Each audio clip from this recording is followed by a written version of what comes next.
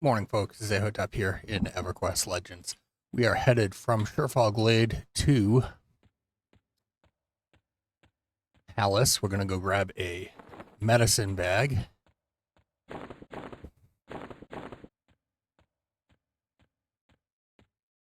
Maybe get started on making some Blood of the Wolf potions.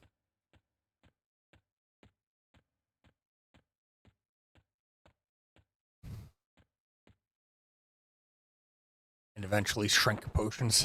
Not that I need them on this character so much because I'm tiny, but it'll be nice once I get other races. Of course, by then I may have leveled a shaman, which could make it irrelevant because I think that it's going to be something that ends up as a ritual, Frank.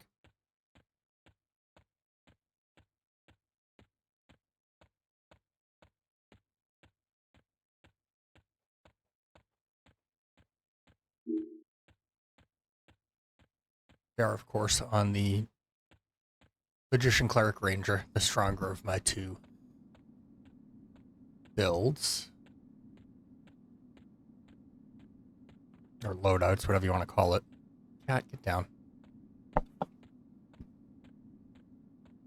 She's obsessing over me.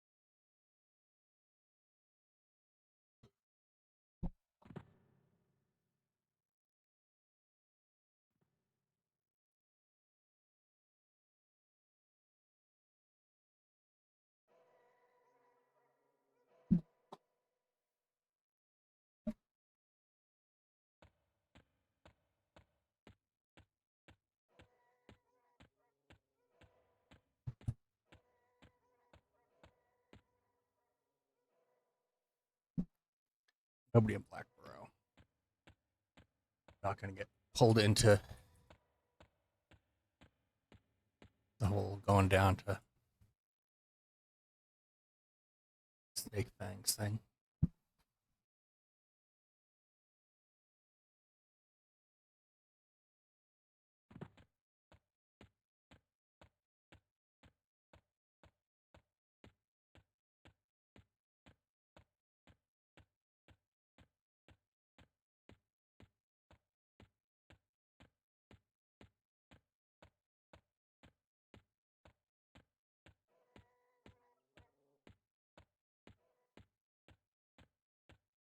I do have a bunch of ingredients for a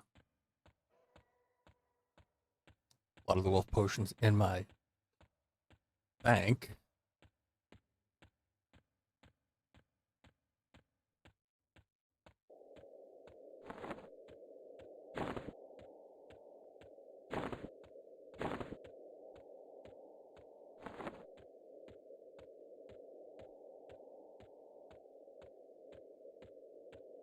A lot of metal bits.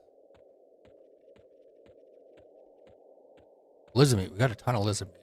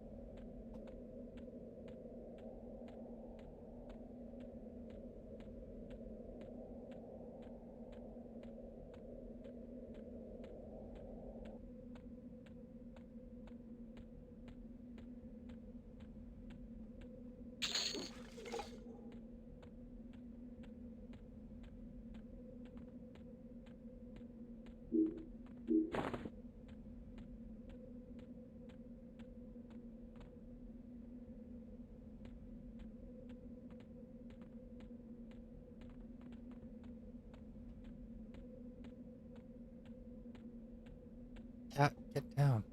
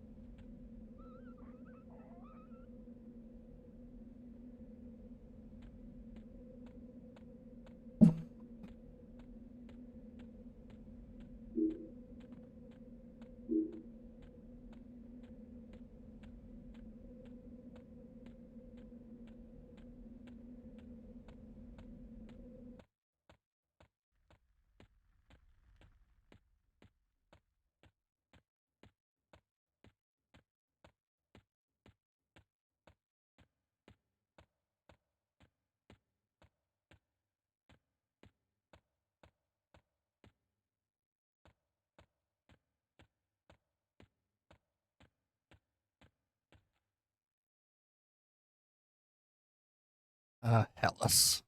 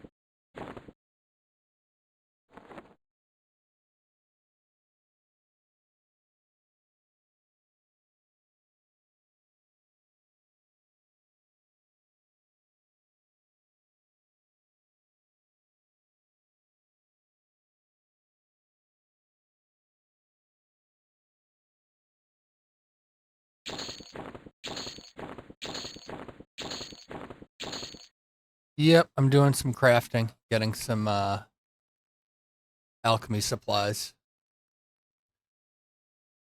Found somebody that sells muffins, so I'm going to test out the muffin quest. I don't expect that I'll get experience, but hopefully get working on the human factions.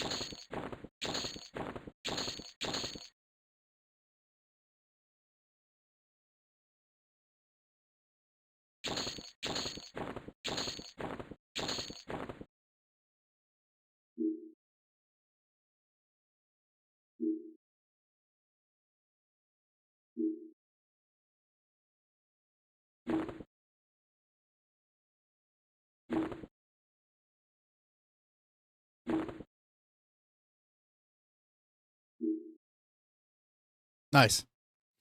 I've really not been focusing on faction. Like I've started taking a look at that as far as what items I should be holding on to. Definitely want to hold on to my froglock meat because I think that ultimately I want to unlock ogre so I can play this class combination as an ogre if possible. Get that frontal stun immunity.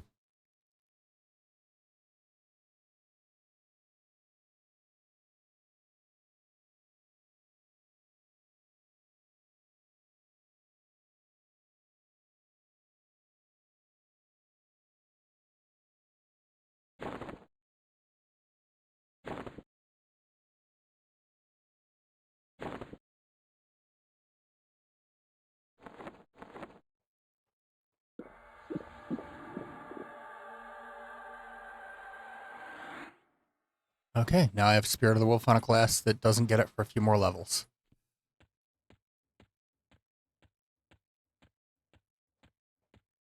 It's nice that you can do alchemy on every class now. You don't need to be a shaman.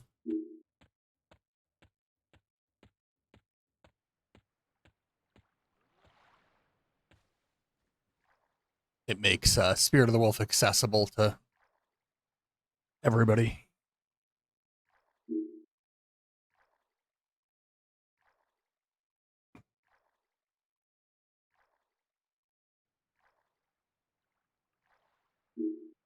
I know I'm swimming back across. I'm gonna use the ritual to get over to Common Lands.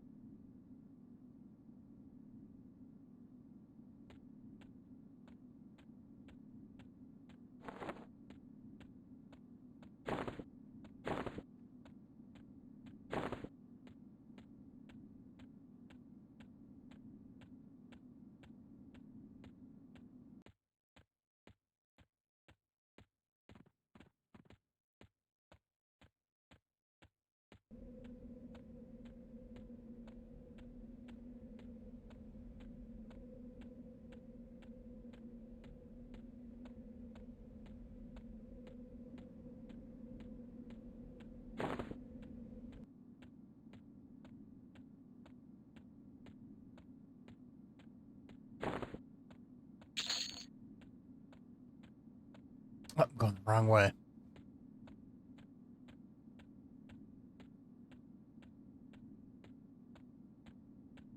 Yeah, like you get the basic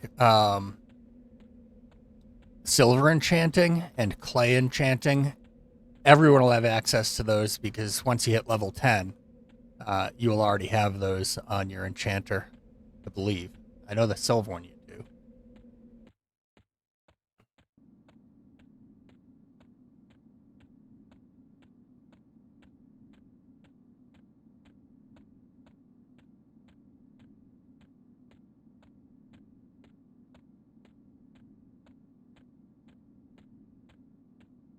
Yeah, at level 7, you get enchant silver. Then you get clay at 8.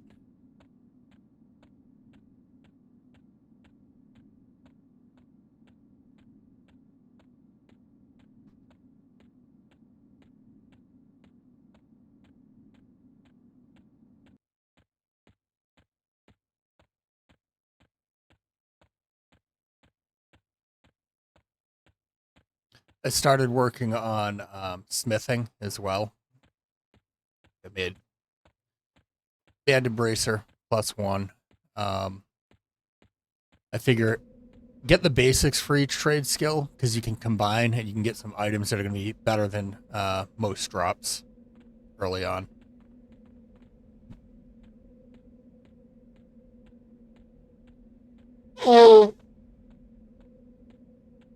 Excuse me. Saw that my mic picked that up. I apologize. Allergies are kind of kicking my ass today.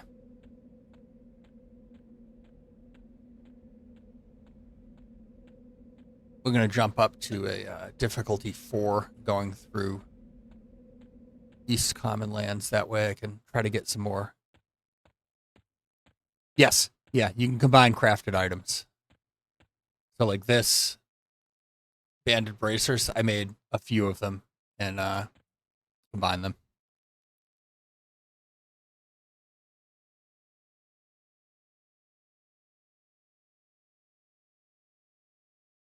So like if your leveling route has a lot of hides, there's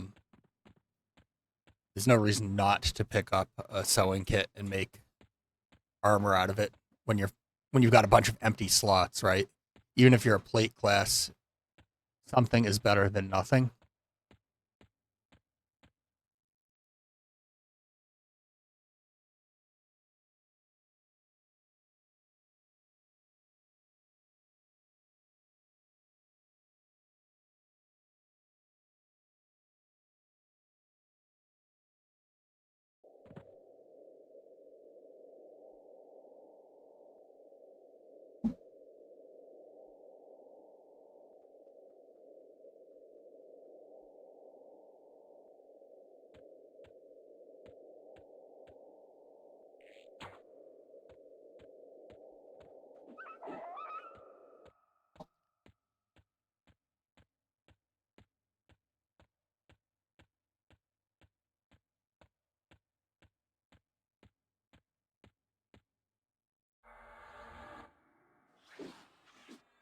These ones are not going to be useful to me, the large snakes, but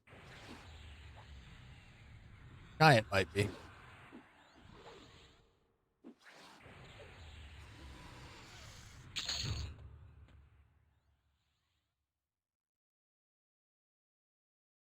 My pet has upgraded giant snake fang as one of his weapons. So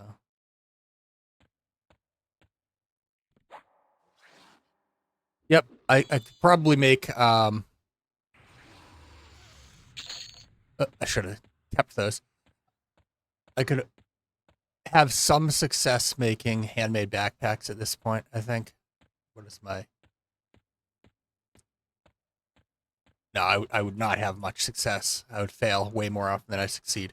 I've deleted and re-leveled a bunch of times, just kind of experimenting with low level, seeing kind of what's efficient.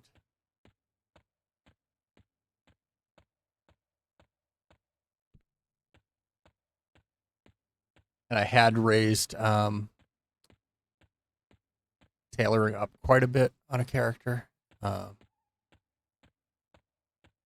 But because you can't have alts in order to experiment with the 1 through 10 level range, the only option is to delete and start over. So that's what I've done.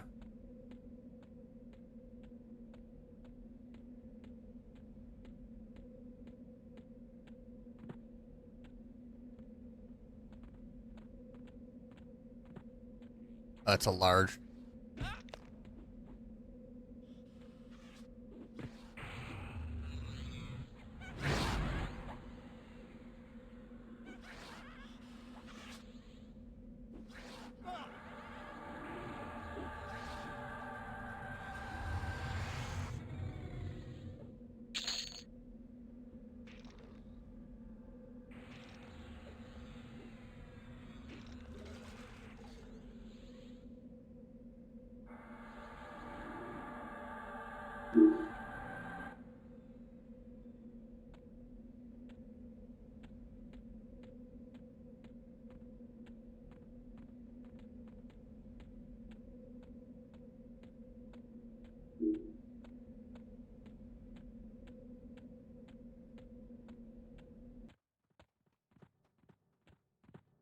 Chanter snake.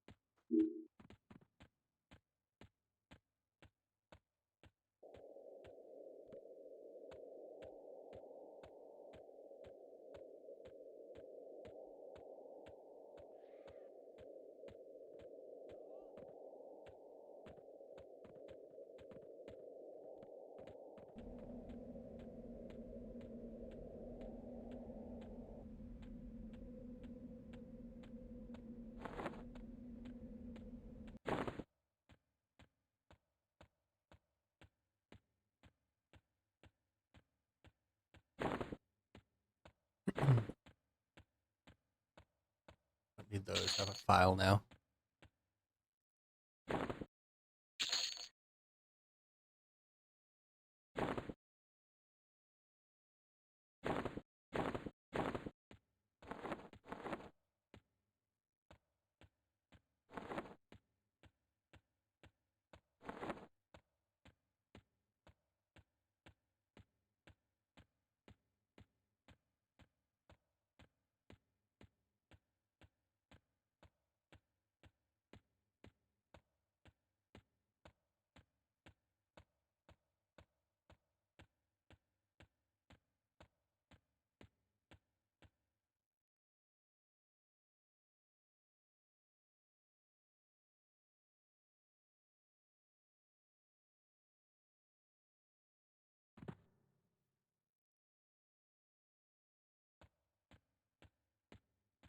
Are you in the beta? TrueCast?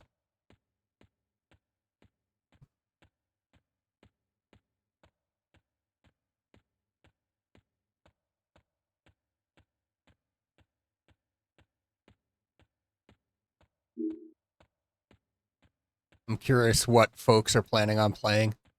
Like, I'm trying to do a lot of stuff that's not the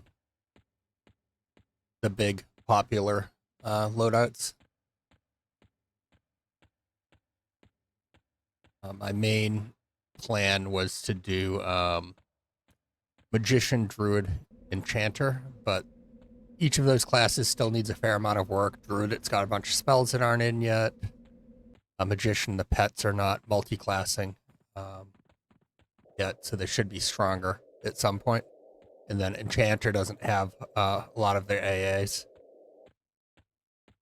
Yeah, like I'm finding that swapping between builds has been useful. Because sometimes it's easier to get a piece of gear with one build that you would use on another that would have a harder time getting it. Like I find this build is pretty effective in most settings, but it doesn't have ports. So I leveled up Magician, Beast Lord, Druid to get ports. But that's less effective in dungeons because for now at least, Harmony is still not working indoors. They said it will, but like a lot of things, it's not in yet, which is fine. I'm not complaining that it's not in. I'm just stating the fact that it's not in. It's beta, so there's features that are expected to not be here.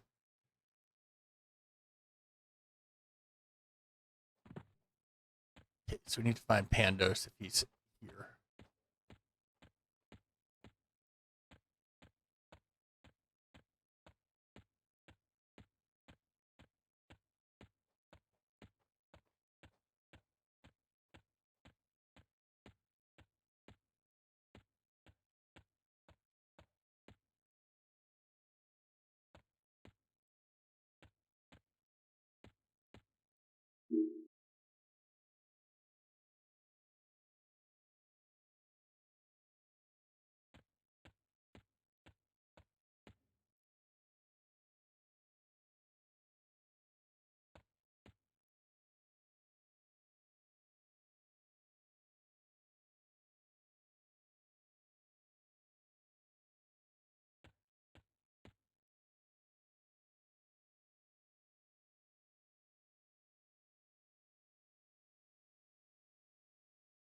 Okay, so this does cover the entire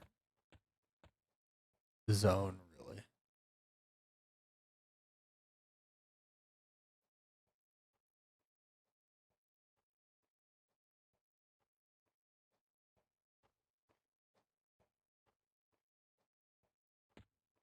Freeport. We need to go to West Freeport.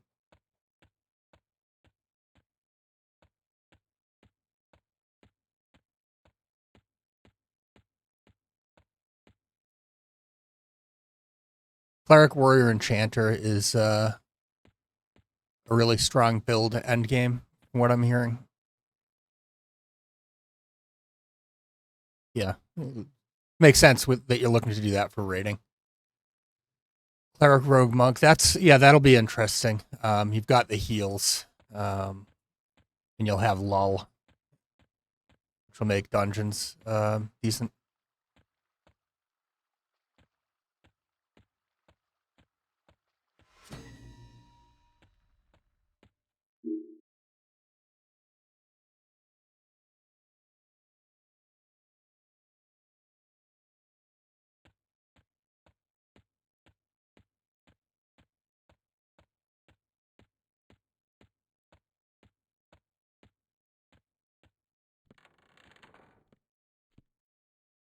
Yeah.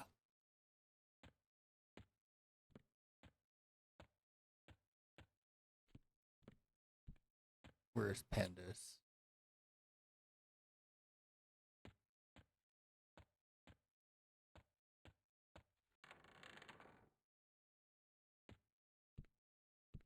Hmm.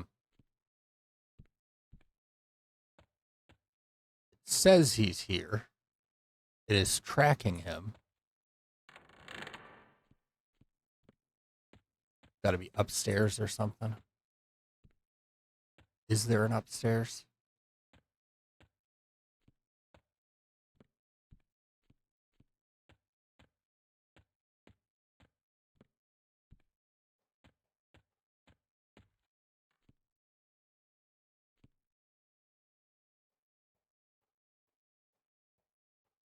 Above me. Yep.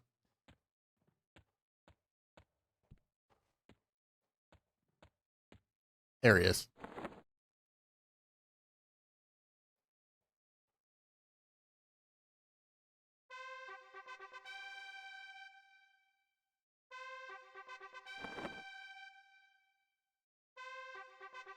Okay, this will take a while.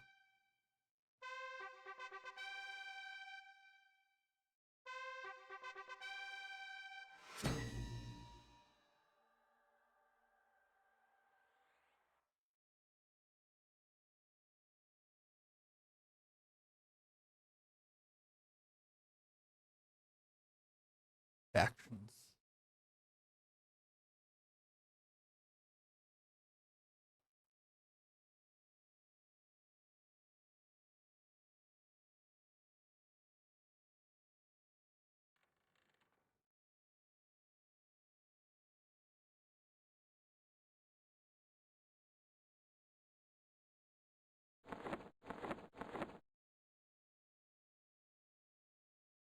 There it is.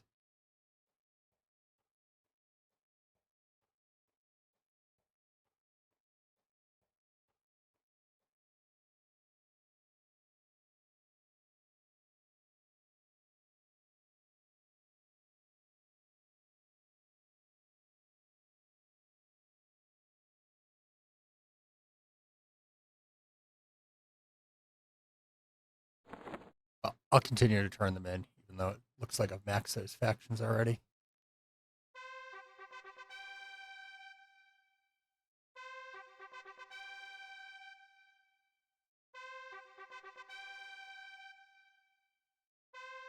And like cleric, their healing is really good.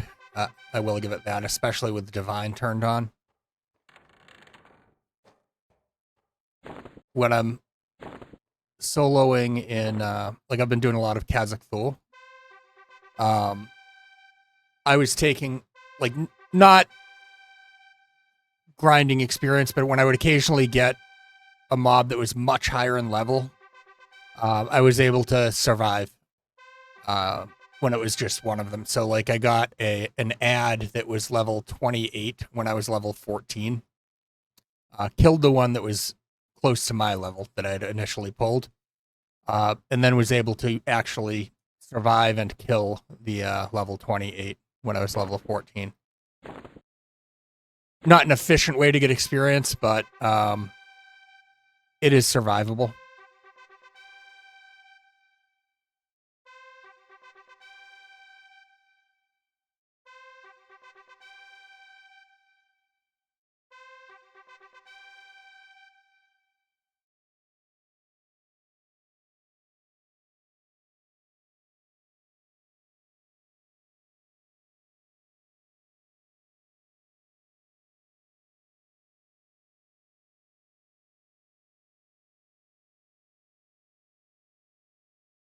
I'm basically just using him as a trash can for my muffins at this point, where I'm not getting anything any better because they're all maxed out. Might as well just destroy these.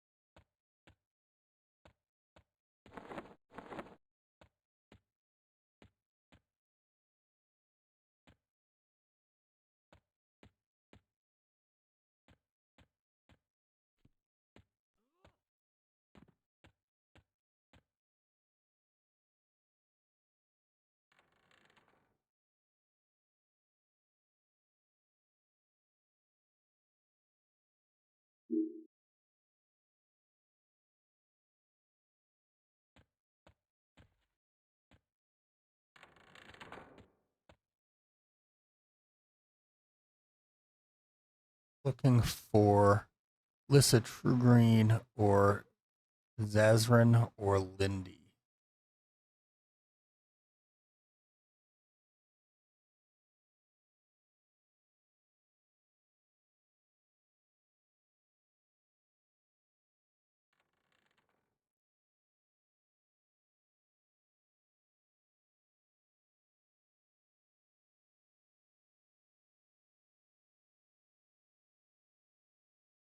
Hmm.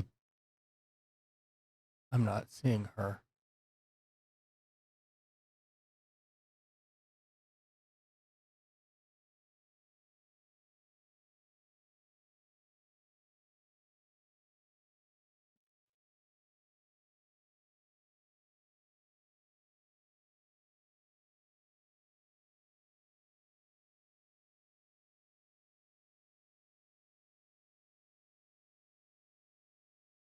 Okay, he's up here.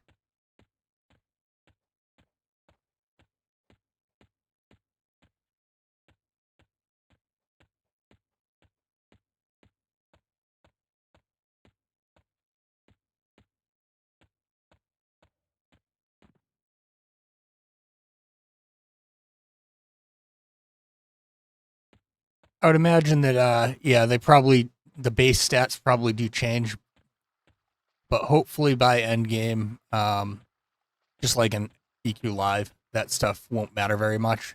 Even back in the day, that stuff didn't matter as much.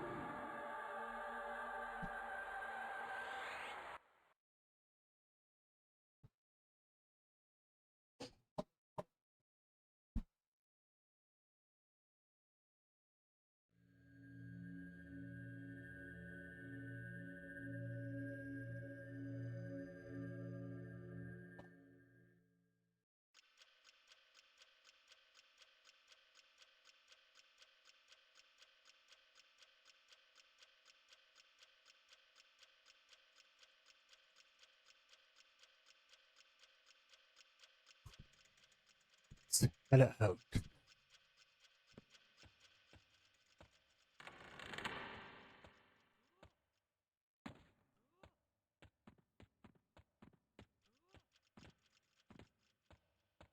Um, I'm not sure. I think probably like what is it? The wizards spell, the mana burn might. I don't know.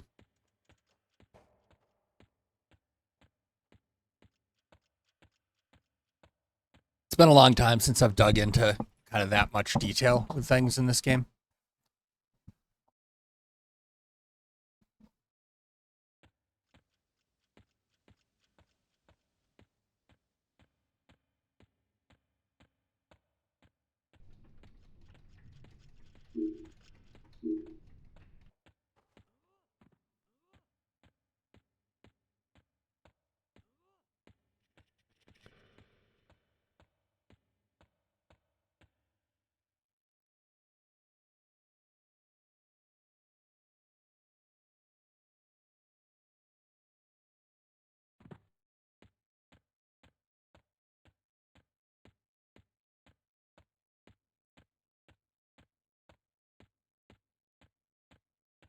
Our music's terrible today.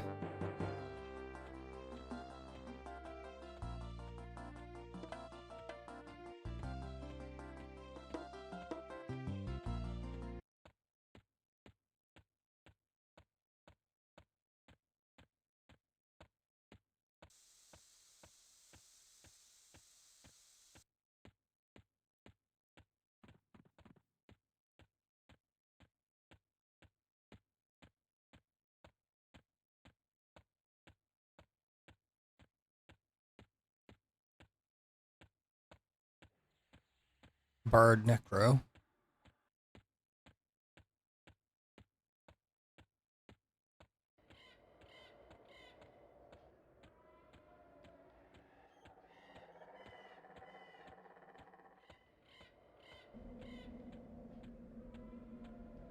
Love to see if Crookstinger's up. And that berry that dropped the 6 damage arrow that I got on a prior play. Yeah, the cloth armor I'm wearing is fairly ranked. Like some of it's like +4. And you end up with like not great. Like that's +2, and you get 6 armor off of a cloth shirt. Pants are +2, you get +5. Like my armor's not great on this character. The rings that I ranked up are some of my better armor right now. And then I'm using the any slots for a couple shields, like a shiny brass shield +2, it's 12 armor, and then this crappy wooden shield is 5 armor.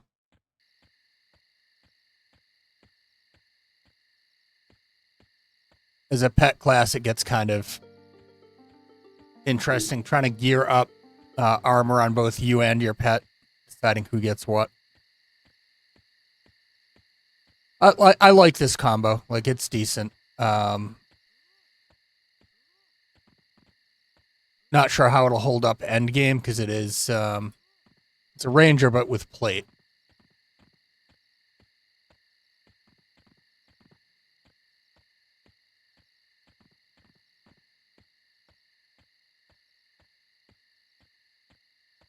We'll go turn in these bat wings.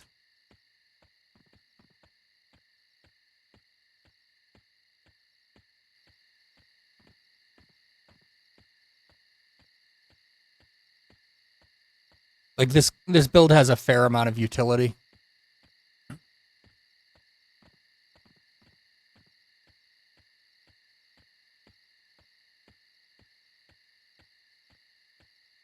It's nice getting track right off the bat.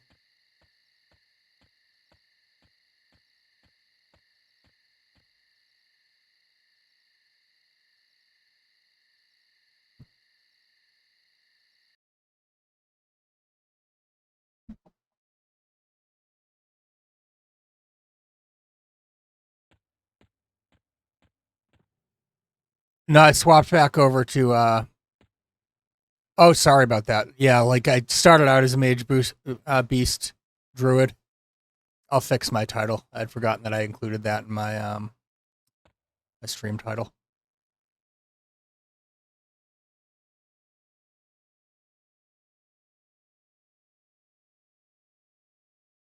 One moment.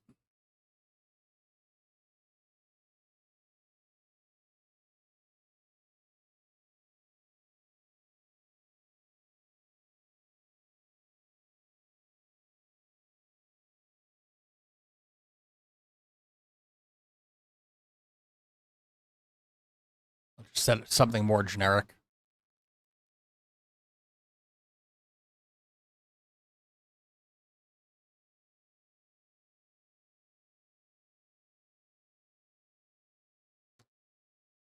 There we go. Don't want to mislead people. It's not that it didn't work out. Like it is an effective build. It's a little more challenging in dungeons because Harmony is currently still not working indoors. I know they've stated that they will have it work indoors, but right now it doesn't. So in places like Duck, there's rooms that you just get more than is reasonably manageable in a single pull when it gives experience. It's workable. It's just it's not fun. Like if it was, let's say it was my second build and it was well geared, then maybe it would be fun just going in and cleaning up rooms. But right now it ends up resulting in a lot of downtime, and it just was not fun inside. And I wasn't looking to do a completely outdoor leveling run. Like it's still workable in places like Kazathul and stuff. And the healing's a little lacking too with druids until they add in their new spell lines, which I'm hoping one of them is an improved healing line, kind of like the Echoes line that clerics get. But their heals really lag a lot behind.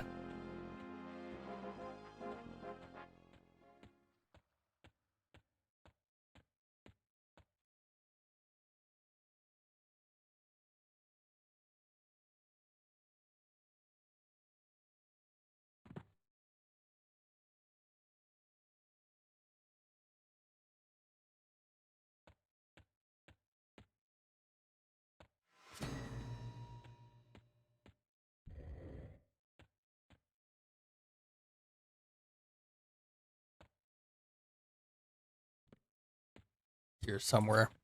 Looking for a Neola Impholder. I think she's over here. No, she might be in if she's in. She's got to be inside the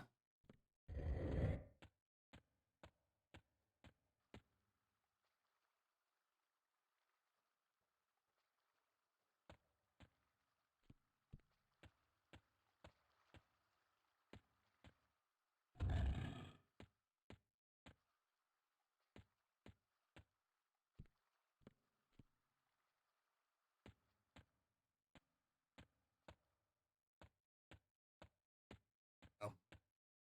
This is gonna make a mess of my inventory.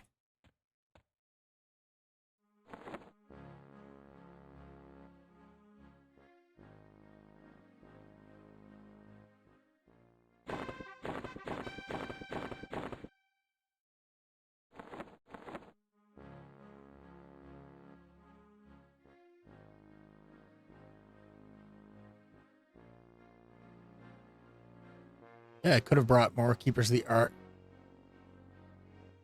and still get higher.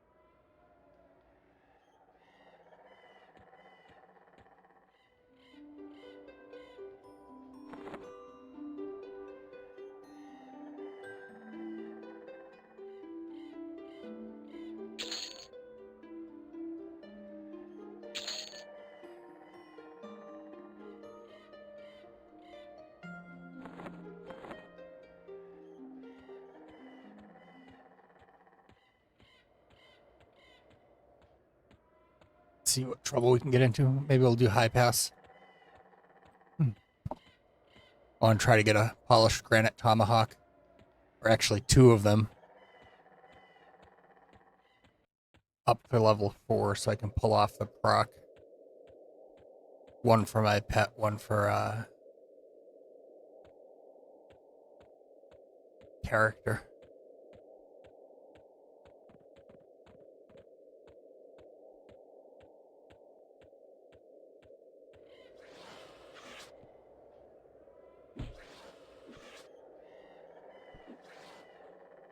Pet's so slow.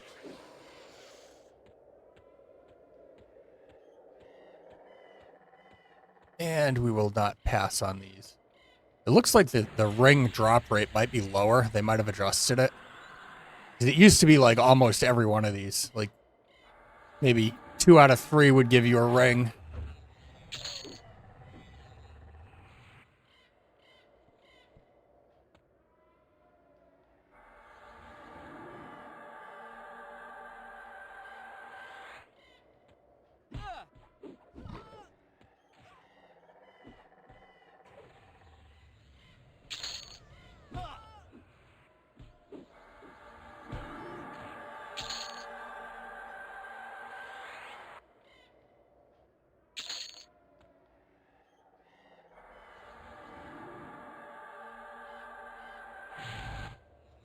Yeah, they get it's very easy to level these rings up. Like early on, I was setting these zones to like +1 or 2 to come in when I pass through and collect rings.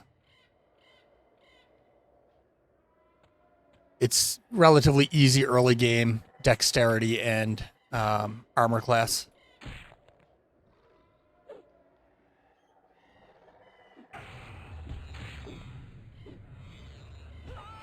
It does look like they're still dropping frequently, though, so.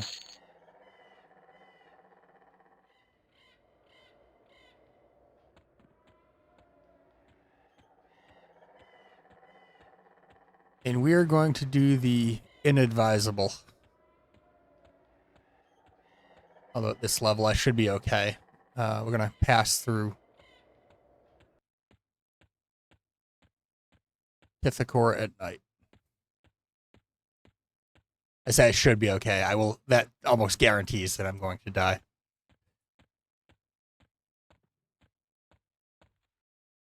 And my Spirit of the Wolf is wearing off.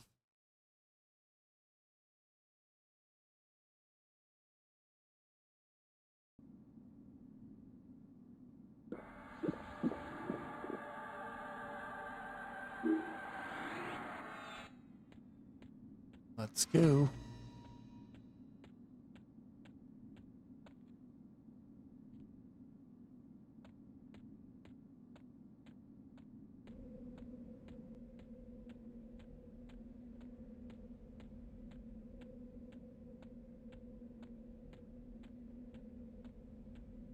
Being able to see things on the map makes it a little easier to avoid them.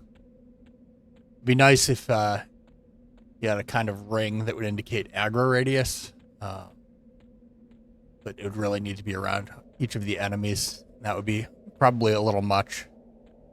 This guy might aggro. This guy might aggro. We can always duck into Rivervale if we need to.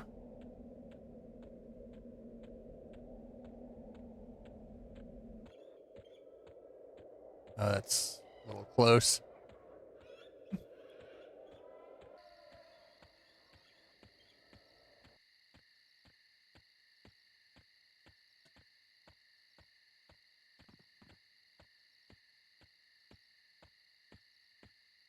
Ooh.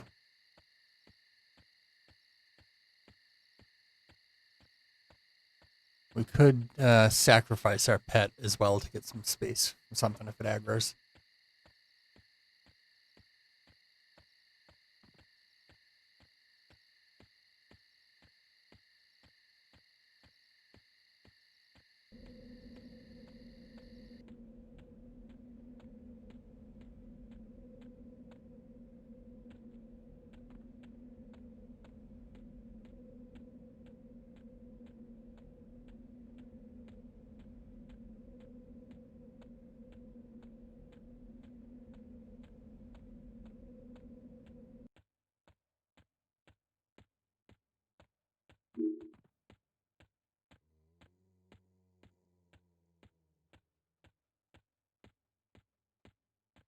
Okay, here we go. We have aggro.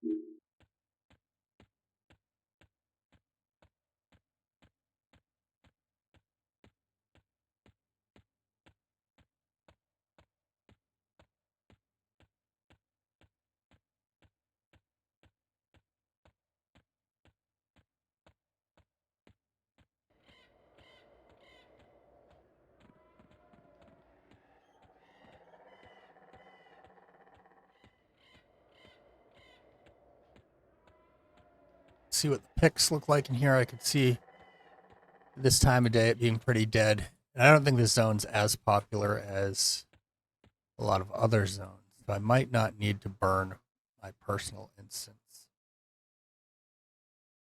I think I want to do at least tier 2 to make it more workable.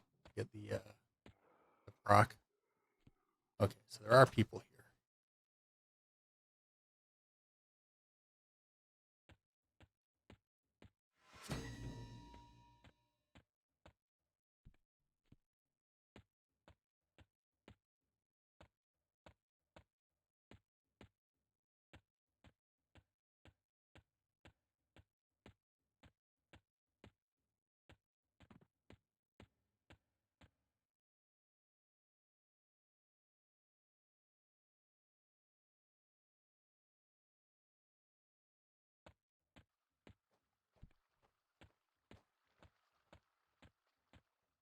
I don't know this zone well at all.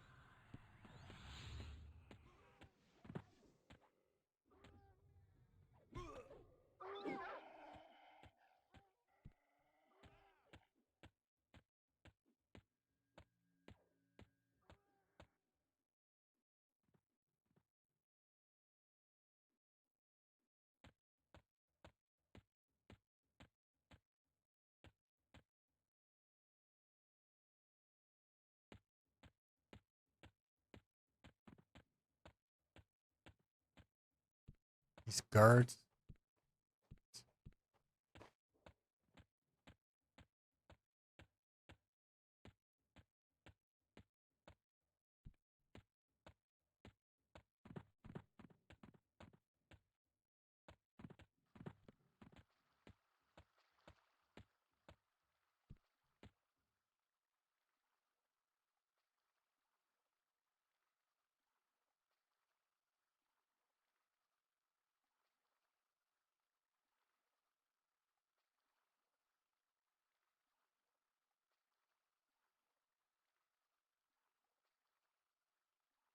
Okay, so he is at that other location.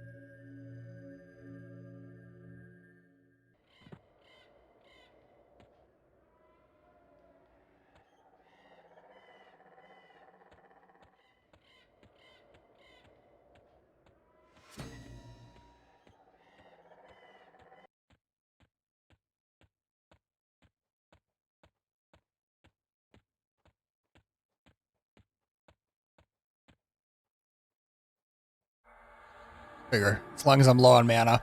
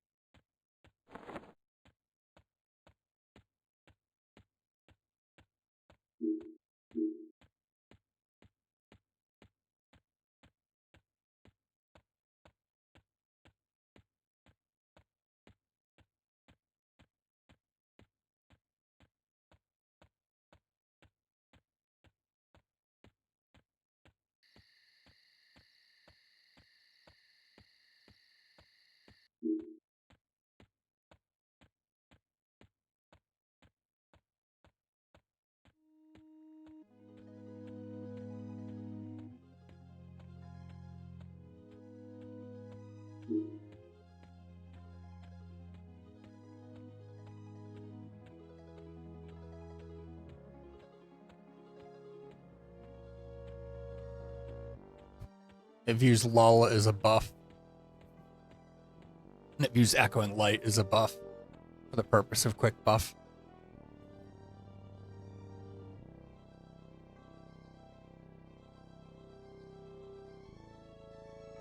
Understandably. They're both things that apply that stain on your character. That aren't actively harmful, like they don't cause aggro or anything.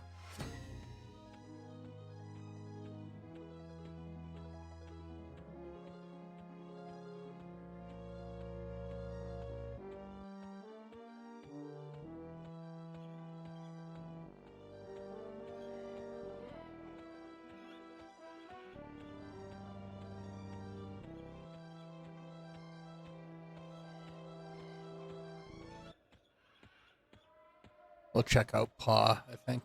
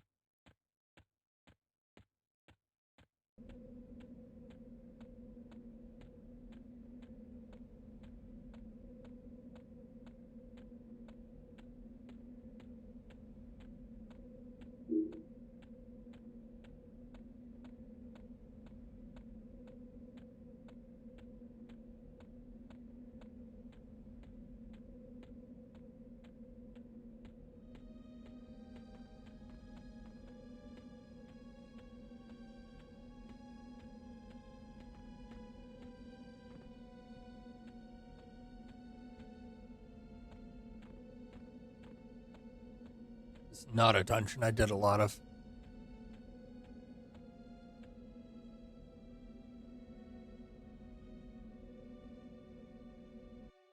Like my little experience with it was when it was a higher level dungeon after they changed it.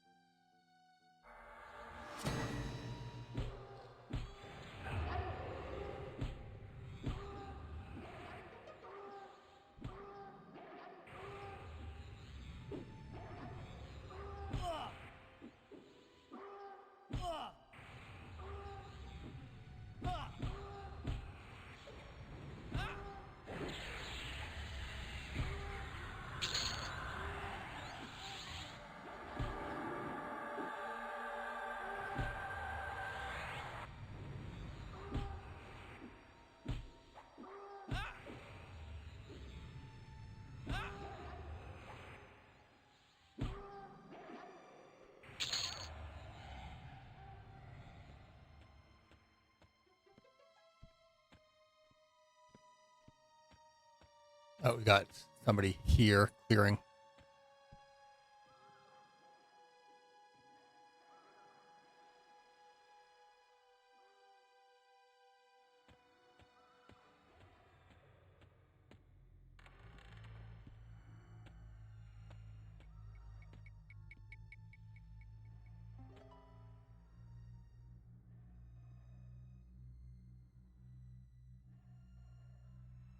We'll do this. We'll give it a shot.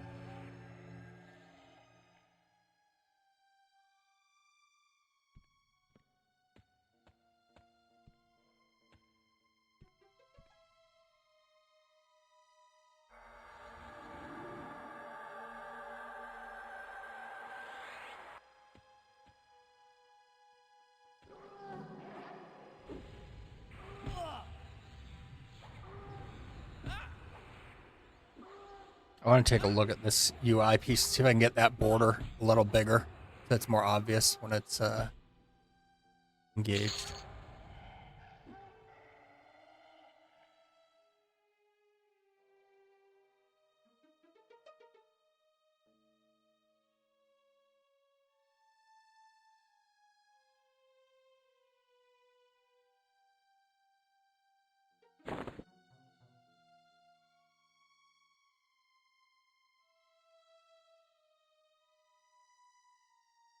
Like consumable? How does this work? I'm not seeing.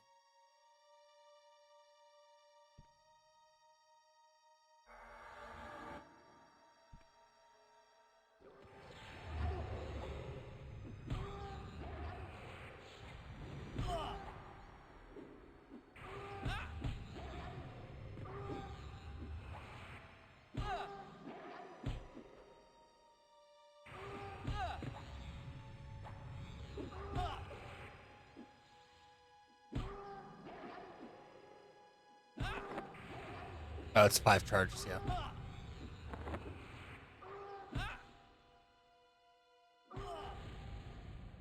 Yeah, I was talking about that.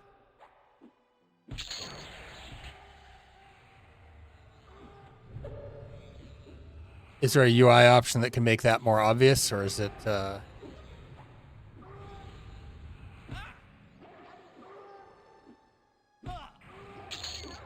I know I could turn music on, but that music gets screwed up too.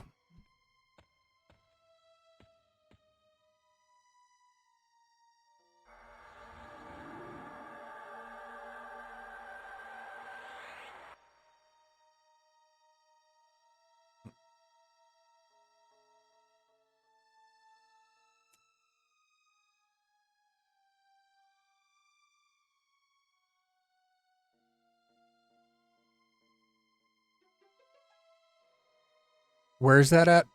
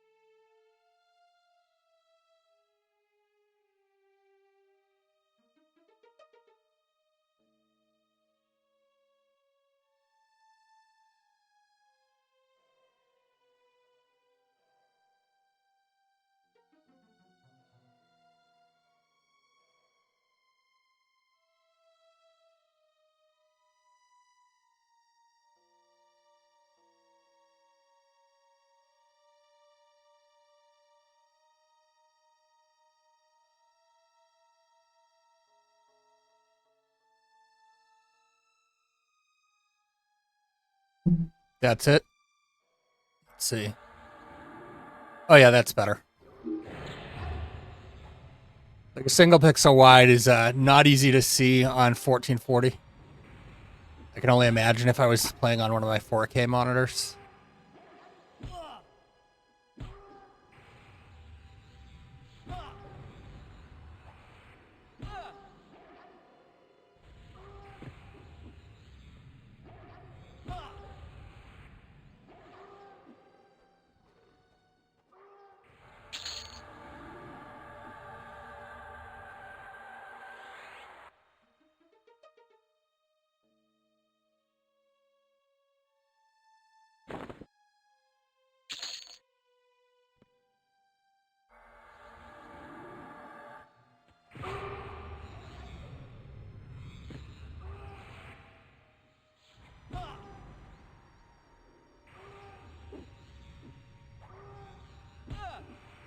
I was thinking I'd have to manually go in there and change the UI file.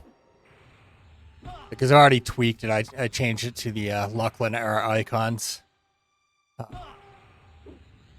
Just because those are the ones I'm more familiar with. There's elements I'd like to scale up, and there's ones I'd like to scale down more.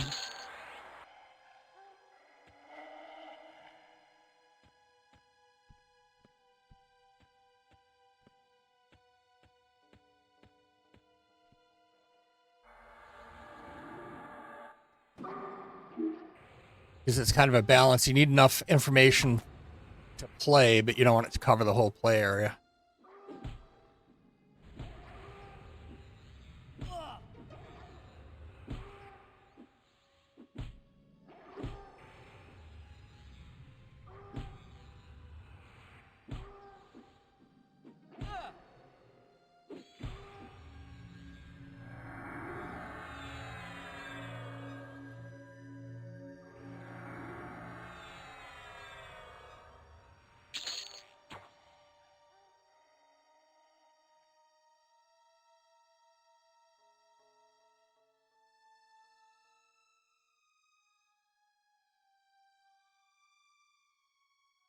What are these for?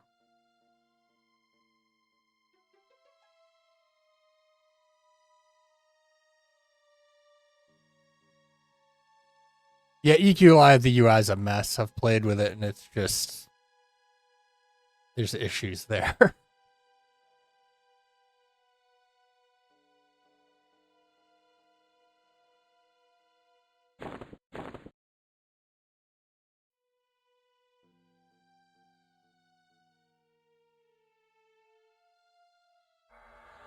Yeah, they've been quote-unquote working on that for like, what, 5 years now or something?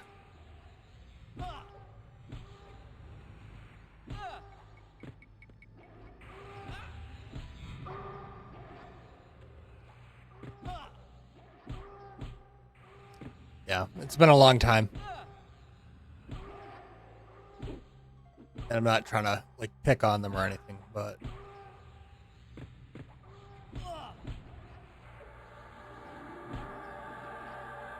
the UI for that game is a beast. It's like the game itself. It's like hodgepodge of systems built up over the course of 30 years. So to some extent, it's to be expected.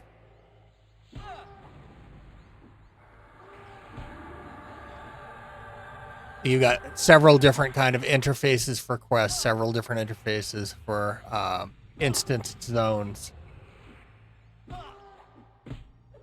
And it's not intuitive at all.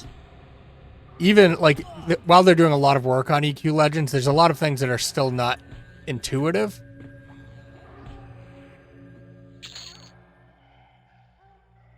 And in fairness to them, they're working with, you know, a client that is that hodgepodge of systems,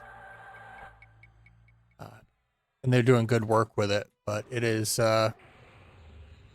it's the barrier for entry is still going to be high for folks that have never played EverQuest, I think.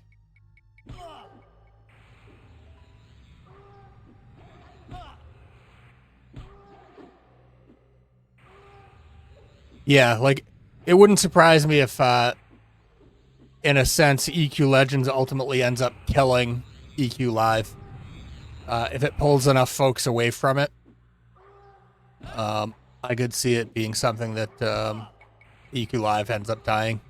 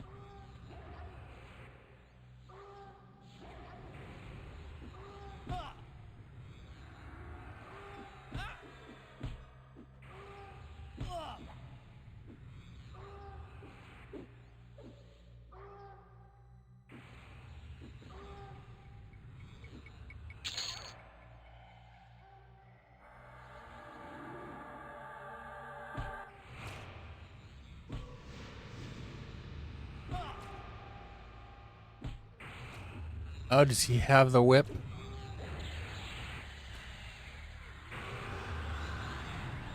Seems like he does.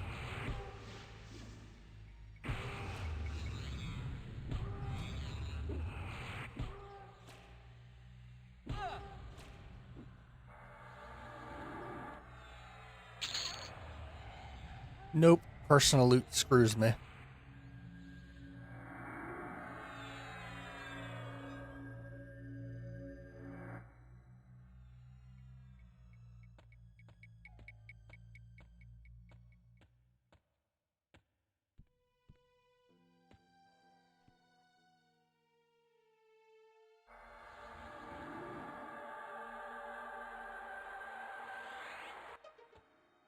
I've not tested anything like that yet.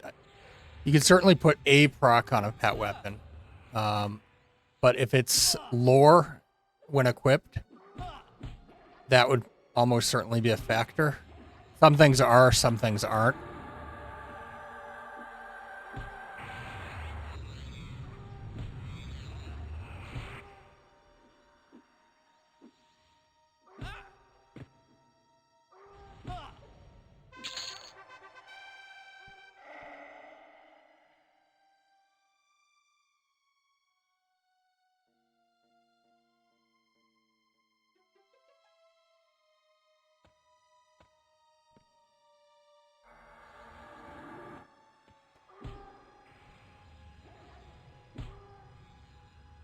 My hope is to collect a bunch of different procs that I can swap out as needed.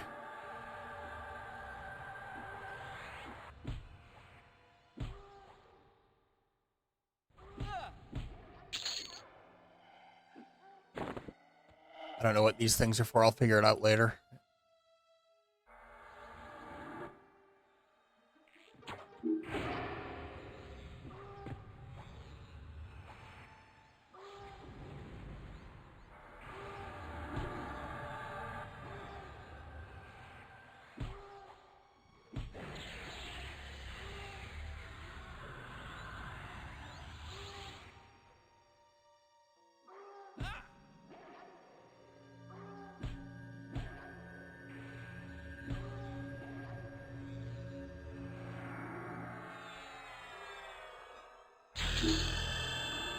Okay, we got our first lariat.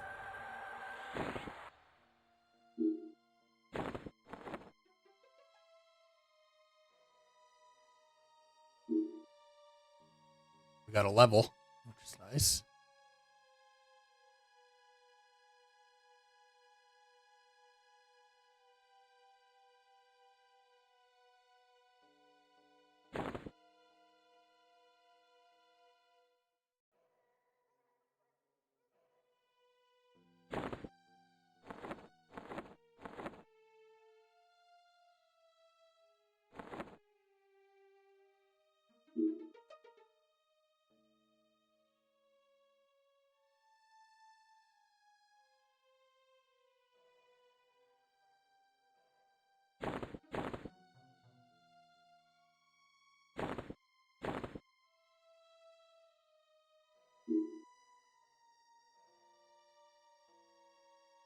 It is not the strongest weapon I have.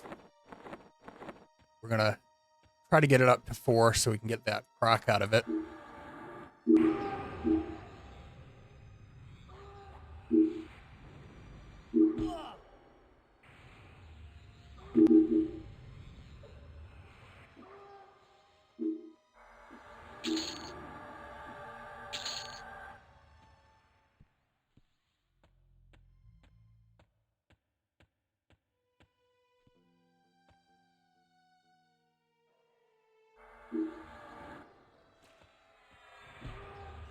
One downside to personal loot is that you see them with a weapon, they don't necessarily have the weapon. With this guy, it's clear that functionally he has the whip, but he's almost certainly not going to drop the whip.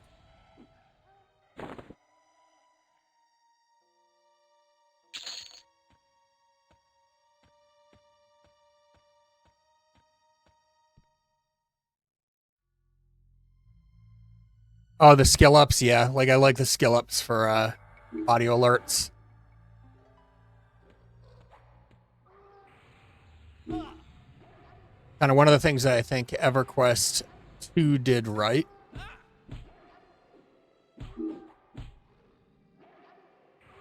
I want to make an audio alert for backstab, but something that sounds like a stabbing sound. So I might find a relatively subtle, not obnoxious stabbing sound online and make it into an audio alert. Just because it can help me with the pet positioning.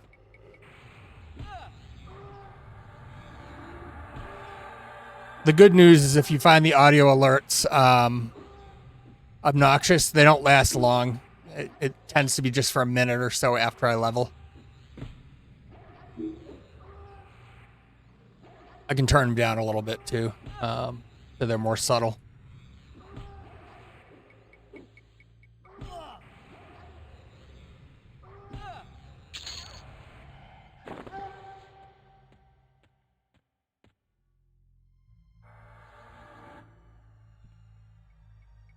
Yeah, I've got it set for skill ups.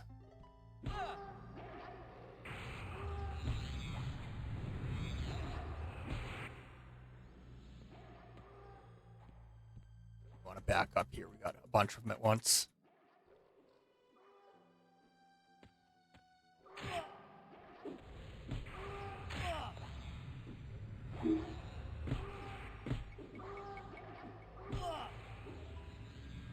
This will help me to hold aggro.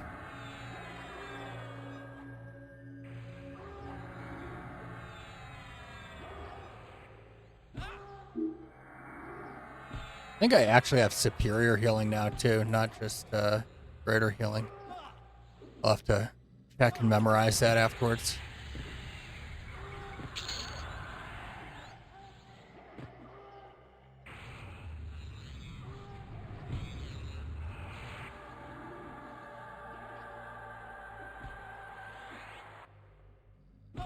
Yeah.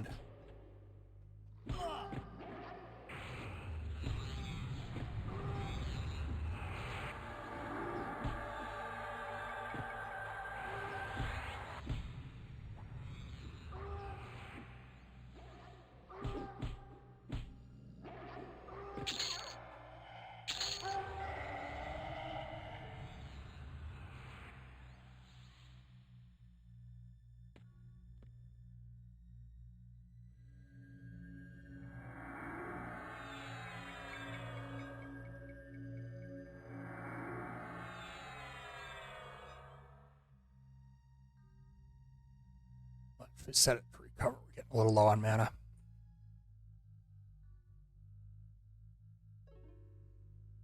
Nope, still just greater healing.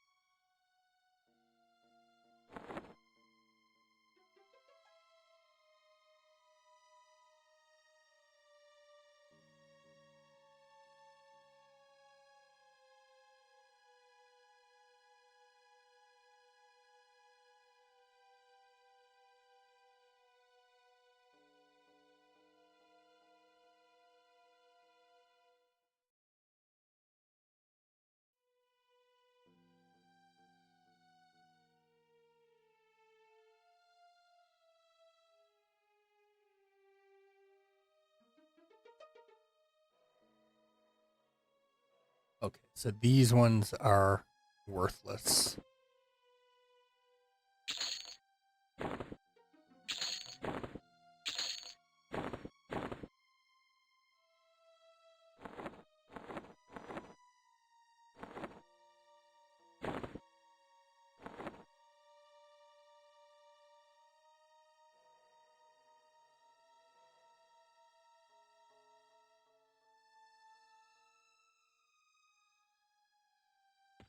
Been manually doing this. Why?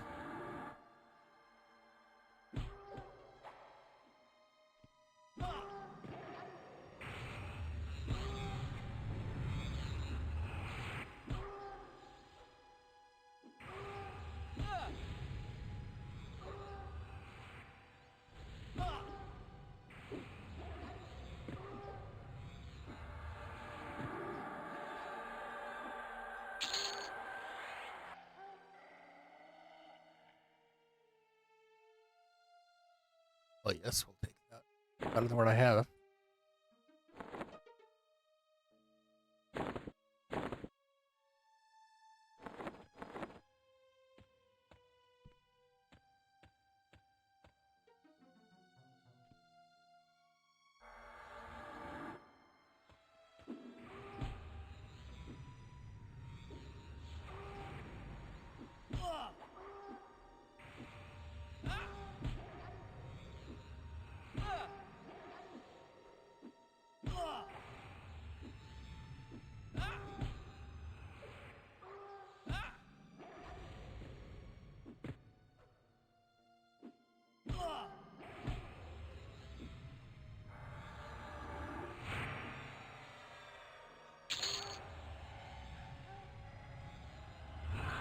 Merge into the pet's main poker.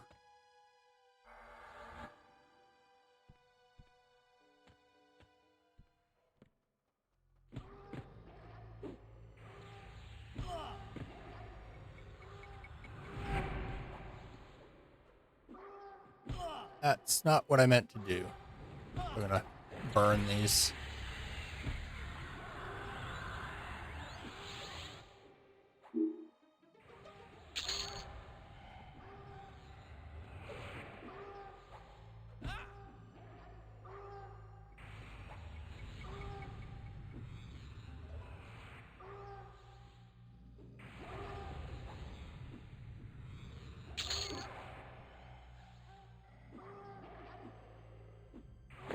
We're gonna loot that, and we're gonna level that up separately, then merge it in. I can use moats to get a little bit more out of it.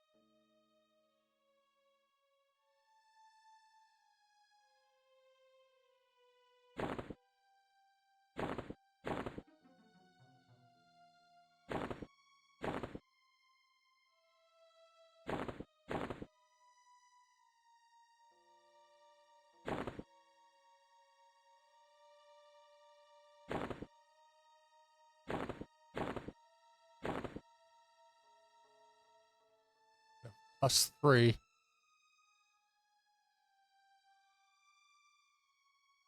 Can't pull it out yet.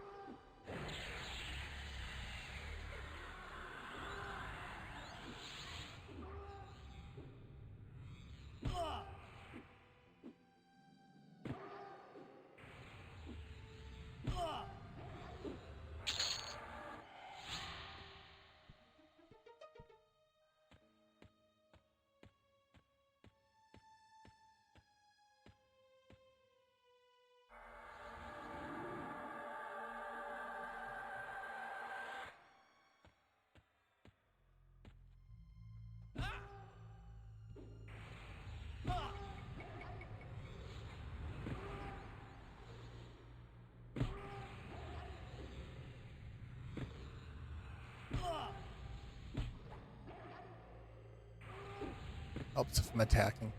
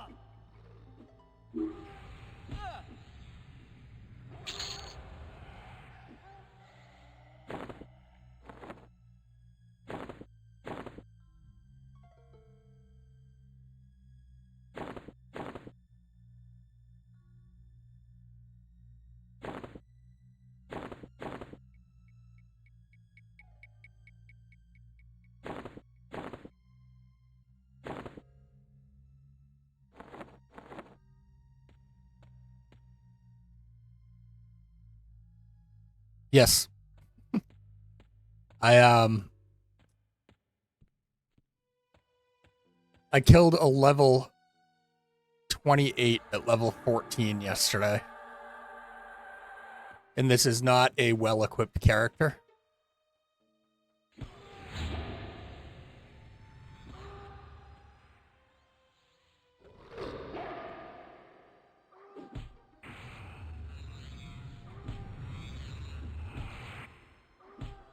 Yeah, it's mostly garbage gear.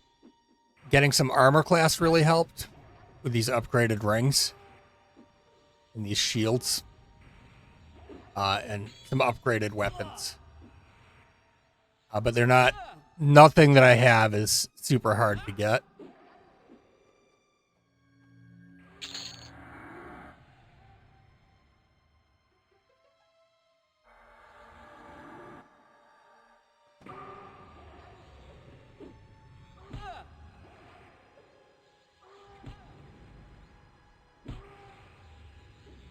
I am on the lowest difficulty, too.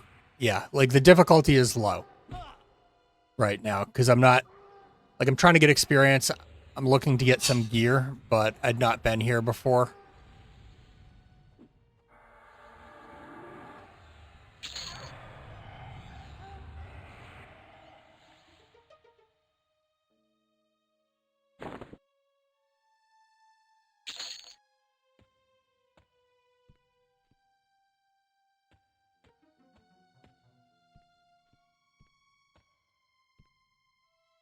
I find until you get to, like, the upper tier difficulties, the difficulty doesn't change that dramatically.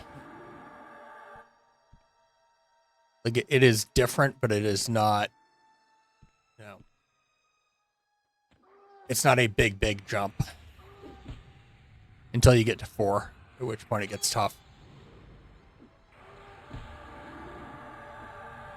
Most people are...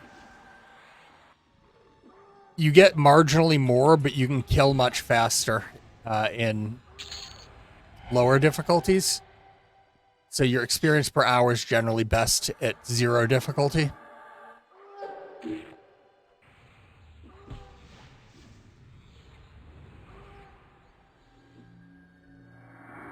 Experience per kill matters less than experience over time.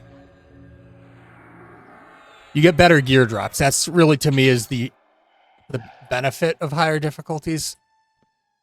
Like, getting this whip leveled up would have been a little easier if I did 1 or 2 difficulty. But I wasn't confident that I would be able to consistently kill as quickly.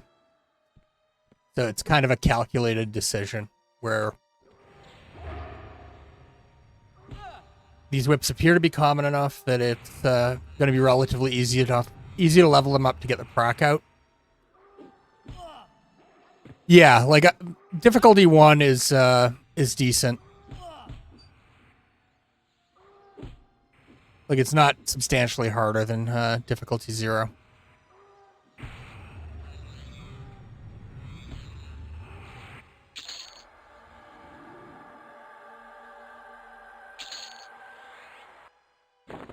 I have snare anyhow, so like I'm not super worried about runners.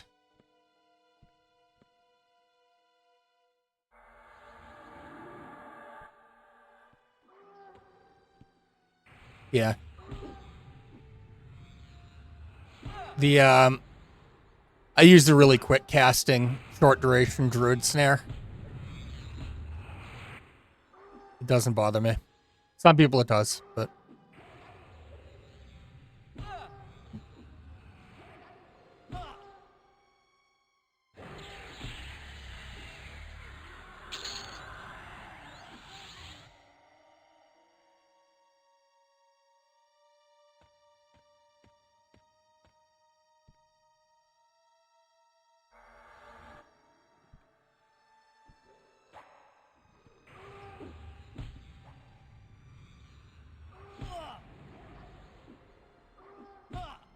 I was wondering why I was killing slower.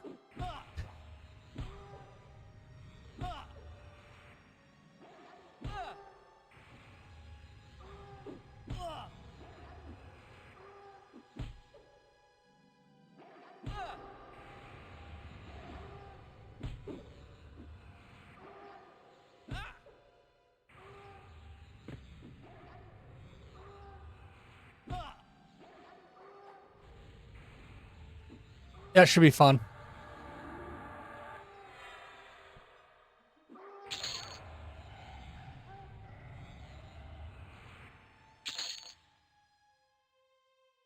I've not tested out root routing, so I couldn't speak to that.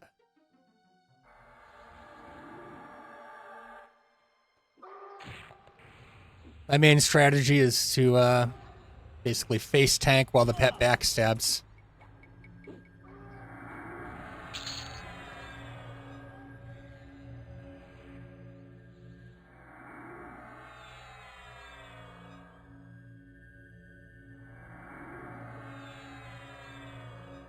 I was hoping the pet would be able to backstab from the front like on live, but does not appear to be the case here. We'll see what happens with pet changes when they go in. Oh. Burn one of these.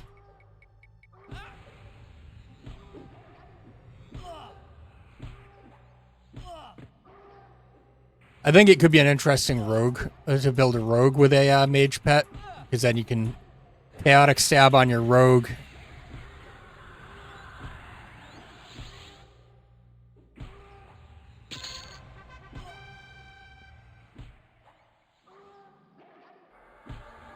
I've got a few strategies for helping to keep aggro, because like, yes, I've experienced that as well. I know like tossing heals on the pet, you can pretty quickly get aggro from things that way. Another loadout I have on this character is Magician Beastlord Druid. And with the pet procs on that, I am having difficulty keeping aggro off the pet.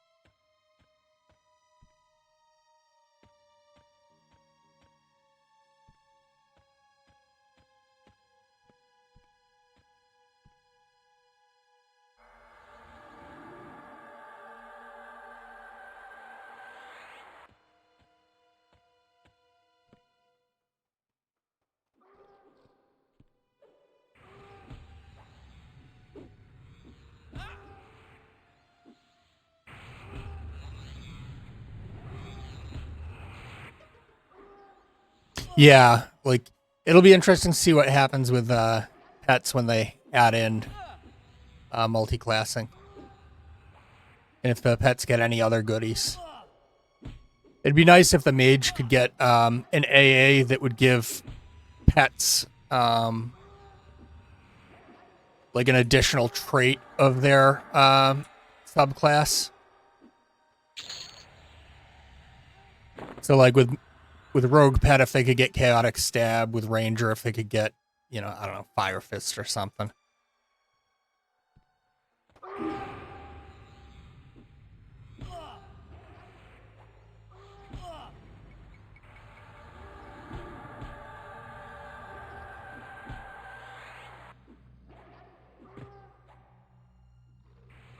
But the multi-classing is my guess. That's all we're likely to get with pets for a pet pass, because it should substantially increase pet health.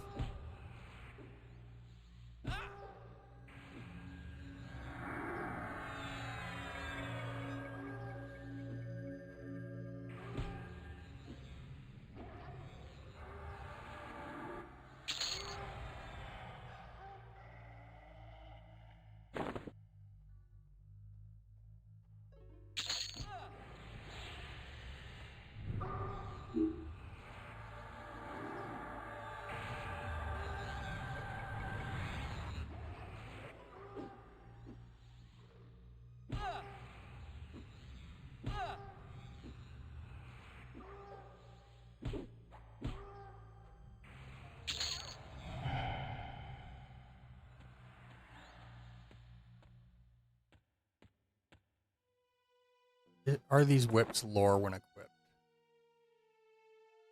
They don't seem to be, so I might, if I'm feeling, like I want to spend a lot of time here, I might be able to get 4 of the procs and have 2 in the pet weapons, 2 in my weapons,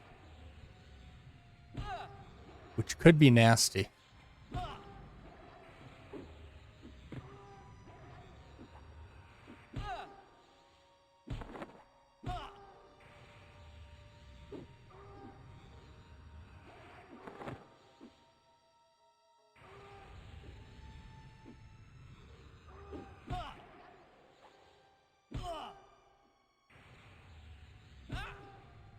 Could rebuff.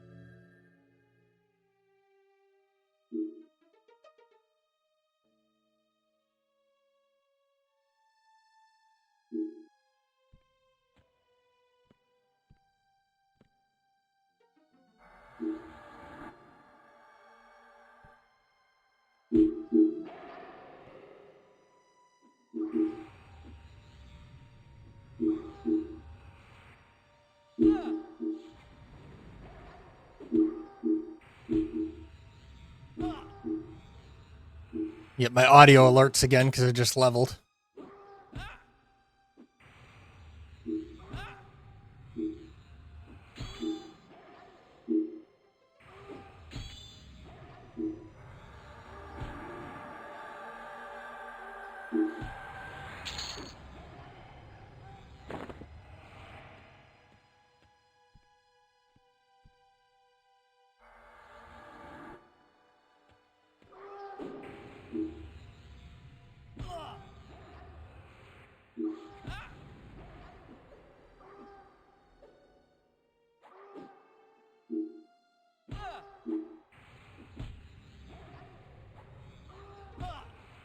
I could toss Sting Storm on these.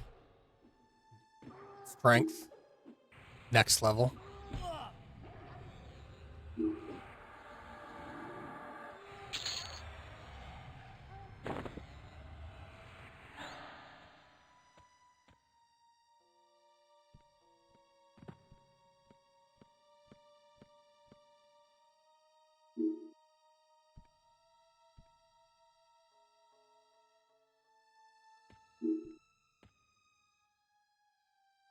I'll just pull both pairs.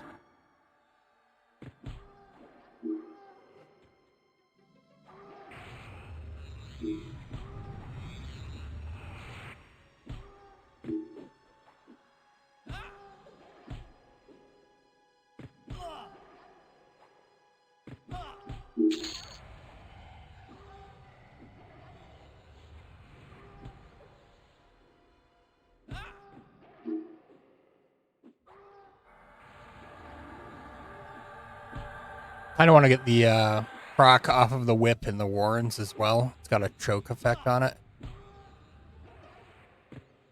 I want to collect a bunch of rocks.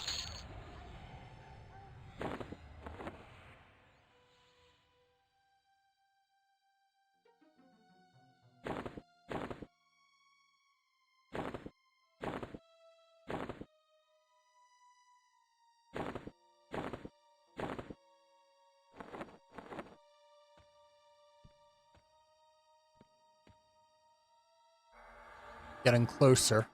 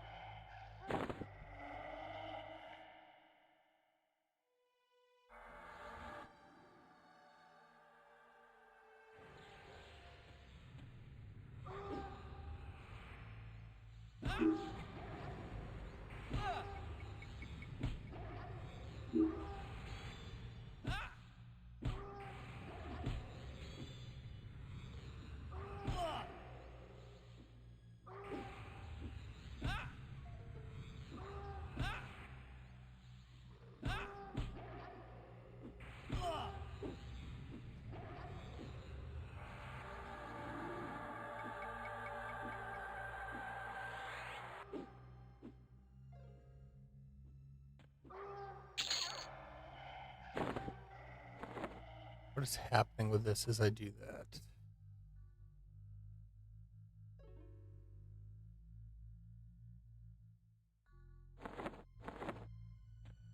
Doesn't seem like much.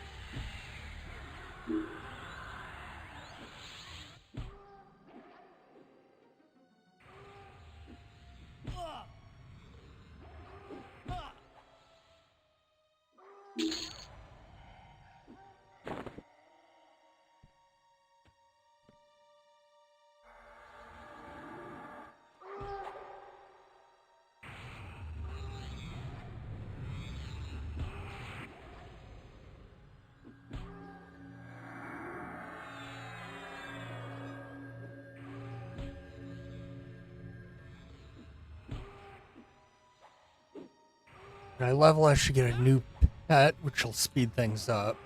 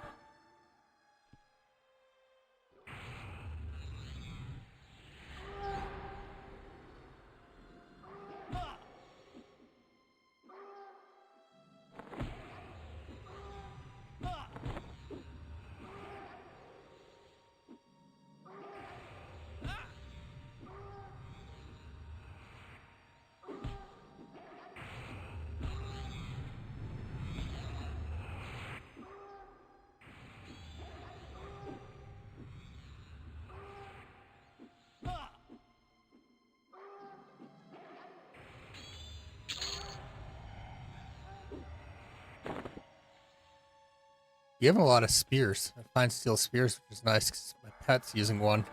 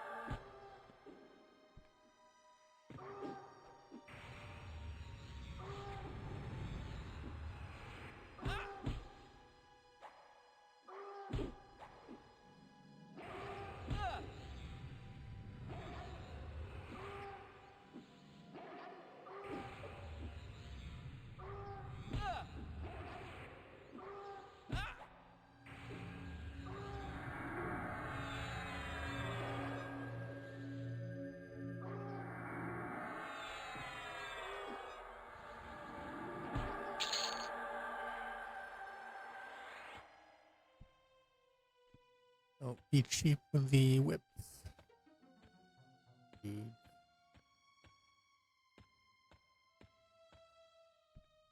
Beads.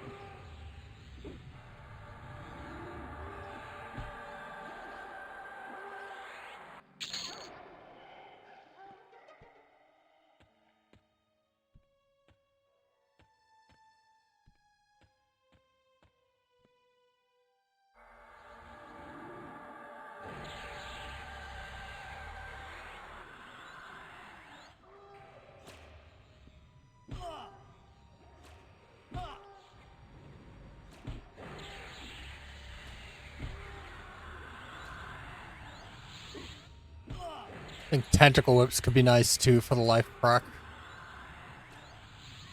The life tap proc.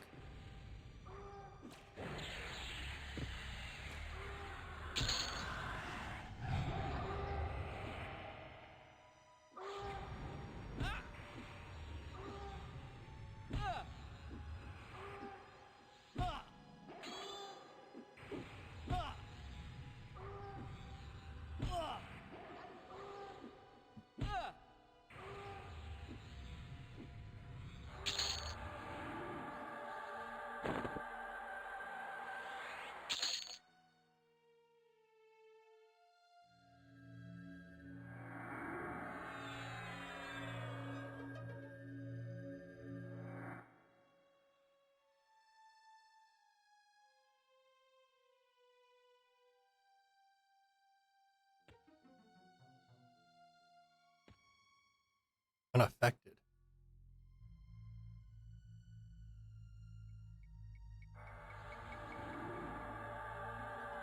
Could be too high in level. It might cap out at 30.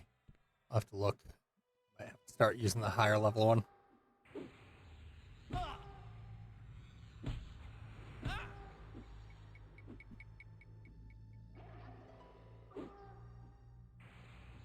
Yep, caps at 30.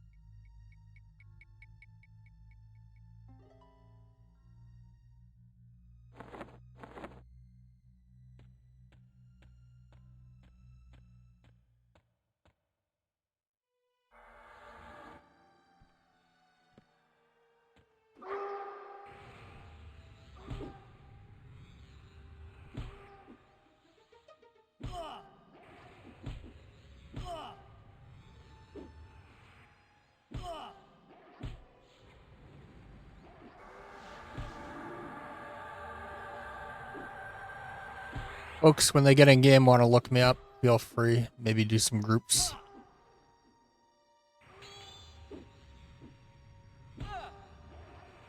Or at least group up to farm a zone. You don't necessarily have to stick together, but everybody benefits because we'll all share experience and personal loot.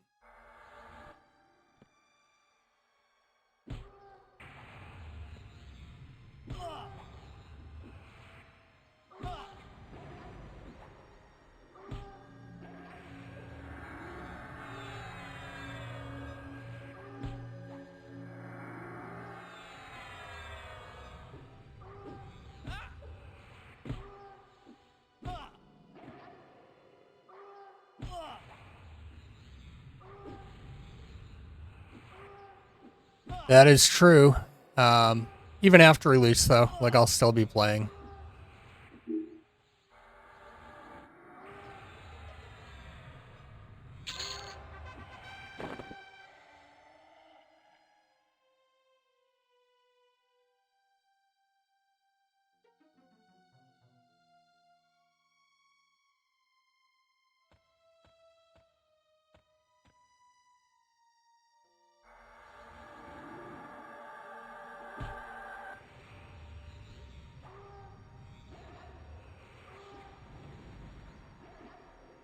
Hopefully they do an open beta. If not, thankfully it's not too much longer. I know it feels like a long time. It took me a while to get into the beta, but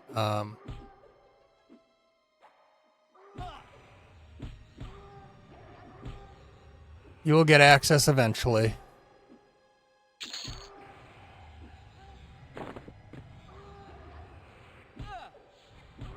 I know, easy for me to say, right?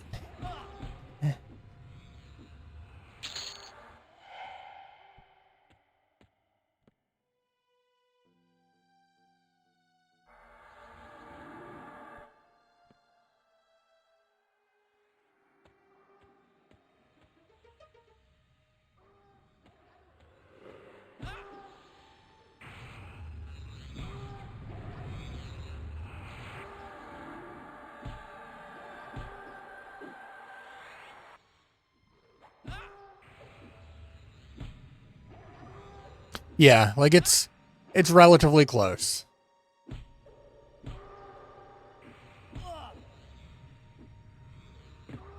Nice.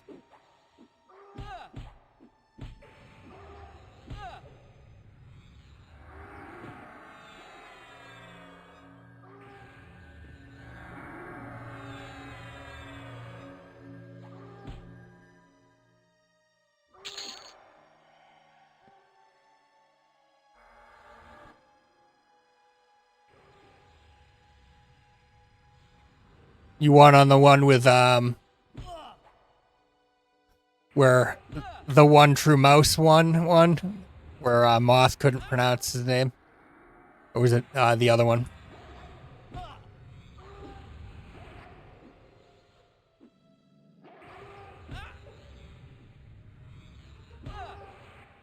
Like, I will say that watching people play and playing myself, it plays differently than I expected. Not in a bad way, but in some ways it's harder than I expected, and in other ways it's easier than I expected. Where I was thinking I'd be able to just come in and just mow through stuff, which was not the case early on.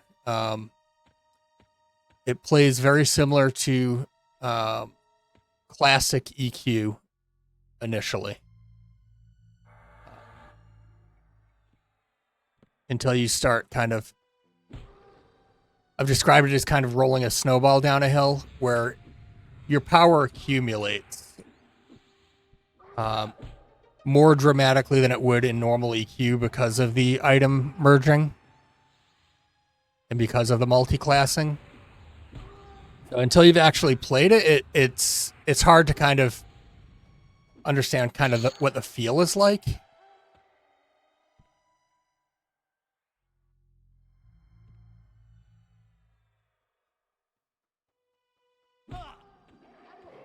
Yeah, and that's what I'm using the beta for, along with the testing aspect, is really feeling out kind of class combinations and not playing kind of what everybody else tends to be playing, or a lot of people are playing. Like, I've not tried Bard. I have very little interest in trying Bard at this point. Not that Bard's a bad class, but everybody's testing out Bard, right?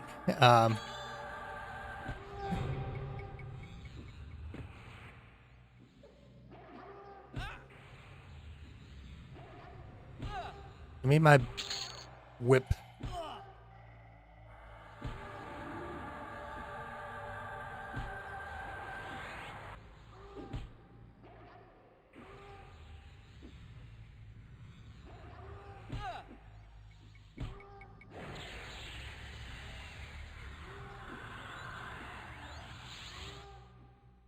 Monk, Shaman, Mage could be interesting.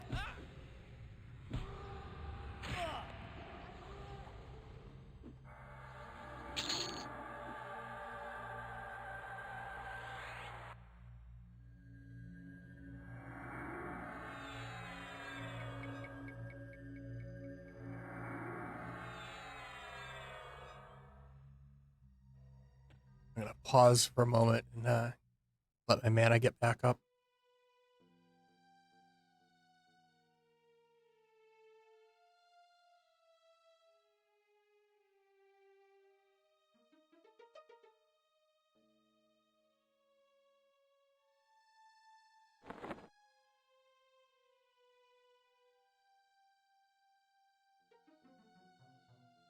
Good deal.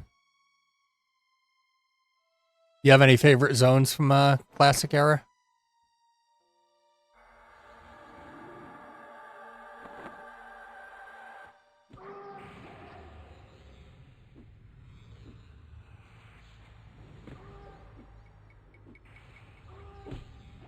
True. Yep.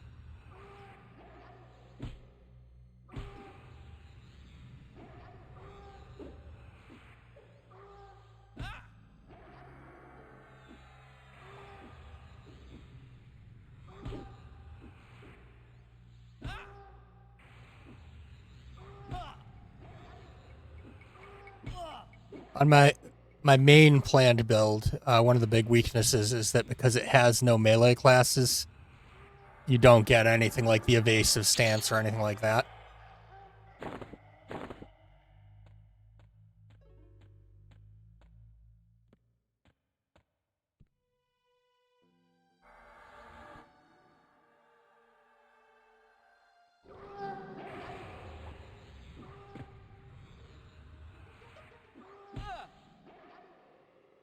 I know some of those tend to scale with the number of classes that qualify for it. Some of them don't.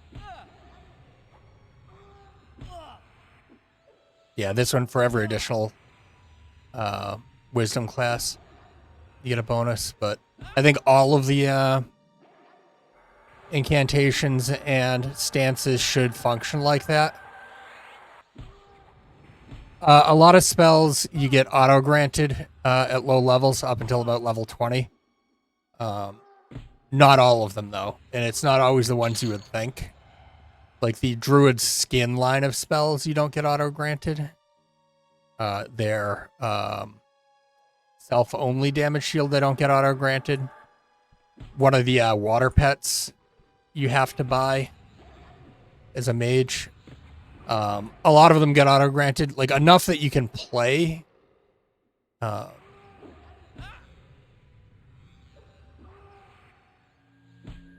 But there's still a purpose in going back to town.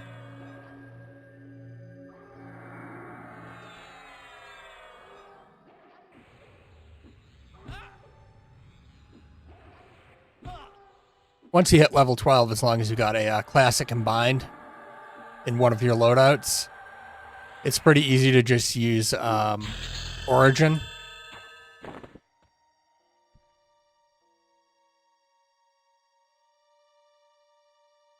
Unrest is good, yeah.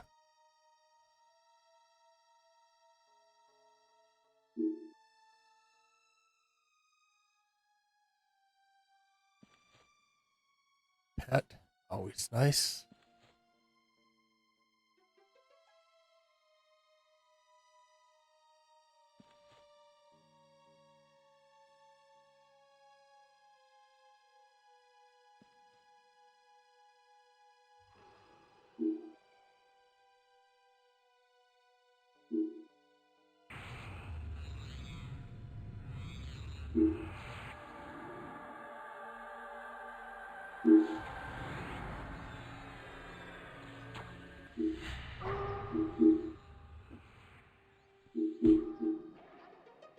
This should be faster now.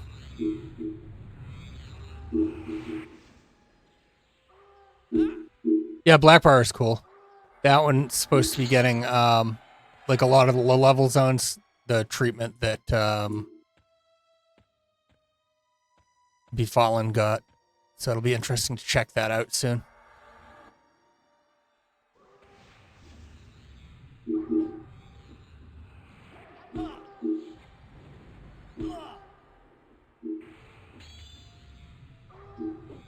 A lot of the stuff talked about on the live streams isn't in yet. So, like, when Secrets talked about the boat from Butcher Block to Kara Island, that doesn't seem to be in yet, from what I can tell. Like, I've not seen a translocator in Butcher Block that does that.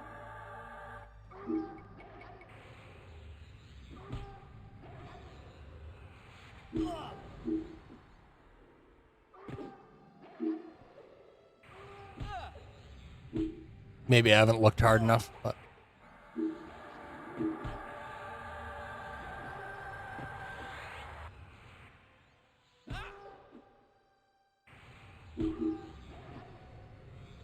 we'll see at some point.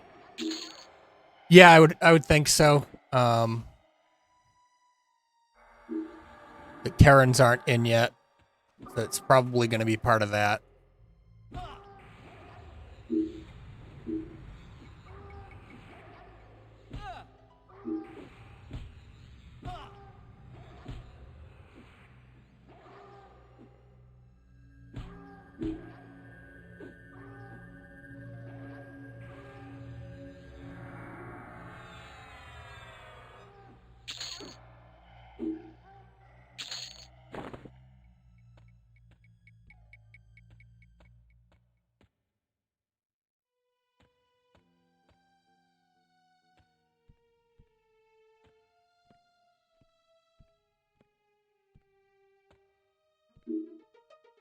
Yeah, I haven't been to Mistmore yet. I'm going to go there at some point.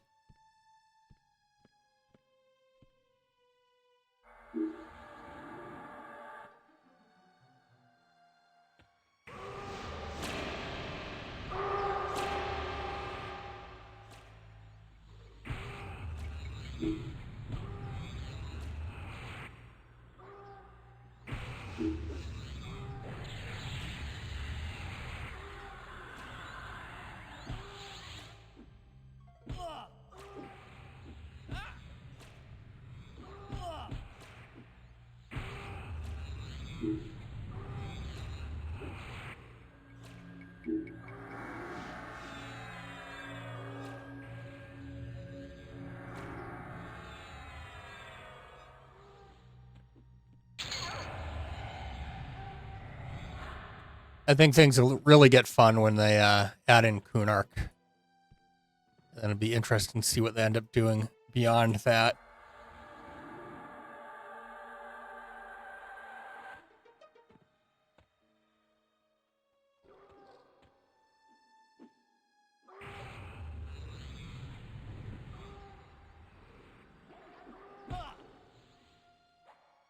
I never really did the Aviax camp.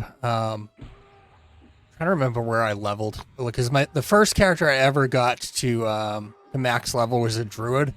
Like, I played from about a month after launch, but I started like a bunch of different characters, but I didn't really have one that stuck until Lachlan era. My druid was made during that time period. Like, prior to that, like, I had a magician that I was leveling after Kunark, because I remember doing some leveling in the over there. That character was created before Kunark came out. I remember kind of doing crocodiles in Oasis, and then I hunted ogres in Timorous Deep. Not a very good camp, but and then I was doing stuff in the over there. But I mainly soloed or played with real life friends.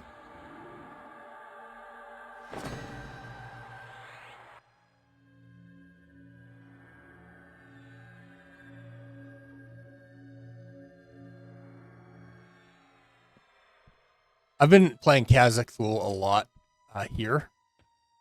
Like I've found it to be a really decent leveling zone from 10 and up until the 30s. Like low 30s.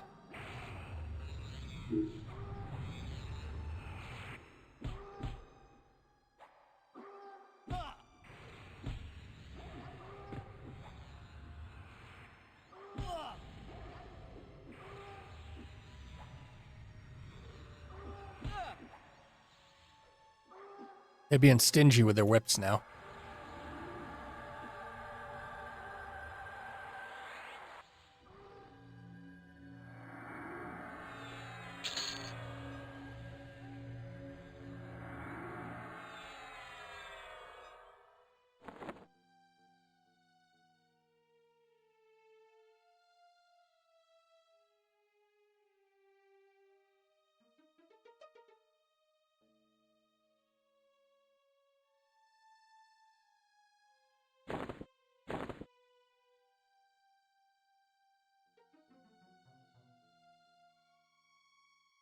I'm not really worried about quick leveling, honestly. Like I have leveled up to about 30 relatively quickly. Like I think some people just want to play endgame content, and they view horizontal progression at lower levels to be kind of wasted time.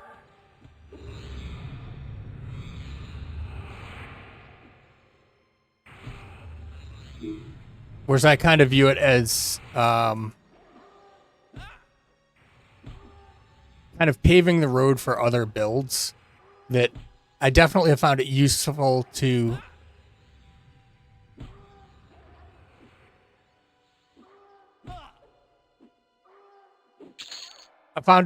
have the AA on other loadouts, the gear on other loadouts. Like if you got gear that drops, holding onto it and upgrading it. So I find kind of the big picture gameplay of this to be more interesting than you have some AA available at launch from level 1. You don't control the rate at which you get AA points, that you're 100% XP and 100% AA at all times. But the rates are different than live. You typically get your first AA points at about level 3.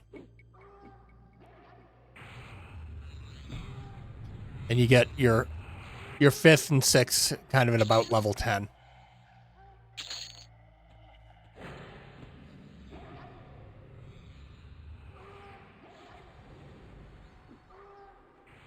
Some are auto-granted, and most are not.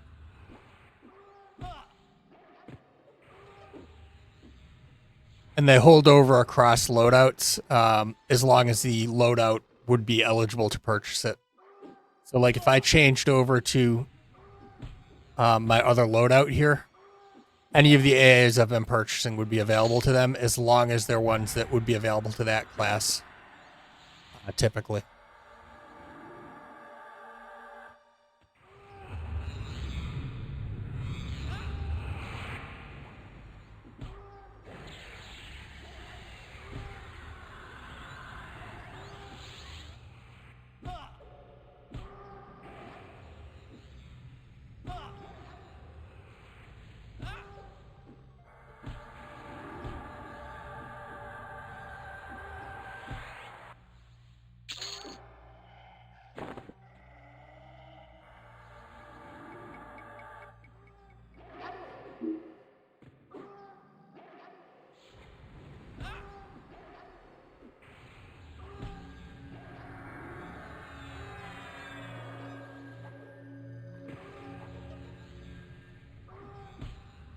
A lot of people get the mnemonic retention maxed out pretty early.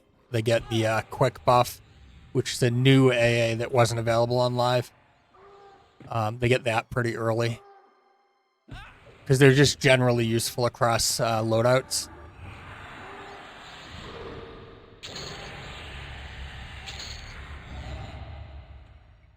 I'm working on mental clarity now because that's going to be useful for most of my loadouts.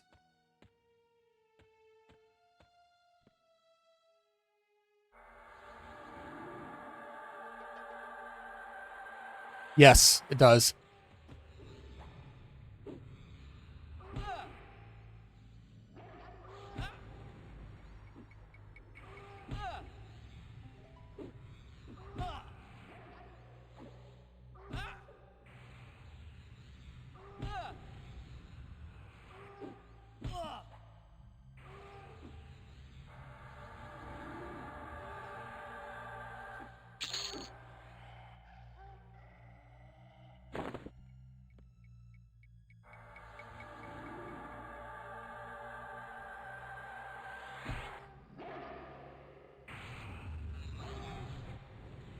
Funny thing is, most fights, the spells that I'm actually using are level 1 spells, other than the bolt spell.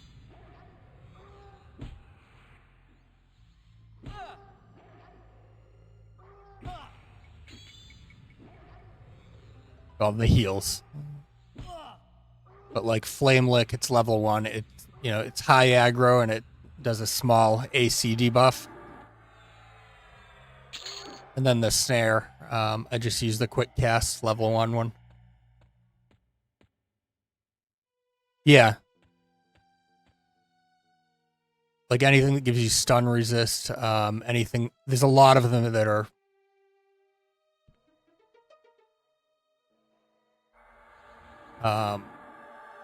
pretty useful no matter what class you're playing. Like pretty much everything on this first tab will apply to everyone. This is going to apply to most builds because most are going to be a mix of different archetypes. Class is where it gets really specific and limited. But if that class is a part of another loadout you're doing, you'll still benefit from it. Like everything right now, because mage is my primary, everything that I'm doing will have benefit from any of the mage ones.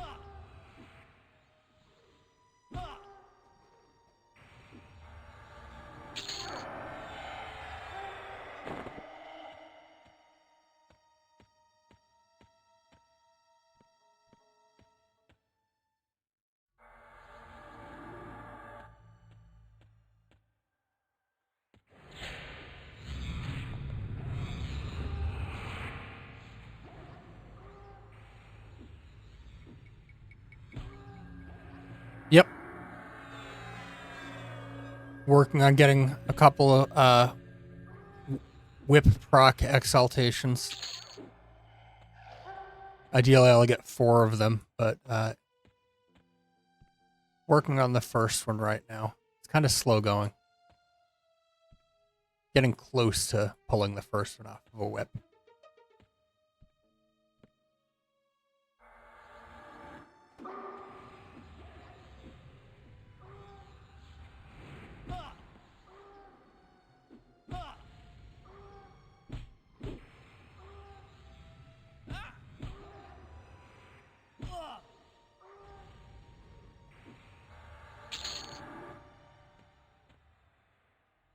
It had several drop earlier,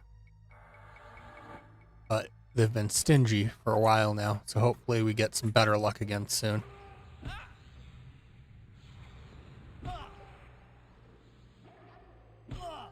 So, with this whip, right, you can combine them to level them up, and as they level up, the ability to pull things off of them and apply that to another weapon becomes available. So right now, this whip has a stun effect. The whip's ratio is not better than what my pet is using.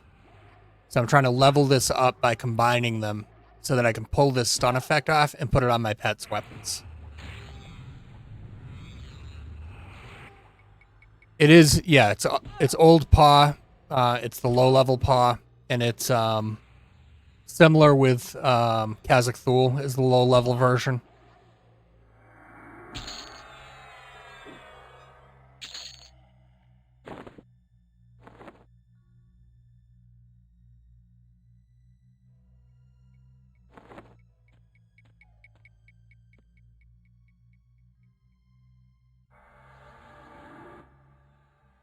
We are Mage, Ranger, Cleric.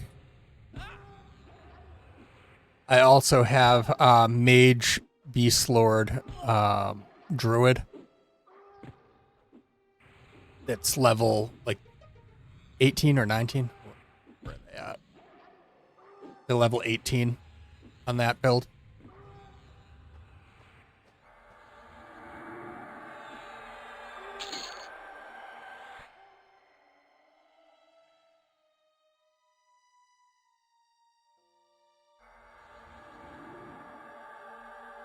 The mage needs some work. It's useful as part of a build, but not if you're planning on having the pet tank right now. The pets are not multi-classed yet. And because of that, they're a little squishy.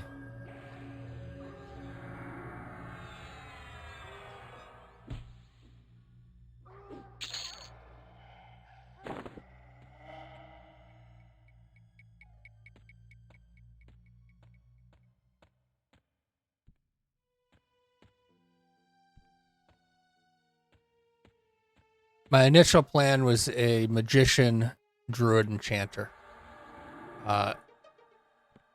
While it was playable, it wasn't currently... I didn't find it fun because the pet was too squishy.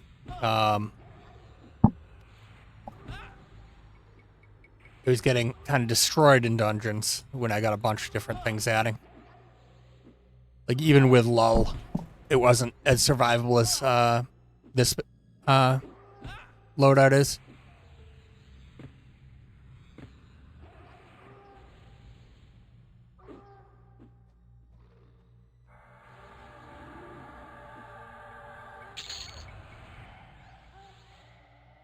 Where's that pet's spear at now?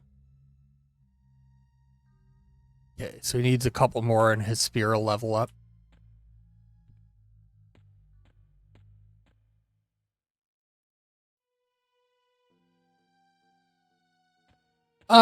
Like they work. Like, this pet is a important part of my build because it backstabs.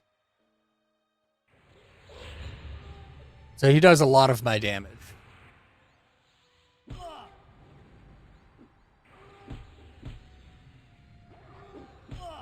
Yeah, like with my main build, each one of the classes has things that we're still waiting for. So That's the druid. They've got a couple of spell lines they haven't been really specific with, other than that one's a dot.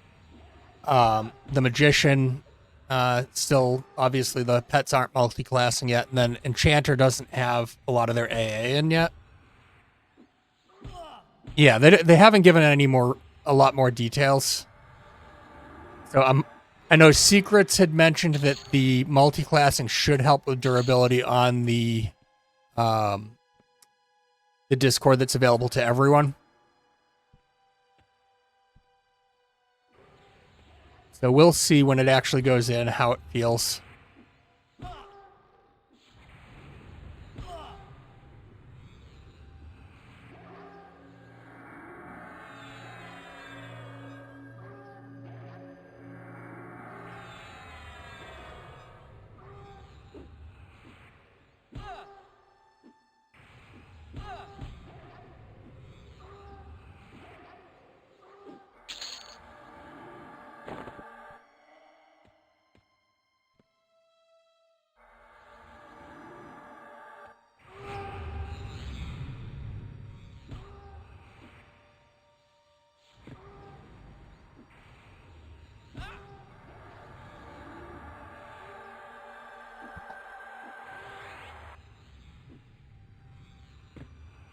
It's going to be kind of a balancing act too, though, because the pets, when you gear them up, they do get more durable with the armor class, and then you can get some health items on them. Like mine, it's not super well geared. Like, it's got some weapons. It's got this level 4 cutthroat insignia ring that gives it some armor class, and then just some kind of crap drops that are a little leveled. Eventually, I will toss better stuff on the pet.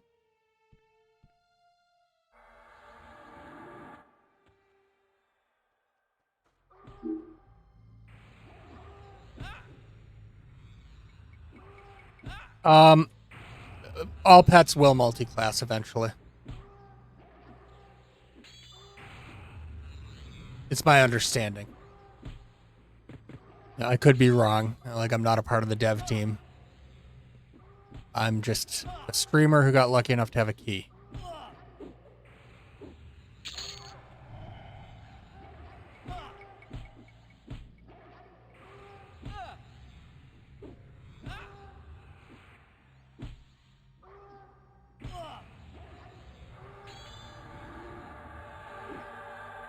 And since pets keep their items after death, it's almost an extension of your own inventory. So, like, I will put things on the pet that I would not put on a pet in a typical Everquest, right?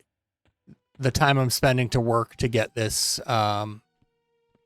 proc moved to a different weapon, I wouldn't invest that amount of time if the pet would lose it upon death. But because it's going to be a permanent part of the pet's build, it's worth investing the time. Or at least part of the options that I want to have available for my pets, or some stuns.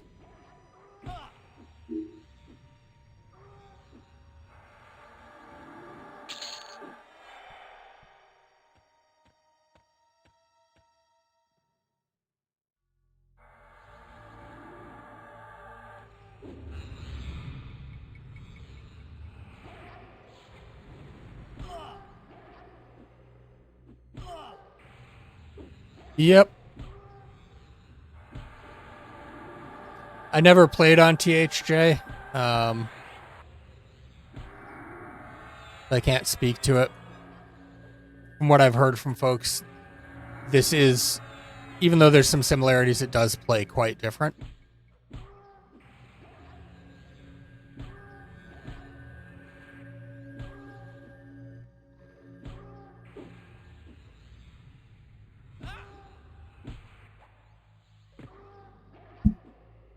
Like, I was hoping to get the massive pet inventories. Ah, there's a null hide.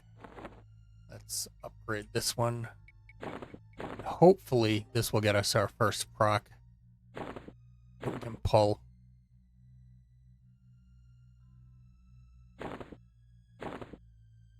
Not quite. We'll need at least one more. Next one should do it, though.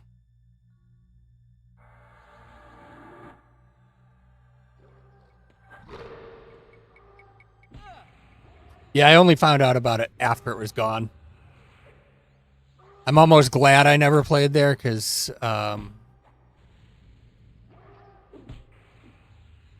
it's got to be annoying to have worked on a character and then have it just be gone.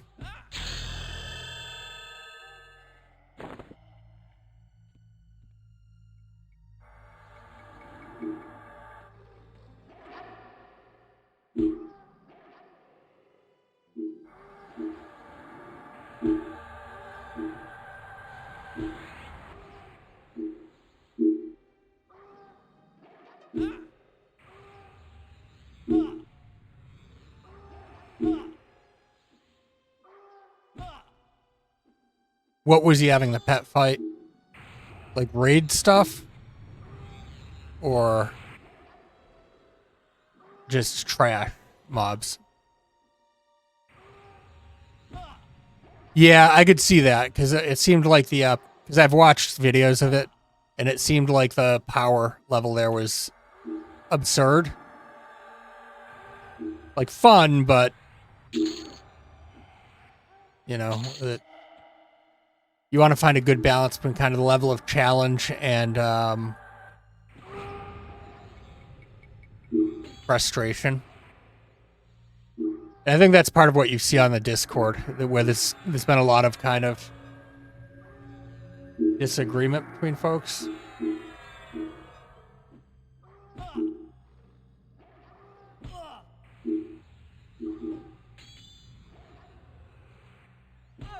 About like, should there be things like corpse runs?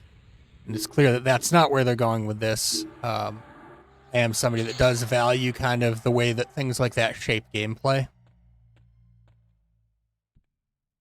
Yeah, like I haven't watched his content, like I'm familiar with him, but it doesn't surprise me that like the squishiness of pets, I think they just have the default amount of health. It would be good if they had a pet health scale, kind of like the inventory, where if you got multiple pet classes, it would increase the pet health.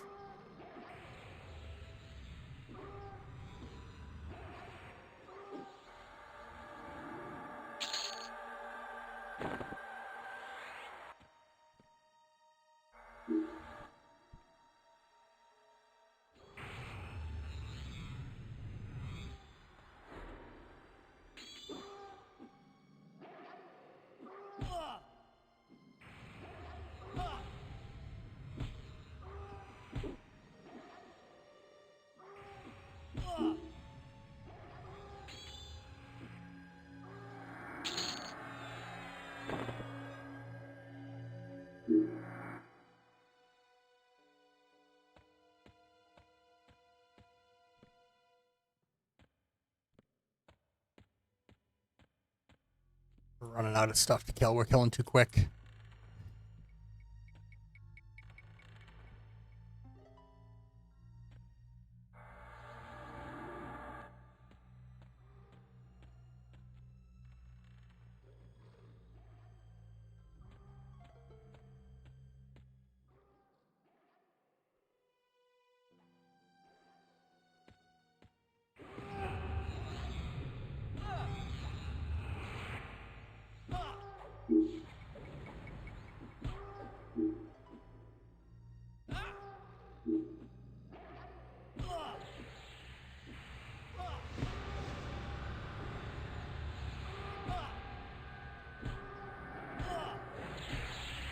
One of these has a whip in their inventory that I'm not going to end up getting because of personal loot.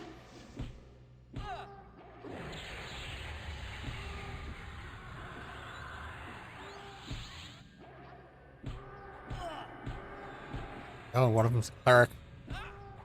Need to take out the cleric. And add. We're going to go into evasive. Stunned. Damn it. Okay, there we go.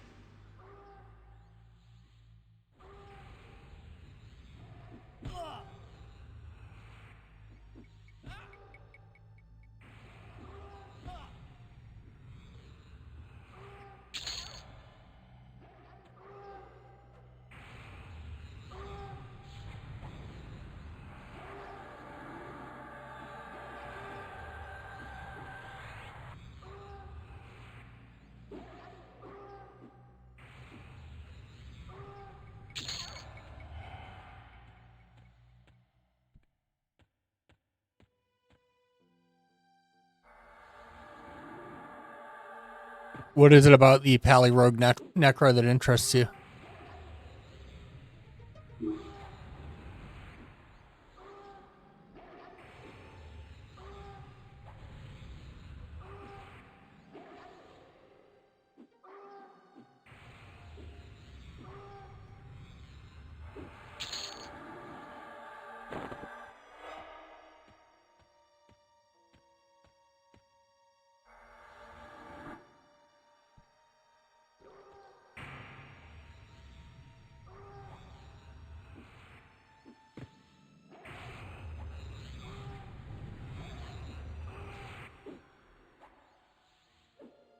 Sometimes the person's interest is about synergy. Sometimes it's just they like the classes.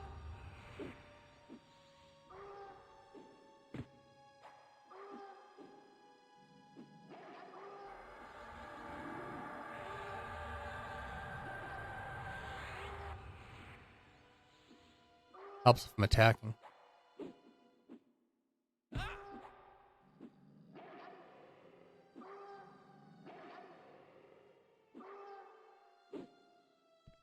Yeah, Bard's really popular.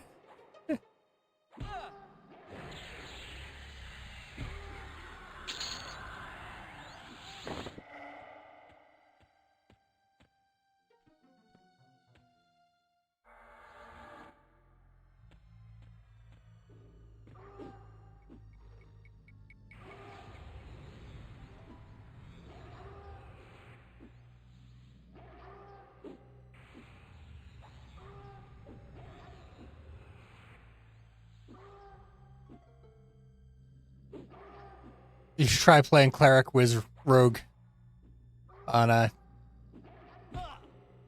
Legends.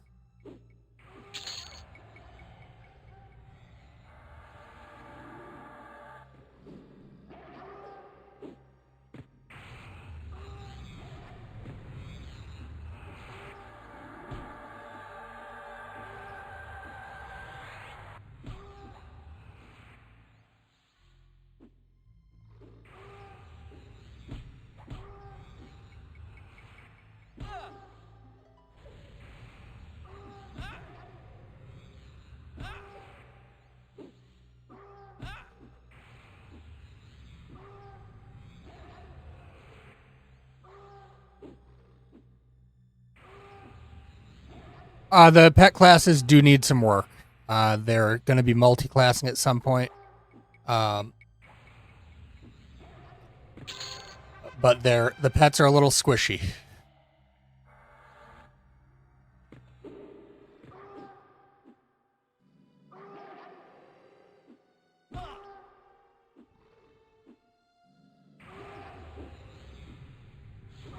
Hopefully you're able to get in and give it a shot. And yeah.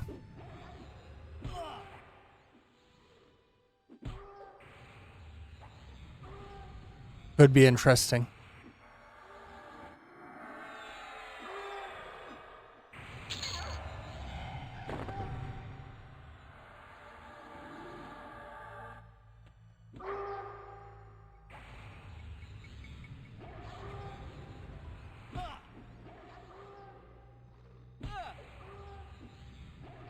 It was an evasive. I was wondering why it was taking so long to kill things. Kind of zoning out.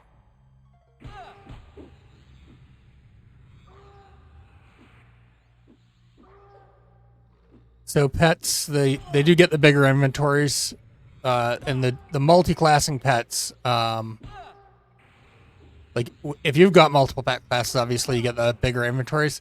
Multi-classing pets, most of them already have a base class. Like my pet is a rogue, so it backstabs. That's why I position the way I do.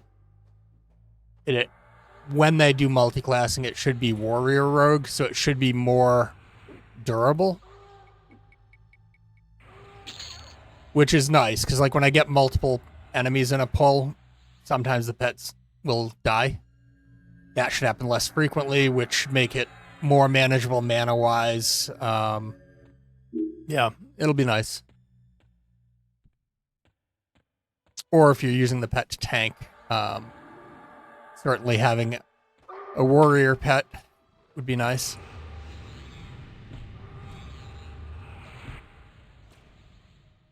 hate how they will have the whip, but because personal loot, they won't actually drop the whip.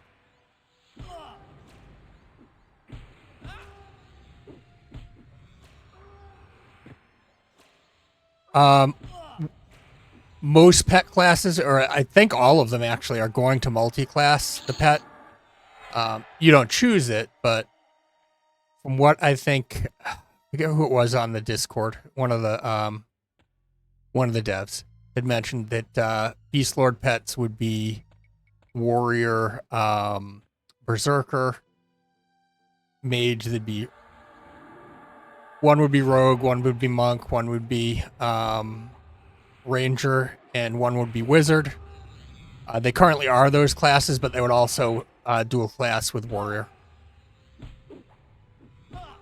And then I don't know that they mentioned what the necro one would be. I could see it being rogue or being something else. I don't know. I would imagine they probably wouldn't want to duplicate those, because if you were a necromancer magician, there would be no incentive to ever use Nekazek SK. Yeah, an enchantress paladin. Yeah, like it wouldn't make sense for them to have the same secondary class, because then if you played a necromancer and a magician, it gives you more options if you've got different multi-classes for the pets. Like there might be situations where you'd prefer one over the other.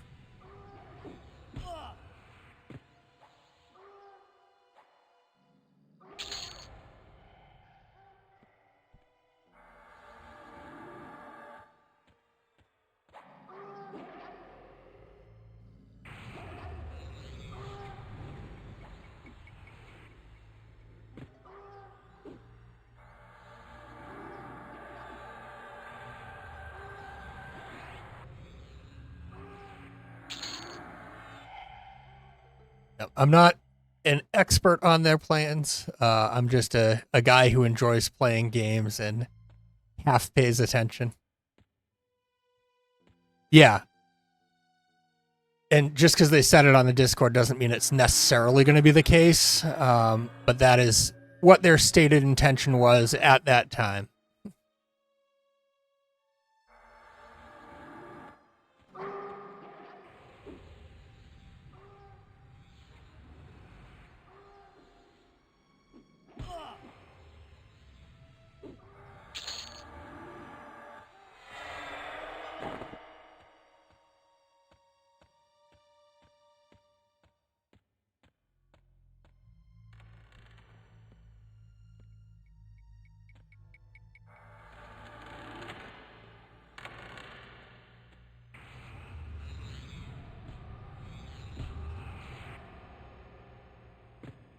Is he?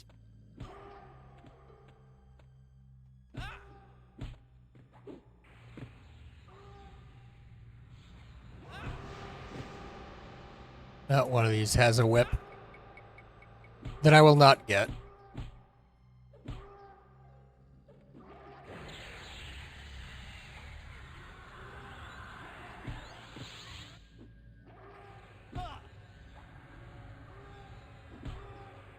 That's doing a little off tanking right now.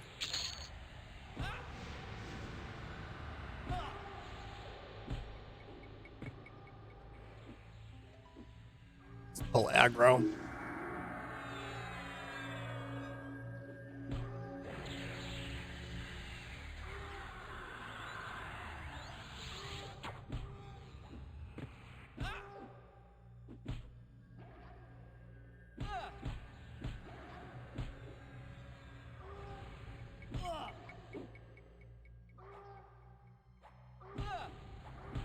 Over here.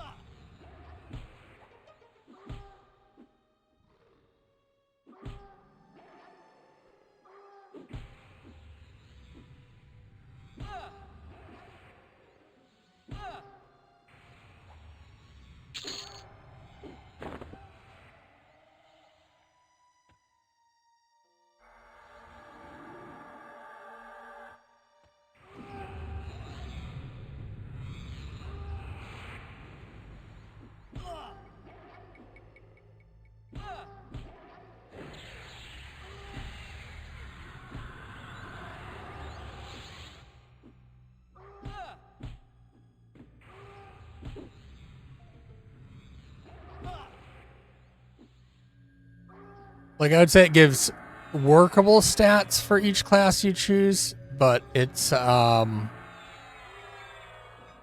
can be variations in playstyle that might change how you would choose to allocate stats.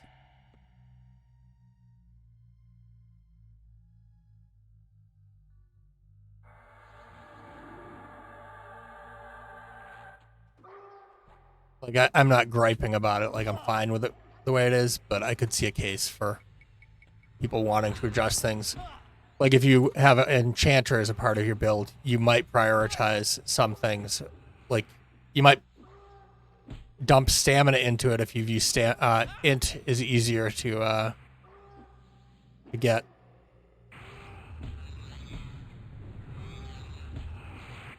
Just for the durability. But it depends, you know, it's whatever. It's workable the way it is.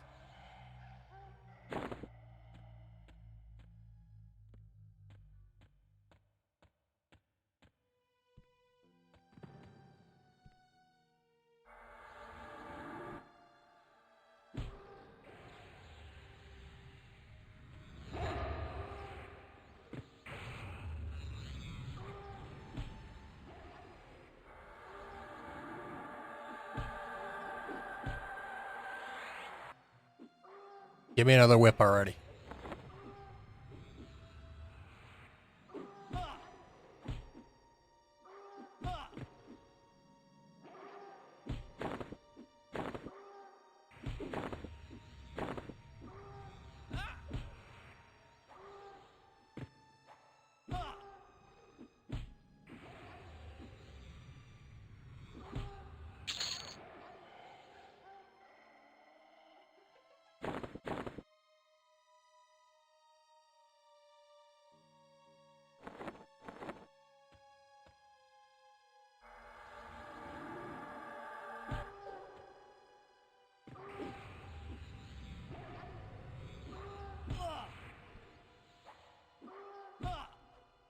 Yeah, like I hear what you're saying, Cass.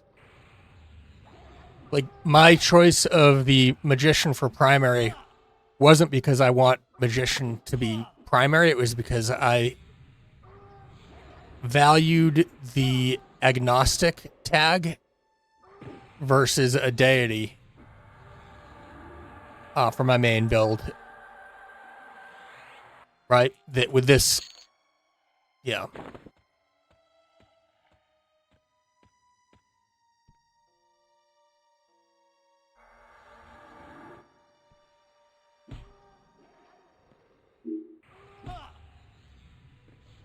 I think oftentimes decisions just need to be made that people recognize are not going to make everybody happy.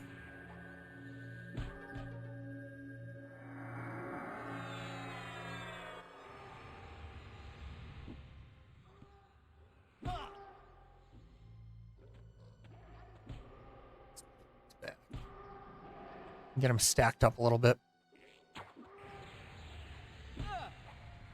That's still not great, but we're fine.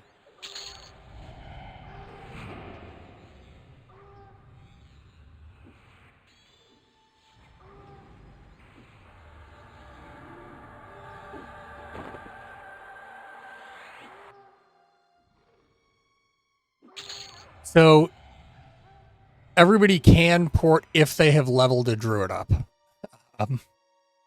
which I know sounds weird, but this build does not have a druid. But you can, once you get a druid or a wizard to a level that they could port, you will have access to them. It will cost you all of your mana and endurance, but it at least allows you to move around the world. You get your basic ports to Surefall, and yeah, it's you level them once and then you don't have to do it again on that character.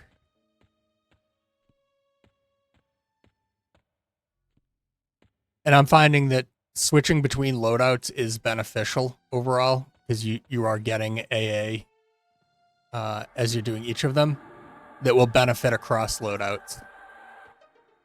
Some things are easier to do with certain classes in your build than others.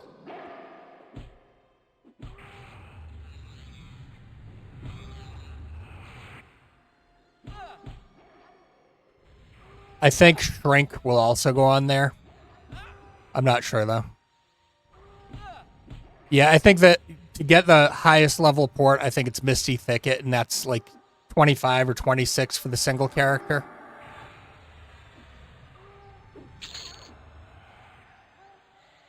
And really, you don't need the multi-character, because if you're trying to port a group and you don't have the multi-character, you could always port yourself and then do gather party.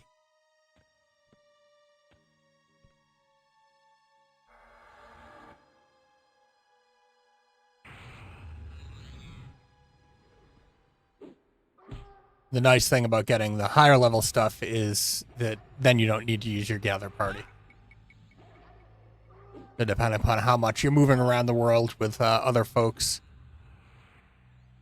there could be benefit to leveling up a druid, because I'm pretty sure the group versions function that way as well. I've not tested it yet, and I've not seen other people do it, but it would not surprise me if those get added to Ritual as well.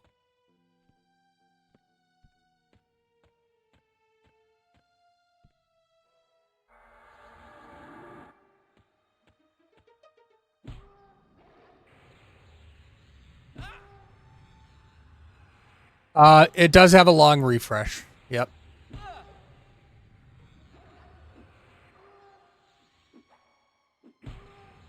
6 hours.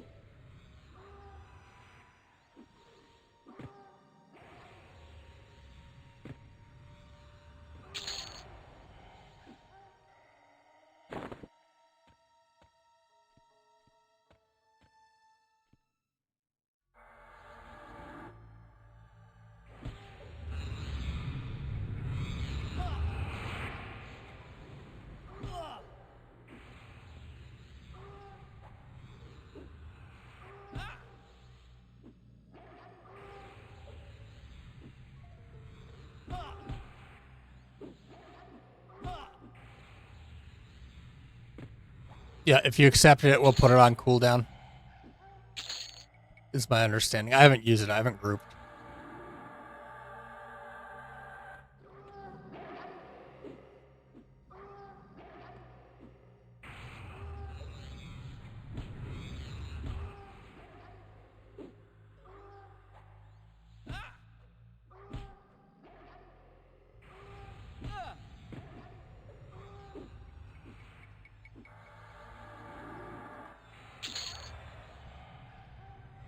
Gotta be about due for another whip.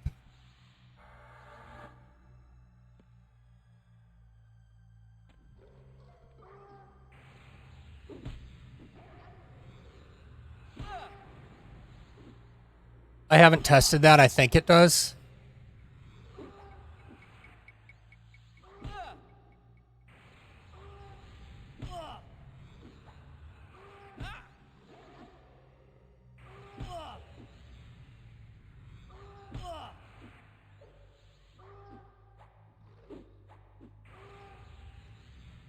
And it appears that mage pets dual wield from level 2, because I did test that.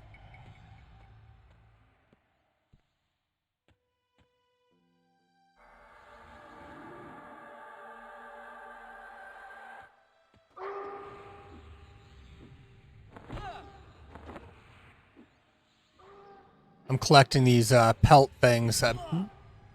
Probably not even worth it. I think they're for like a gemmed gauntlet quest. Never did it back in the day, but it could be a useful item, and if I collect a bunch of them, I can merge them. I don't know what else is needed for the quest. I'm probably going to discover that it is not the hard to get part that I've been collecting.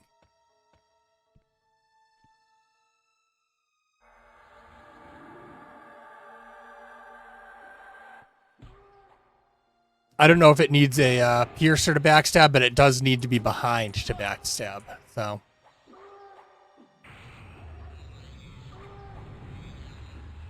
it would kind of surprise me if it didn't need a piercer because of that. I know they're separate things, but if you need to be behind, not kind of like the live where you can backstab from the front with a water pet, it would shock me if they don't need a piercer.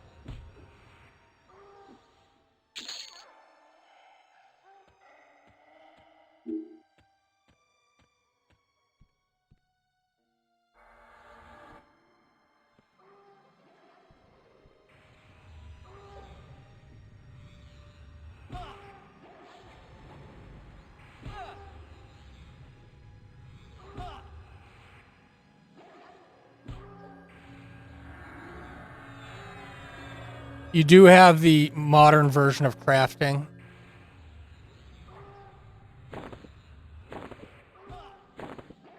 So you get this version of crafting.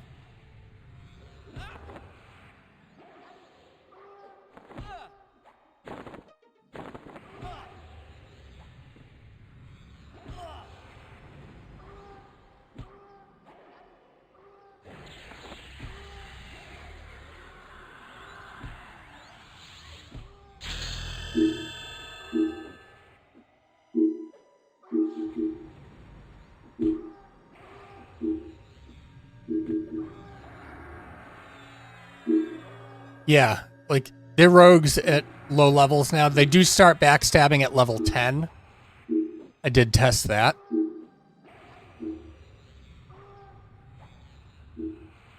Like the level 2 and the level 6 water pet do not backstab, but the level 10 one does. I am a magician, cleric, ranger, and I just dinged level 28.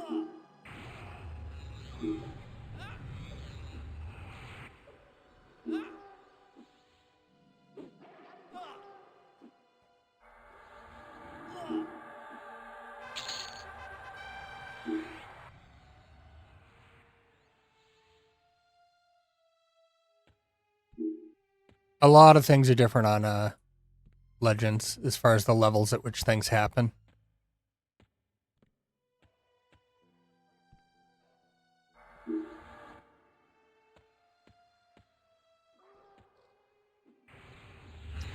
I have a beast magician druid is another loadout on this character. Right now, Harmony still does not work in dungeons. They've said that it will at some point on the Discord, but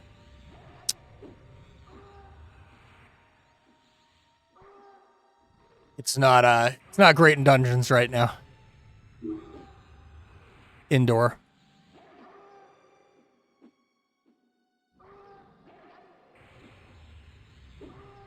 I haven't played with bow damage, so I couldn't really speak to that.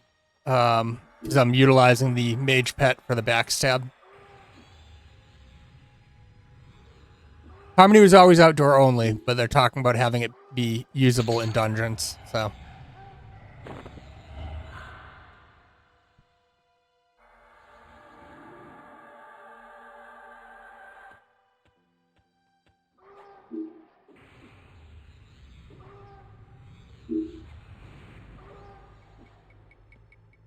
There's a lot of things that are always certain ways that if somebody's kind of a EverQuest essentialist, they might be shocked.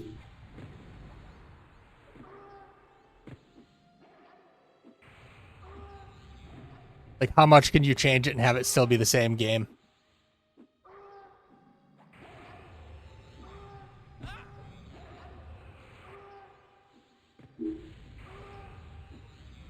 You can wear anything that any of your classes could wear.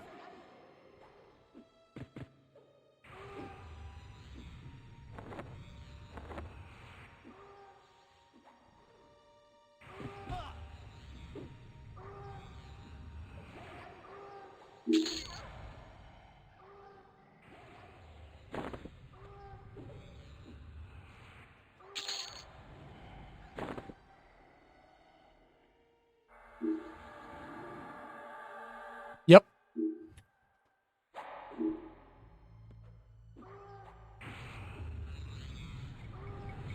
So while my tankiest class is a ranger, it's going to be much more tanky because I also have cleric. So I'll be able to wear plate on this character.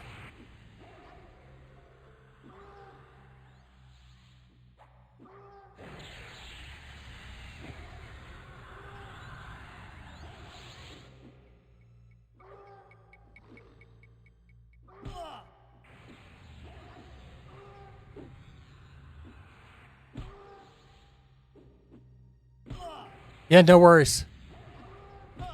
Thank you for the follow.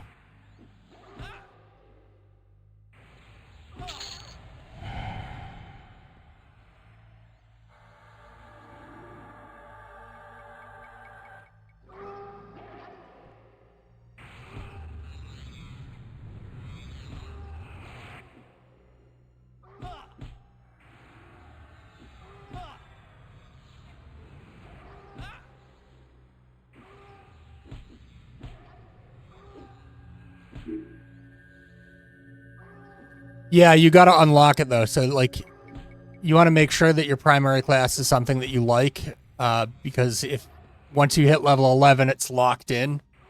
You get a token to unlock a second primary class when you hit level 50 for the first time.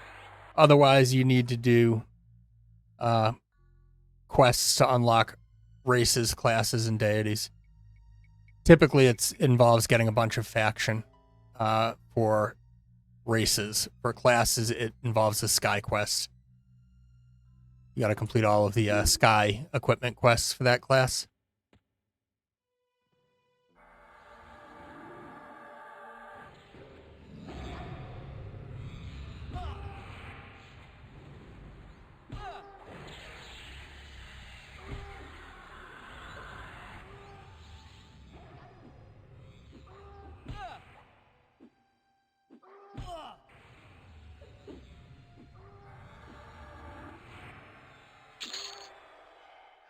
There we go.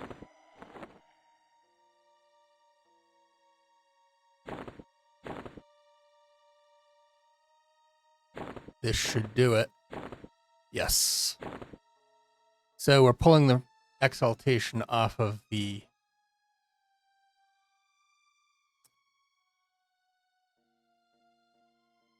Oh, I've got to unlock the proc on that too.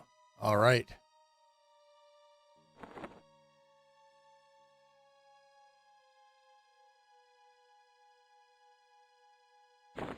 Leave it in there for now then.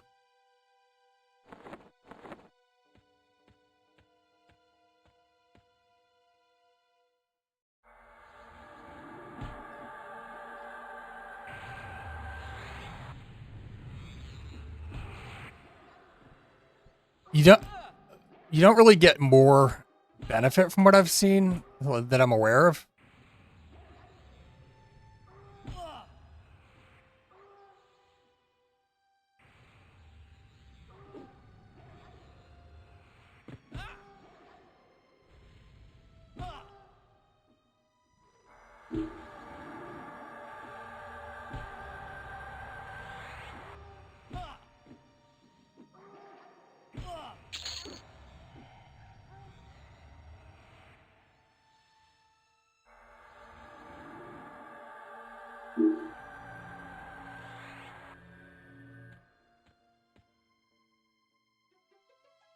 Ideally, Silent Night, I would like to get 4 of the proc exaltations. So I need a ton of whips.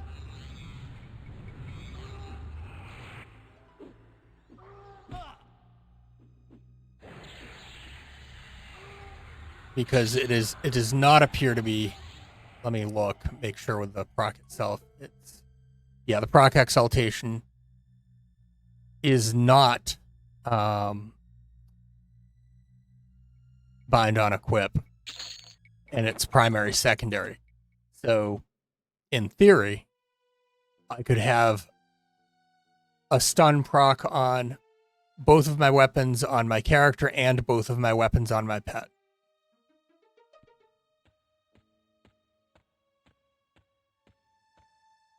Which could be nasty.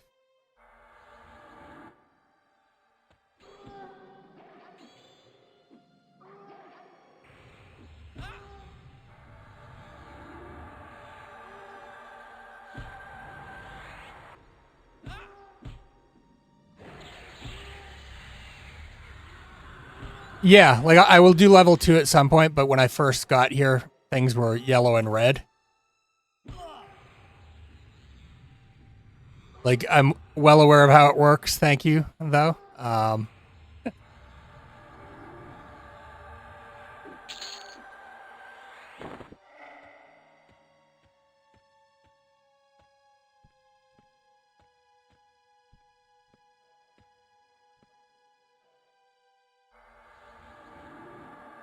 I still have 40 minutes on my timer, so I'm going to wait until that runs out, and then I'll come back.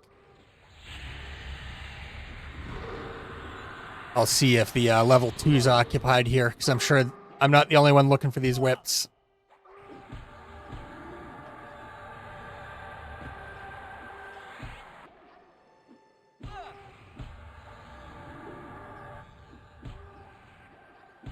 We're gonna give it a try, Silent.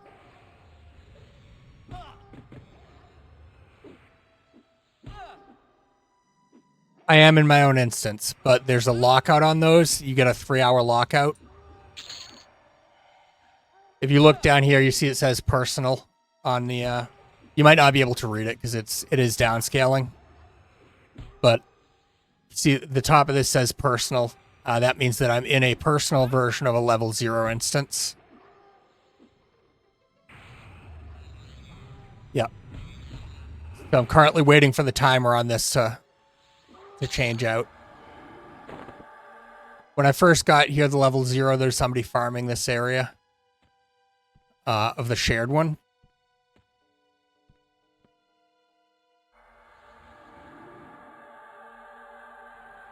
Yeah, they respawn. There's going to be non-respawning versions as well, from what they're saying. But those are not currently in. Like, you got the interface for them, but they don't function.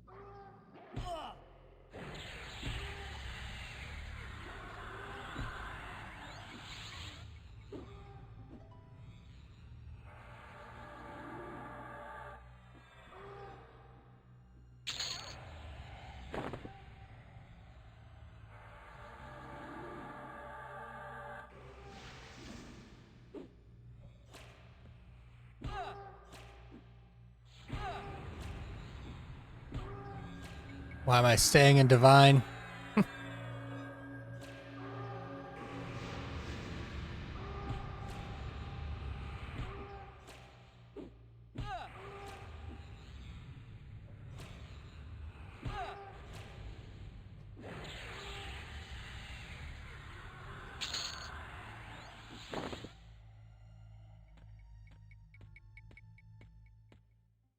In a couple levels, I could start trying to farm rubicite breastplates.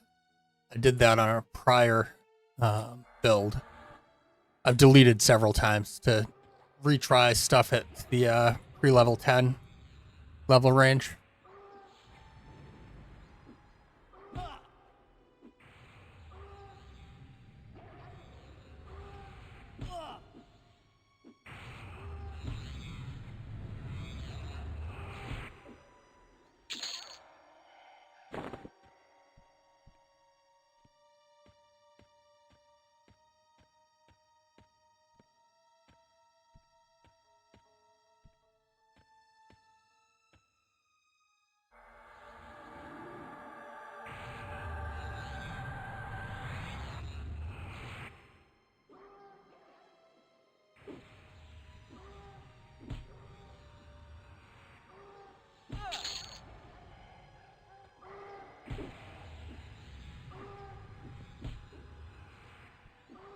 No, my pet's the rogue in this group.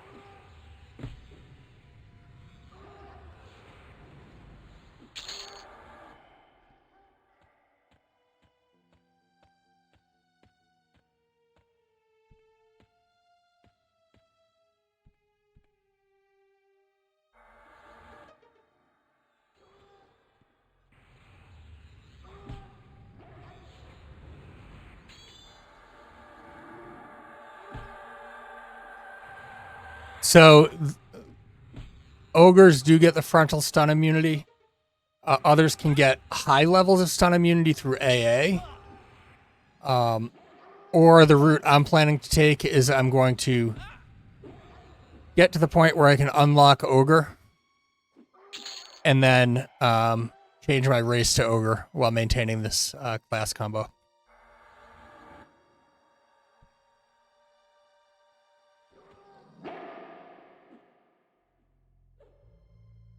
I find that the stuns aren't a big issue unless I'm fighting a bunch of stuff at the same time that's higher in level. So, like, if I pull 3 or 4 yellows, it can be nasty. Like, it's not pleasant, but it's workable otherwise.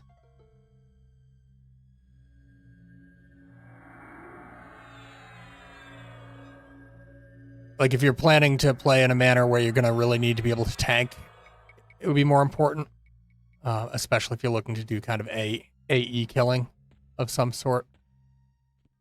But other than that, I would say play what you want to play for fun. I think that they do.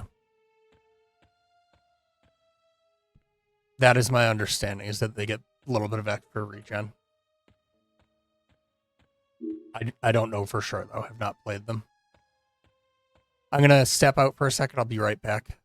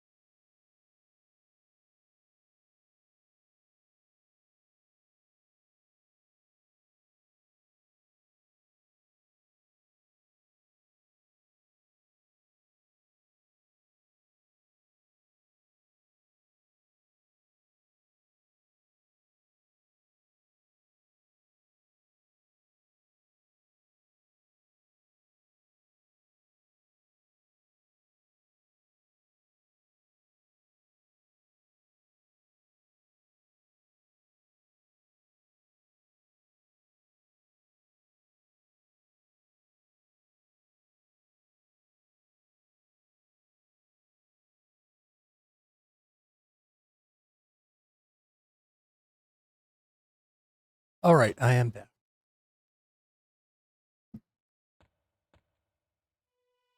I'm going to hop out and see if the tier 2 is still occupied.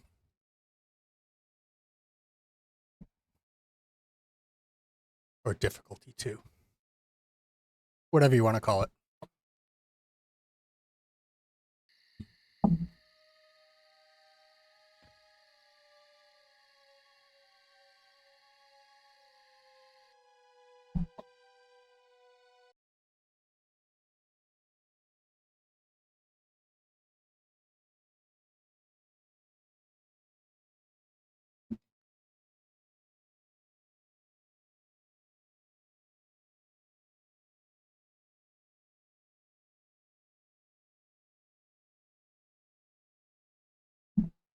Yep. If the frontal stun immunity is something that is important to you and your build, certainly you would want to lock that in. That said, I was not finding it to be something that I viewed as essential with the play style I'm going with. I'll pick it up late game. It is work for ogres. You got to do like a cooking quest and stuff, it looks like, to get the turn-ins for the faction.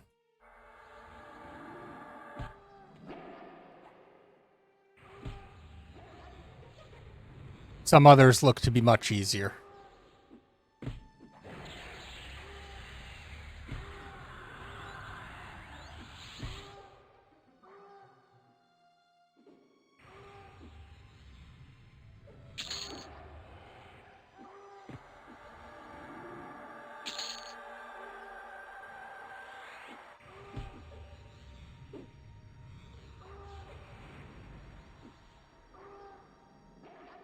I did a ton of muffin turn-ins this morning. I found a place that they are still selling muffins.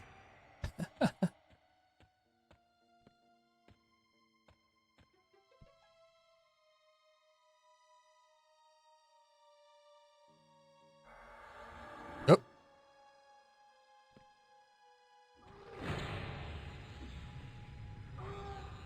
Yeah, in Hallis, person near the baking vendor is still selling muffins. I didn't check the ones in Freeport. I had heard that they were gone, but that could have been inaccurate information. Oh, I need to use better lull.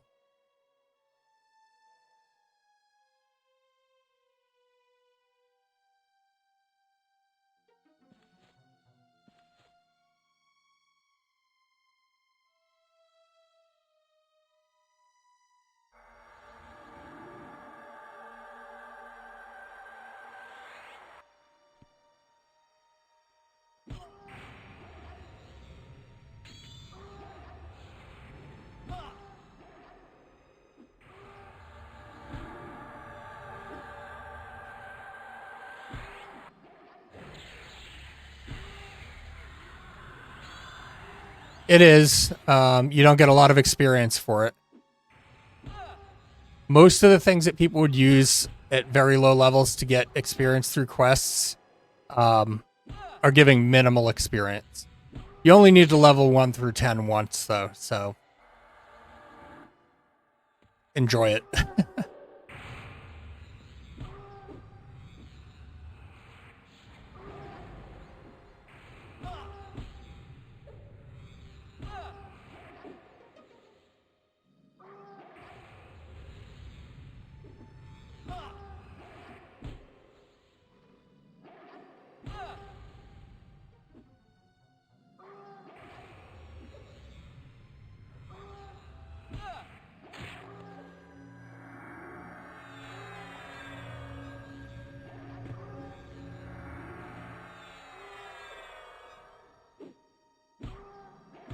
Yeah, you can get some money out of it as far as with the gear and stuff. It's also can be a decent way to combine some early stuff to get some okay starting weapons and armor.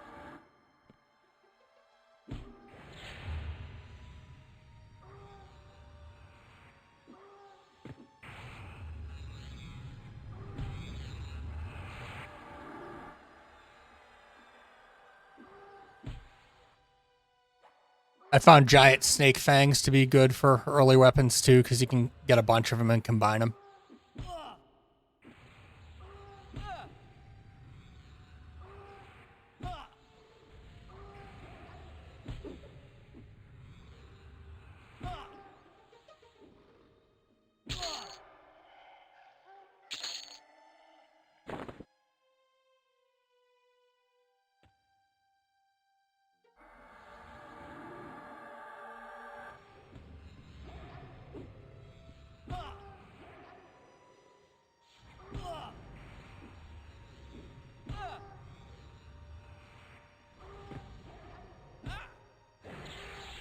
Crafted armor items are good as well. That you get a bunch of leather. Like the ruined wolf hides. Make yourself a couple tunics, combine them, and toss them in your any slots.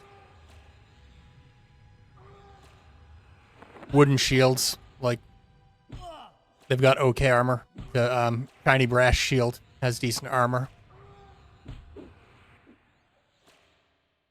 They're not great, but armor is armor.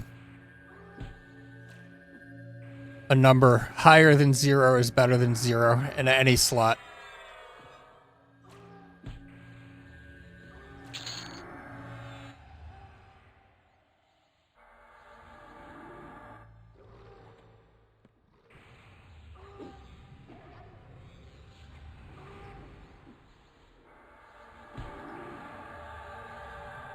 A lot of the typical rules don't apply.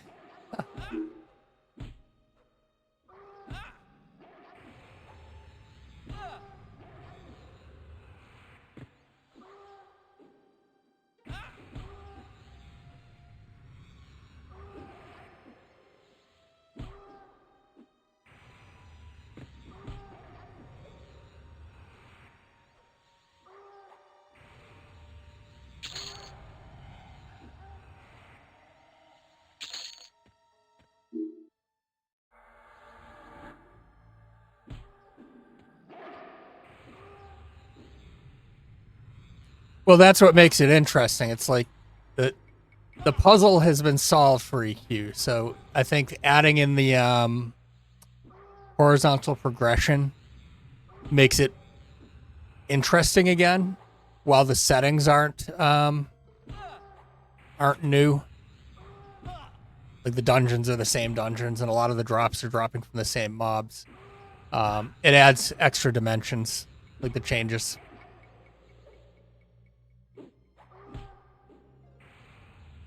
And since they're talking about when Kunark comes out, it's their version of Kunark. I think that'll make it interesting too.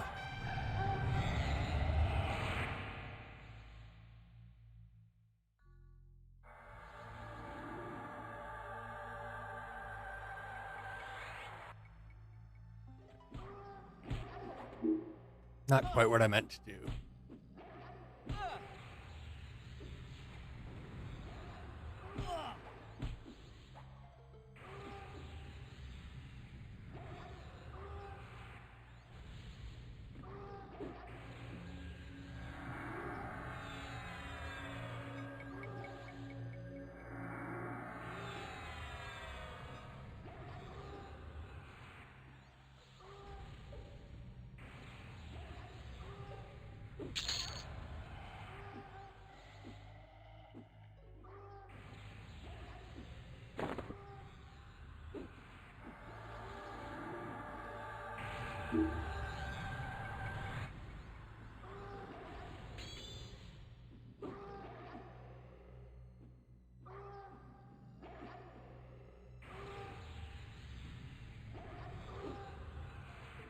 They said that when pets are done, they'll be able to wield anything that any of your classes can wield, and any of the pet's own classes can wield. So the possibility of things like the incandescent wand being wielded by a pet exist, which could be very, very interesting.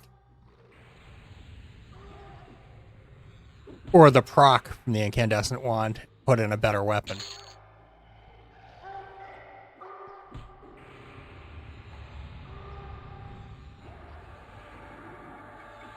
Yeah, there's going to be things that come out that are just basically broken.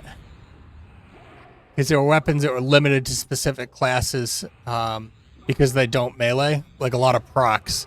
Like you look at that the Hierophant's cloak, not cloak, crook. Hello, Dark Animist.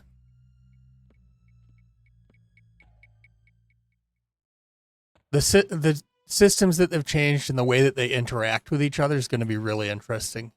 The things that come out of it over time, I think.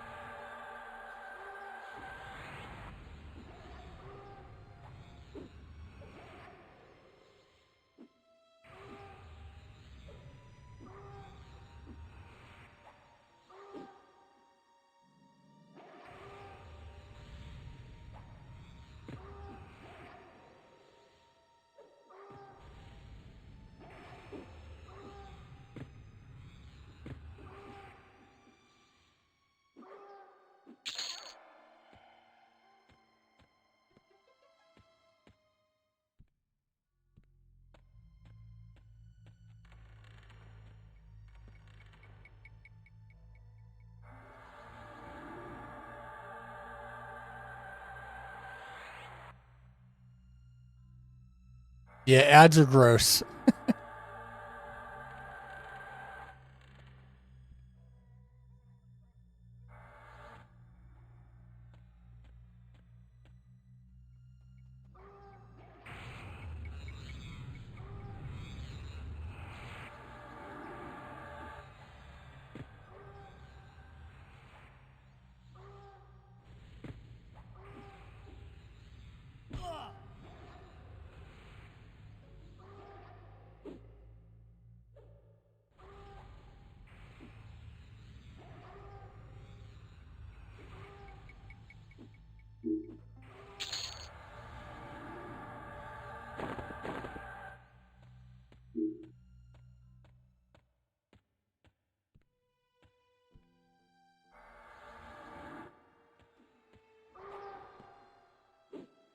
a long time since I've seen a whip.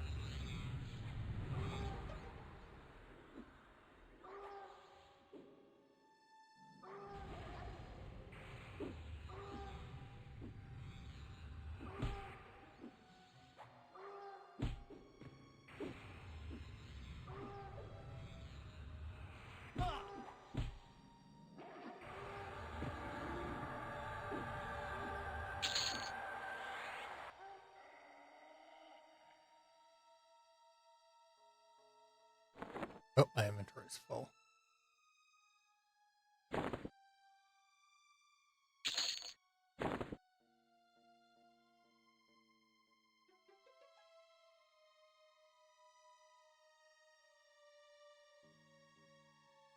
No, not high enough. Should reclaim those, get them.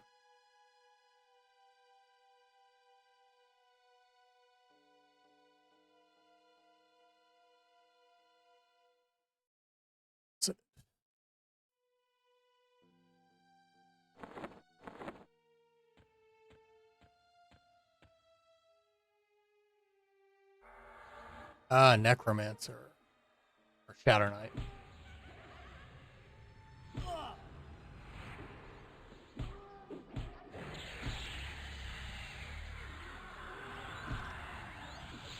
I've not heard anything, but I've been paying less attention to the Discord lately.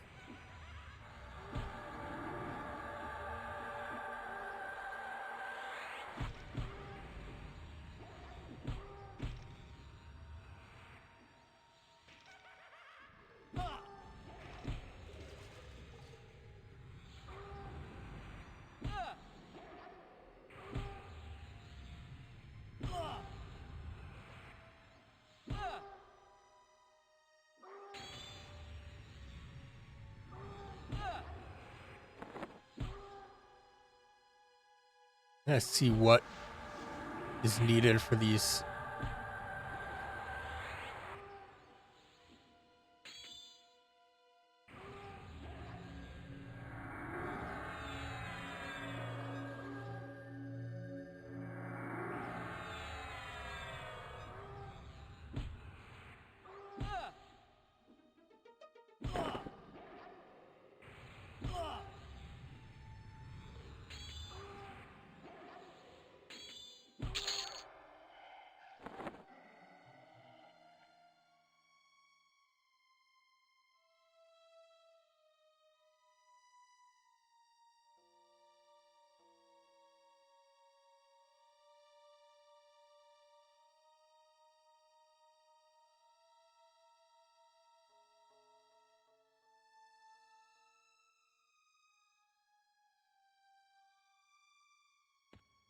We're gonna go out and bind, and then we're gonna head to town and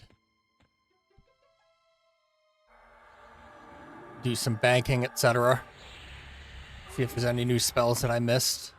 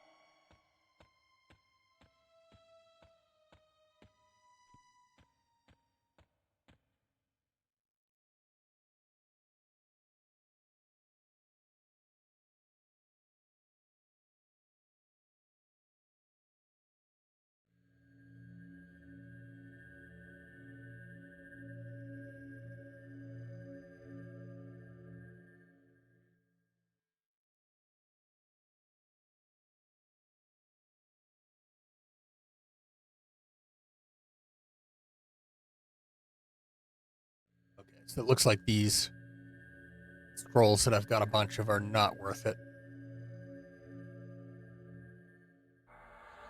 We'll just start selling those.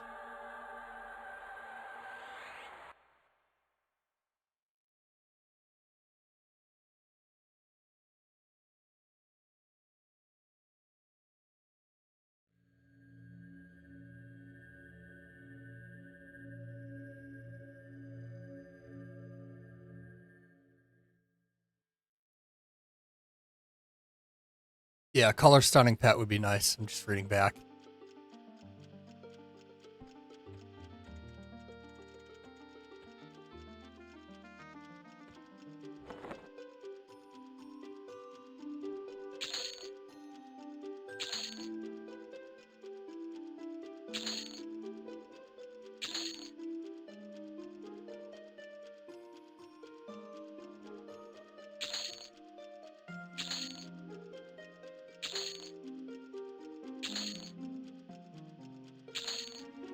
Paws aren't worth it. And things aren't worth it.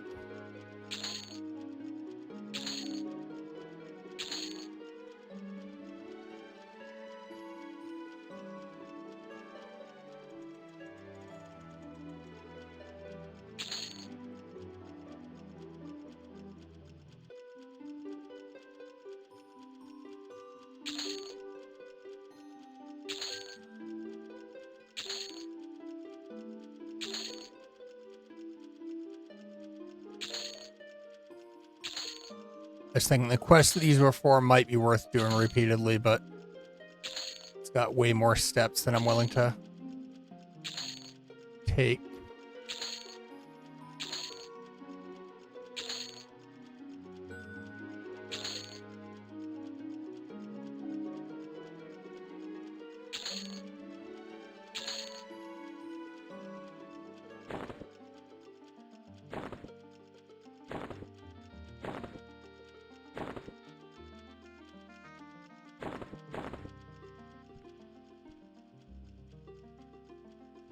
Bank.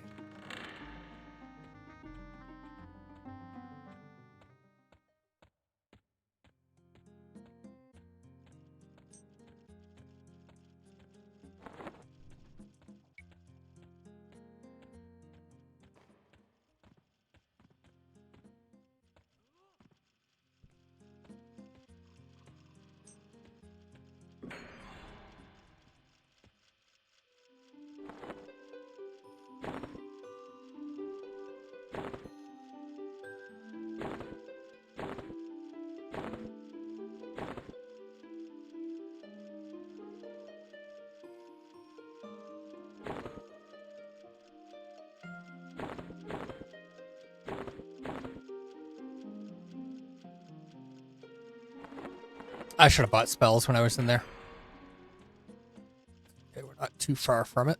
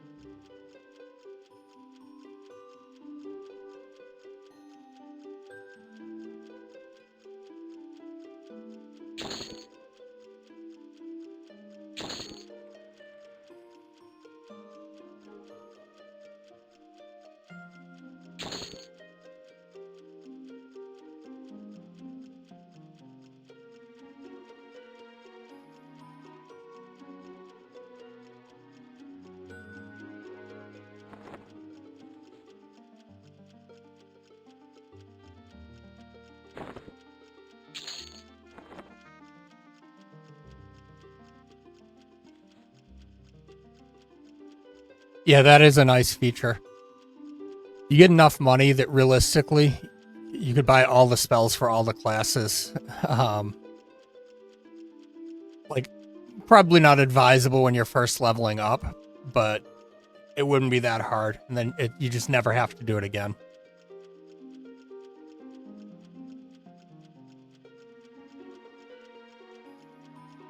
Other than the few quested spells.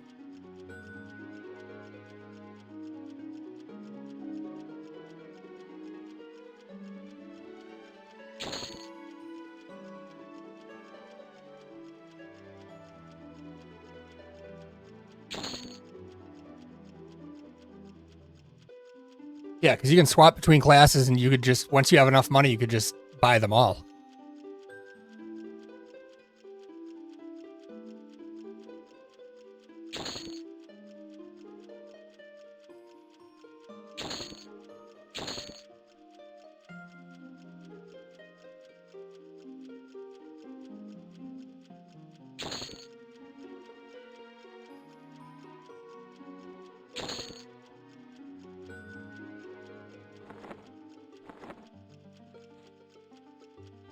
accidentally bought 2 of one of them.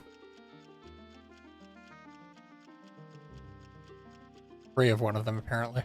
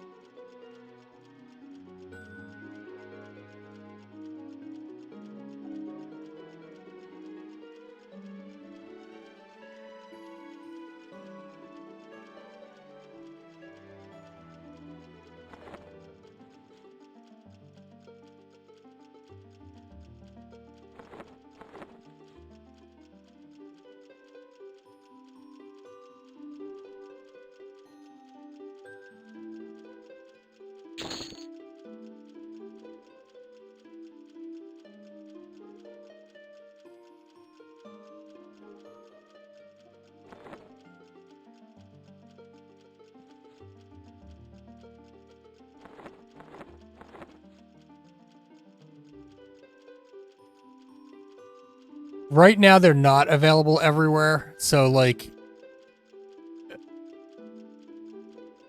yeah. So on Find, we can see that there's no Beast Lord trainer, right?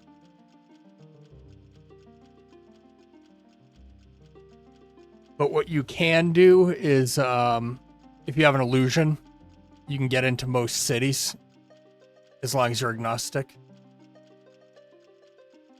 People use hide and sneak to get into the Ixar city. That one has most spells available. I would imagine that Karen city will be similar. Because those are ones that have been crafted by Game John, those locations. I think that they might add in those vendors, or they might add in another central location where spells can be purchased. But at present, when I need to get spells for my Beast Lord, I have to travel. Because it's one of my other loadouts. It's level 18 Beast Lord.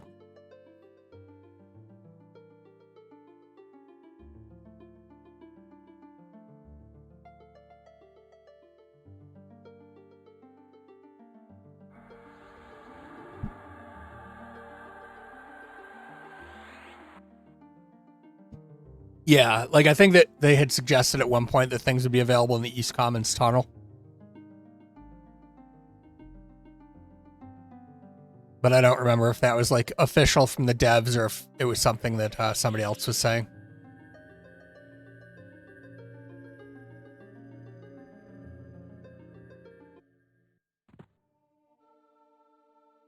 Yeah, well, you have to do it once, but you have to have the money to do that too. Money's not hard to get, but you're not going to have enough to buy all of your spells ever when you first start out.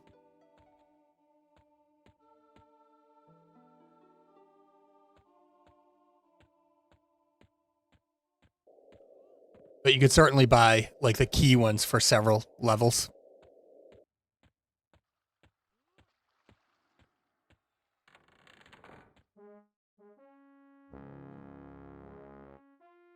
oftentimes when I go to town like I am now, I will buy every spell from a certain type.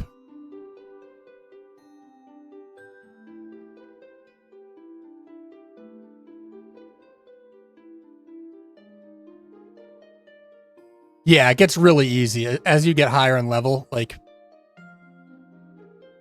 you make good money easily.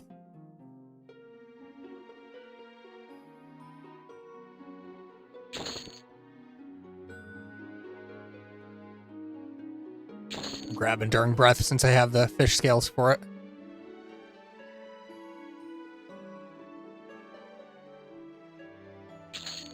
I already bought that. Bought it again.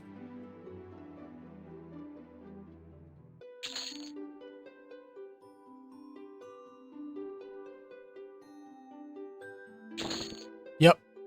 It is a good feature.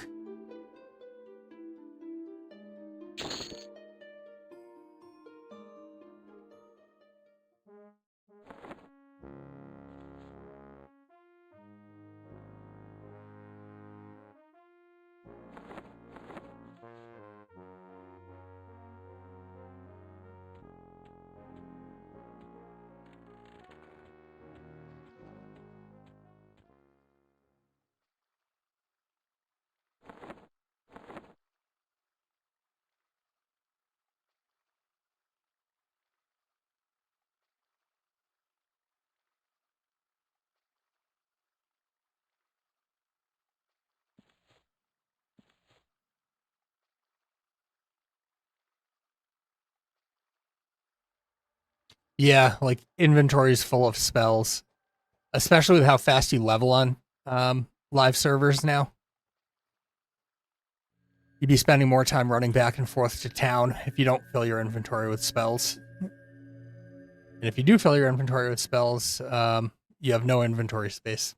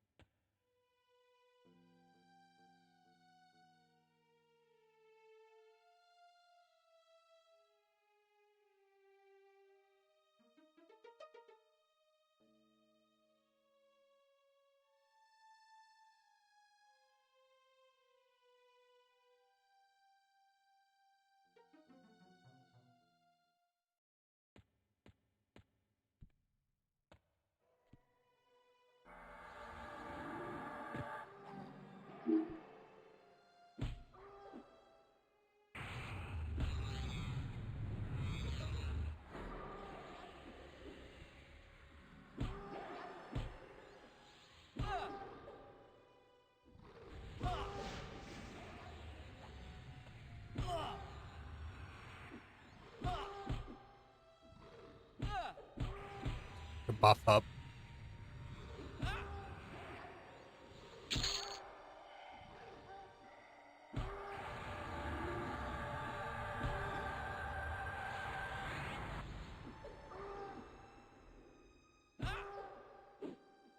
You have plenty of storage with the Dragon Sword.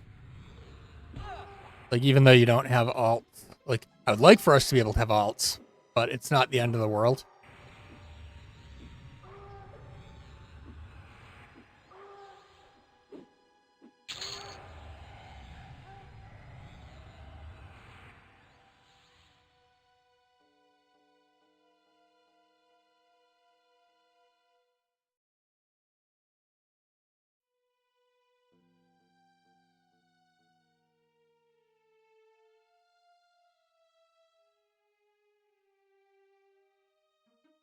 We're gonna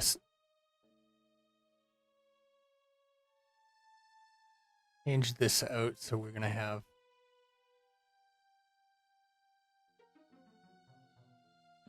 I'm getting enough buffs now that I can't fit everything here. We're just gonna keep the stuff that wears off quickly.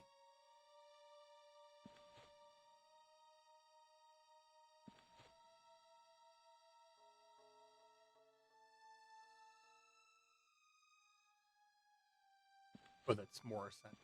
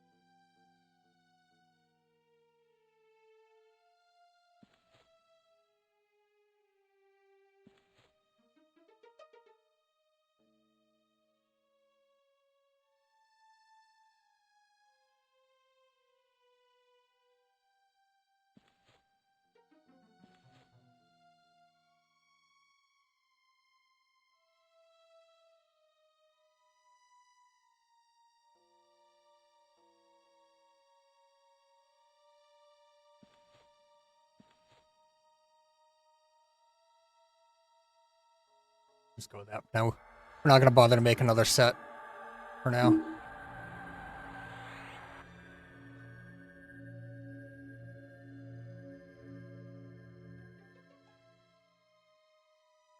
Maybe we will.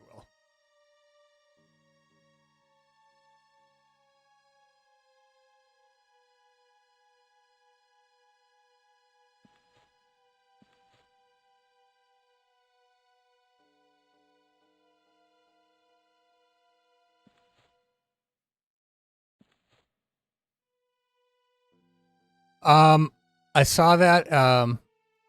Would have to be, I think, noonish. They said somewhere on there. I don't know.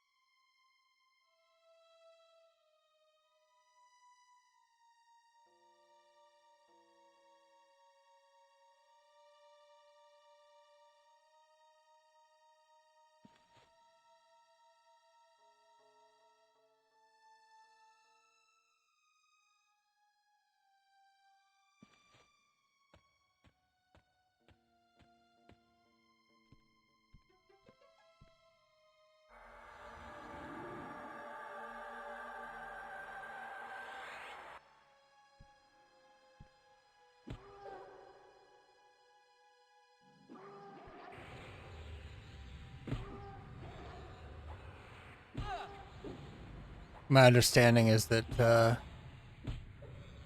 yeah, there is downtime today, but I don't recall the exact time.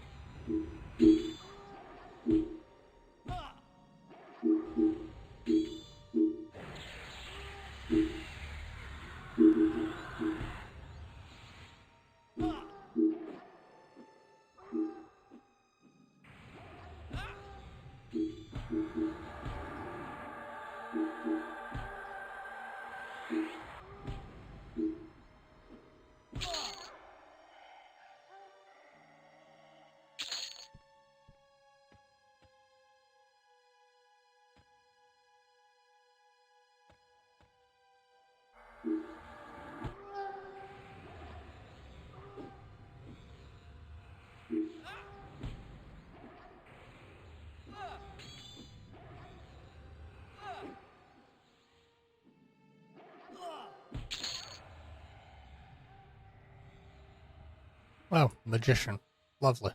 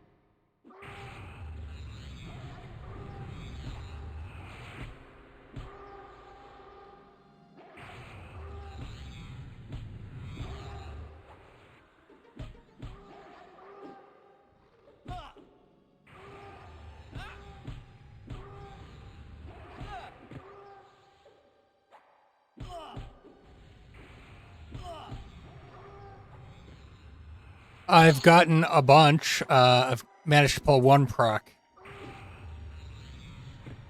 I did increase the difficulty, so I should get better whips. The kills will take longer, though. So getting them upgraded to the point where I can pull the procs will be faster. I do need to upgrade the weapons I'm putting them into as well. So that would be fine steel spears and fine steel long swords are what I currently have equipped. And then I giant snake fang. That's probably going to be the easiest one to upgrade to 4 so I can insert a proc.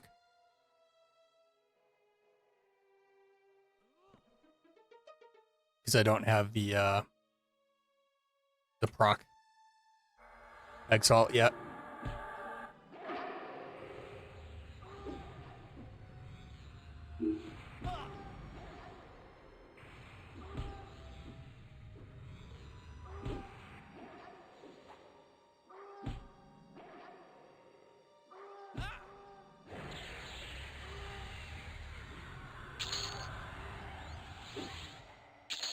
Got excited there for a second because I saw a sword, but it's not the right type.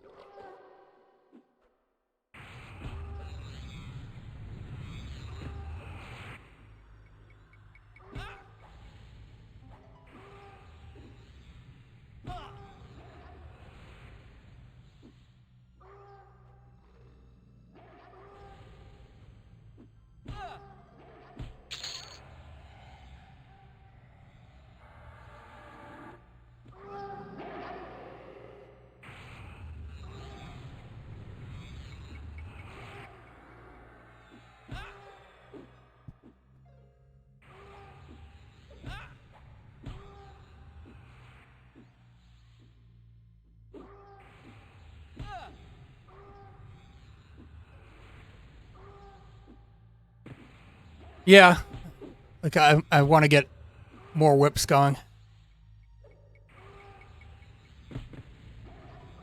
Their inventories are randomized to you when they die, but it's clear that they have their own inventory as well.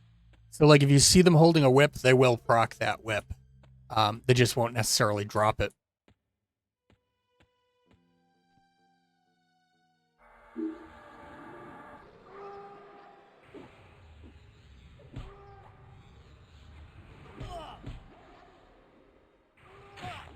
The Ranger's not bad. Like I say as I get the crap beat out of me. It holds its own with a healer. Like you definitely take some hits. I don't have like full plate or anything yet either. So I don't expect that it will be as tanky as a true tank, but I think it's going to be more tanky than some people might anticipate. We'll go to balance so we're not taking as much damage. Yeah, no worries.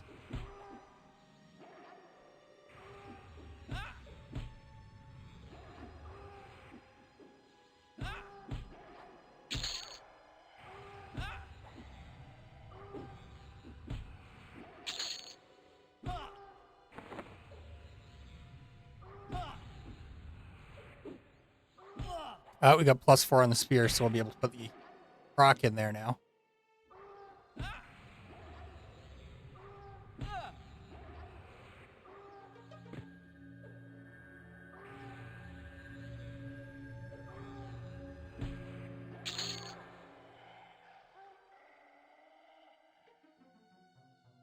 And +4 on the longsword. So we can do the proc in either of those now.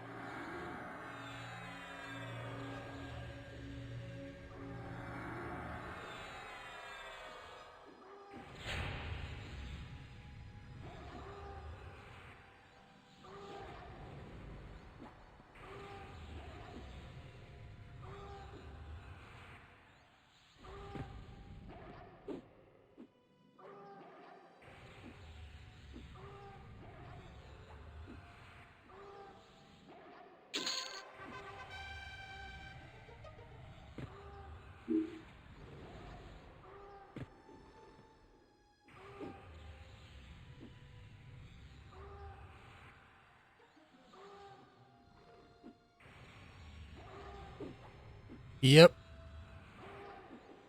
I gotta get my Enchanted Fine Steel Morningstar, another level 2, so I'll have to hit Befallen at some point. Yeah, they have to be level 4 before you can pull the proc or put a proc in.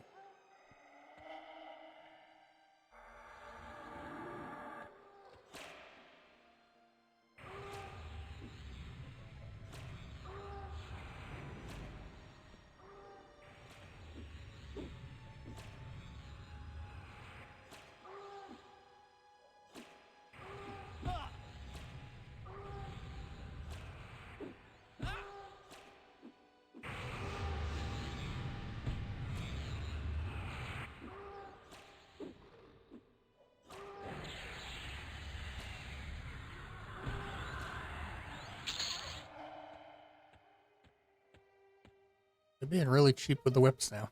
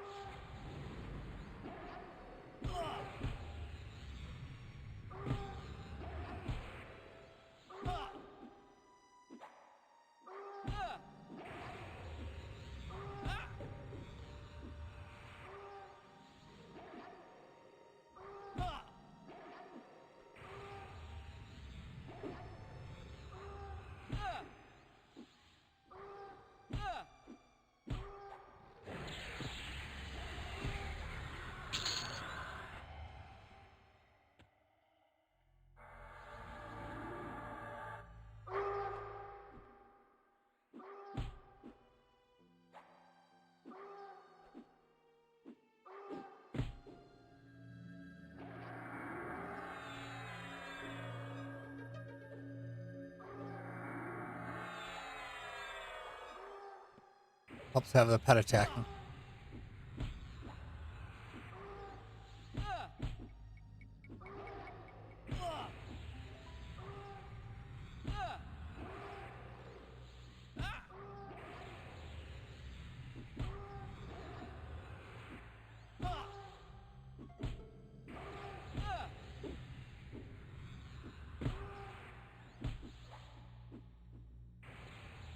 What was your question? Sorry.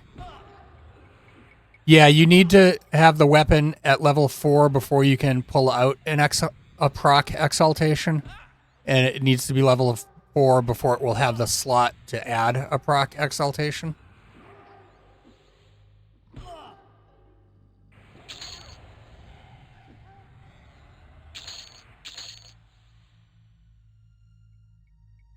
You get higher level drops in the harder difficulties.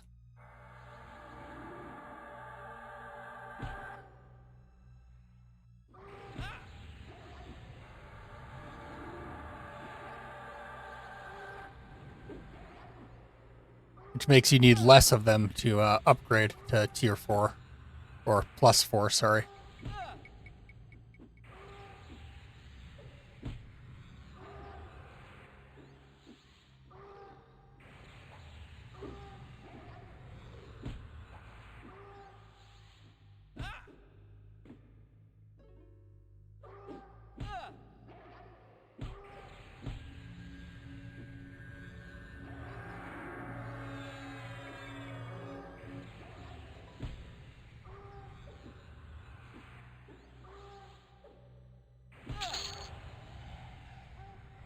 Now the tunic, that's not bad. Like, I'm getting some okay stuff here, too.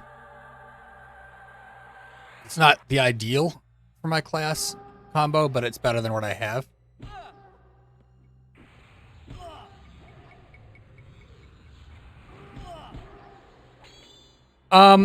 People have soloed the hardest difficulties. I don't think that I could solo the hardest difficulty here. At least not yet.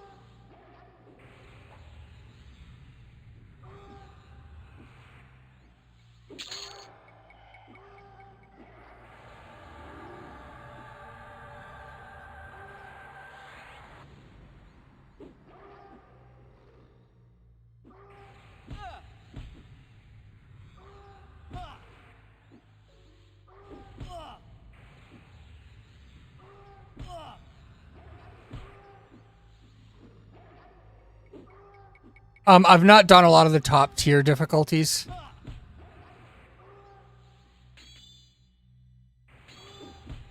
Like I've poked into them when I'm well above the level to try to get +4 items that potentially have procs. Or when I was trying to upgrade my snake fangs, and I'll do that more soon.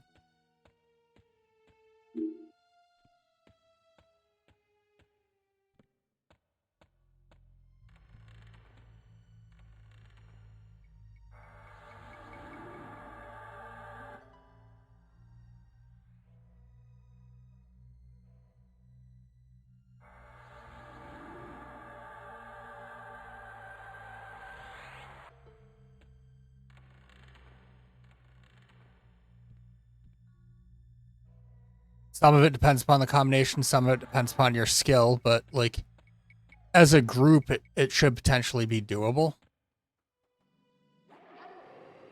The question is, are you gonna go more specialist or generalist with each of your builds?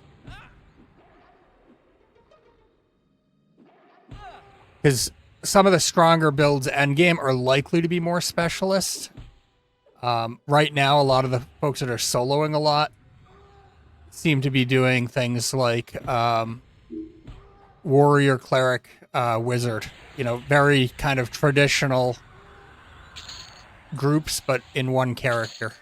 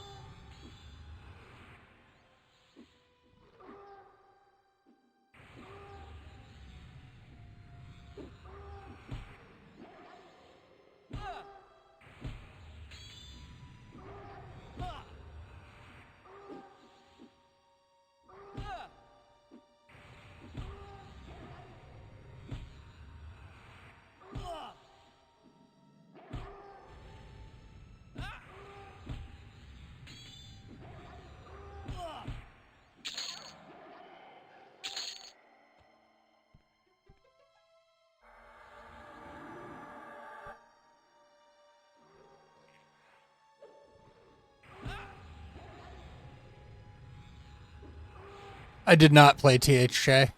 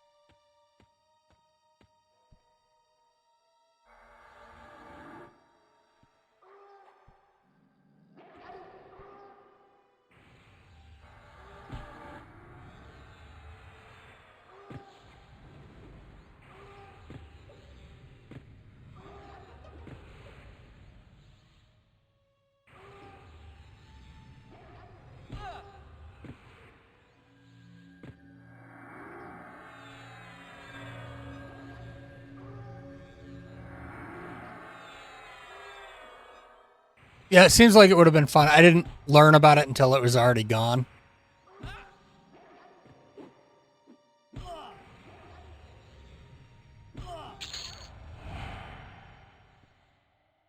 My understanding is that while this has some similarities, it is quite different.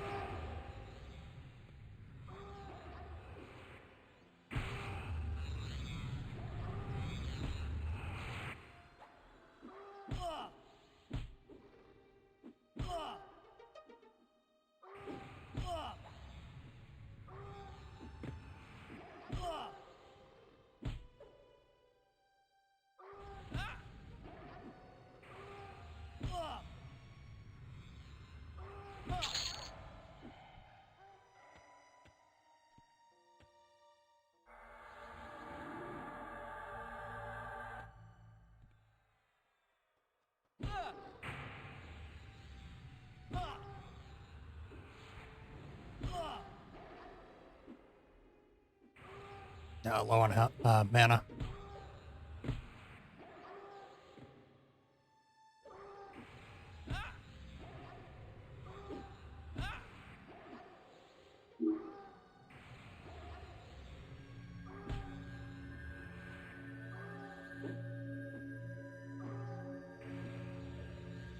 I move this out of the.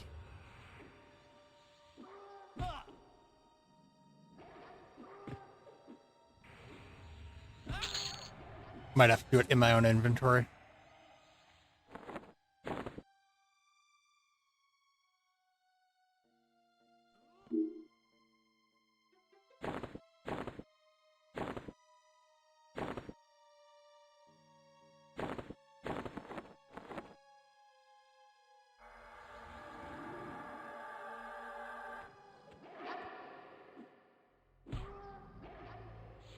Like there's item merging and upgrading and stuff, but they're different in a lot of ways too.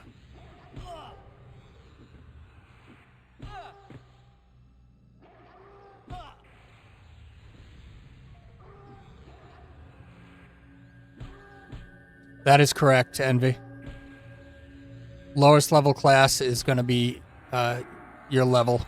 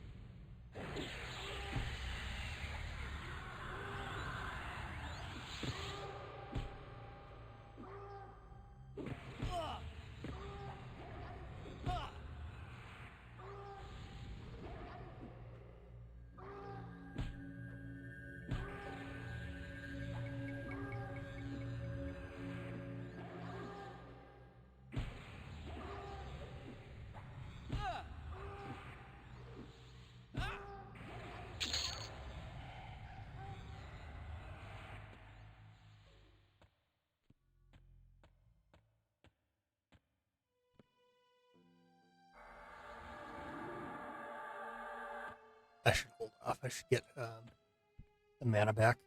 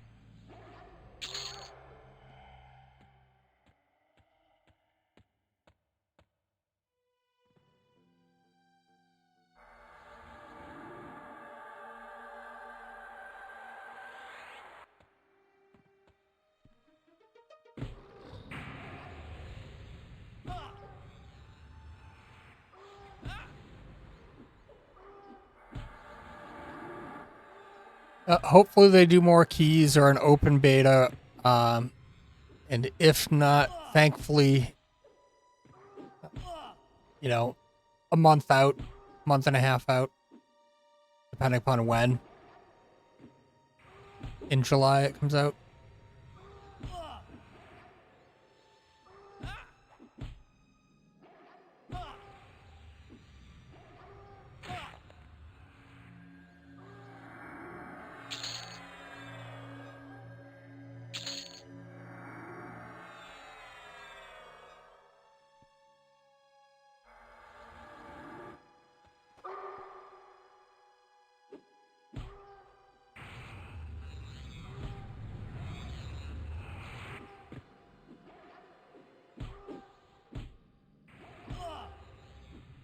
They might.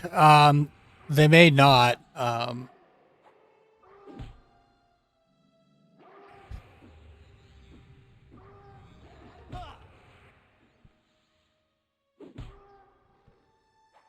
It would depend upon how much more stress this version of EverQuest creates versus live.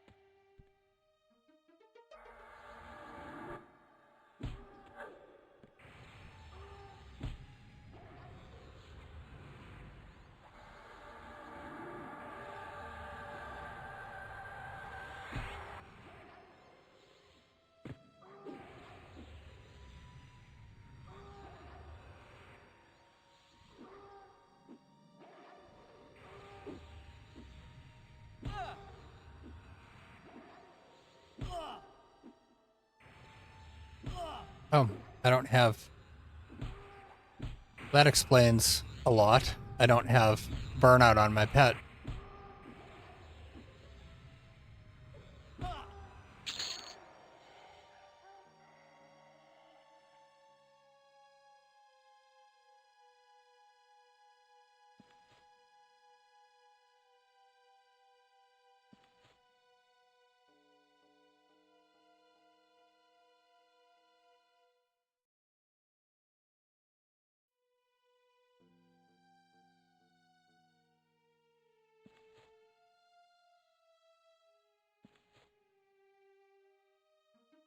Nice. How was that for you, Dark Animist?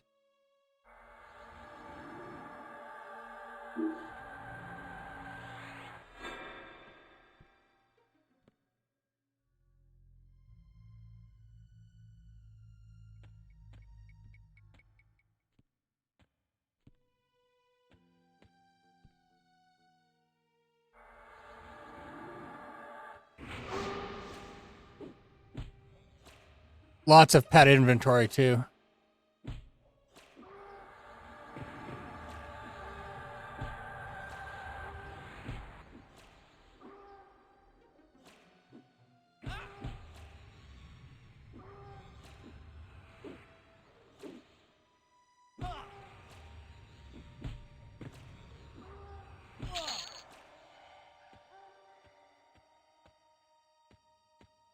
My other loadout that I have on this character is Beast Lord Magician Druid.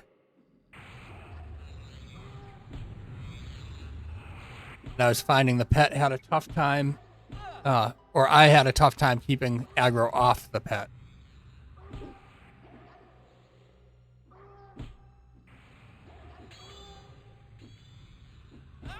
Wish you could put it on auto fire, Dark Animist.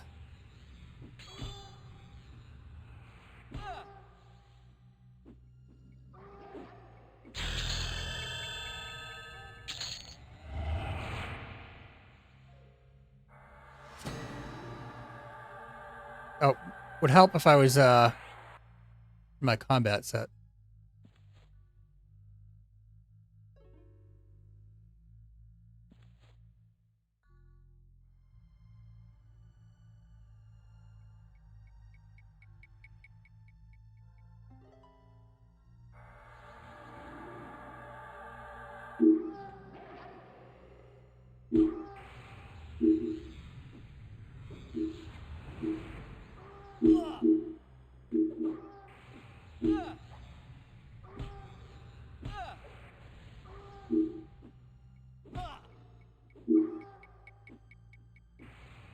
Yeah, like once I got the proc, I was unable to hold aggro as a Beast Lord.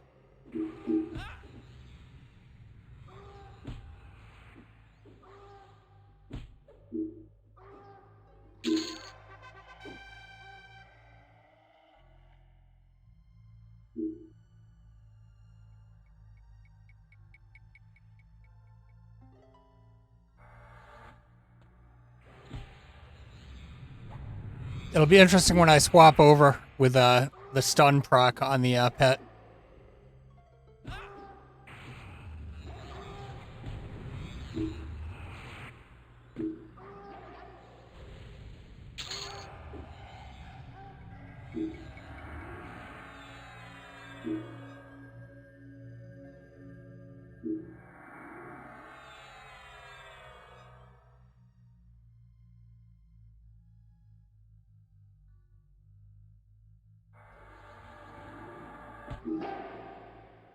You use the Earth pet, it would root and proximity would take over, but then you lose backstab. So unless you want to give up a gem slot to root, then it's a little tedious.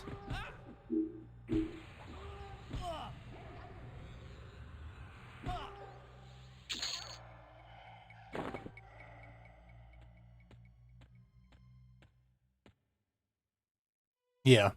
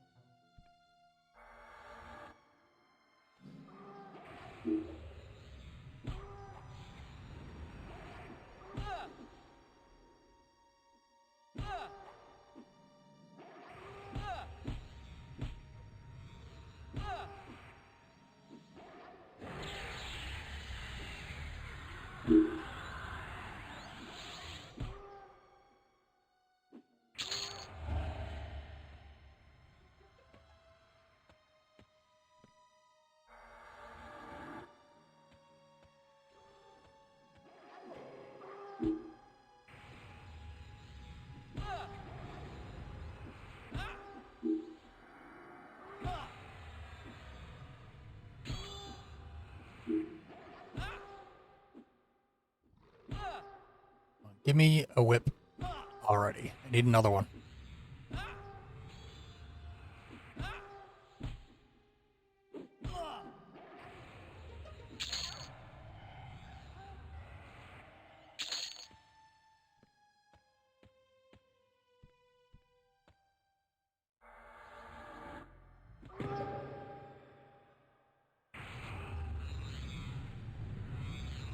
Oh yes, this is like the Knoll porn channel where all you're seeing is Knoll bulge is a gnome.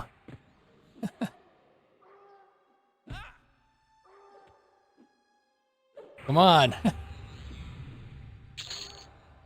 Good stuff.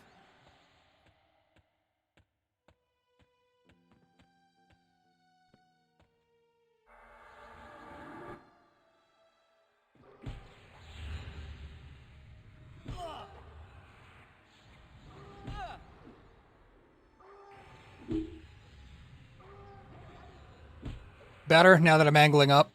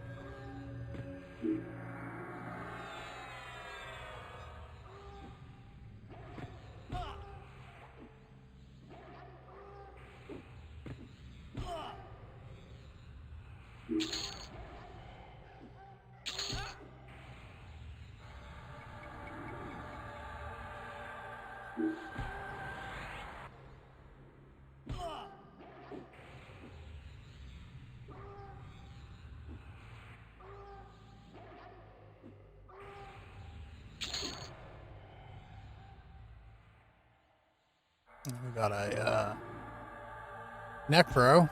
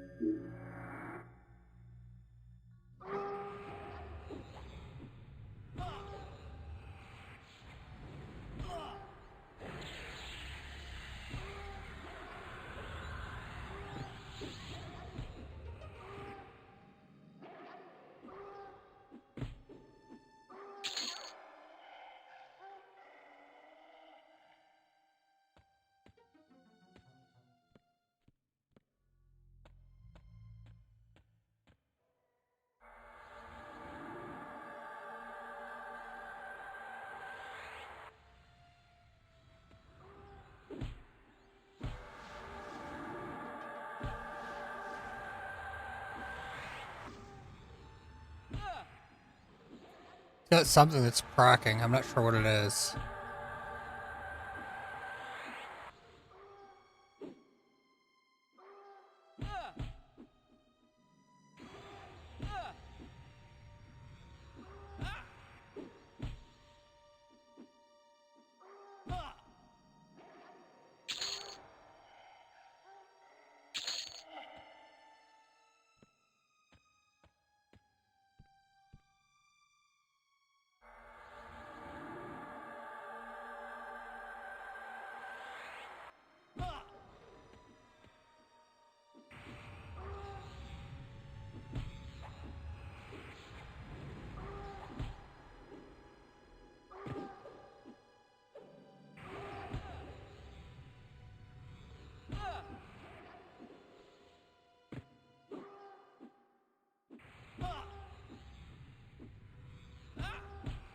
It got quiet in here.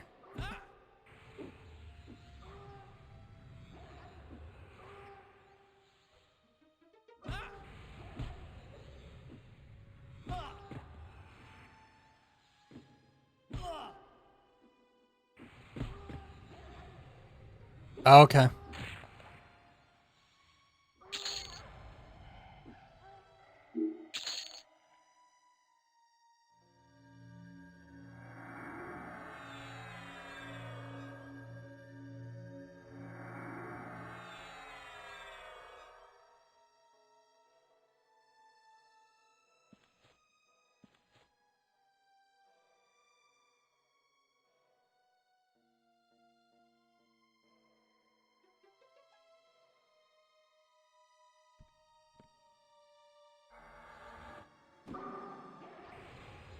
I'm really surprised at how few whips I'm seeing now when I got so many early on.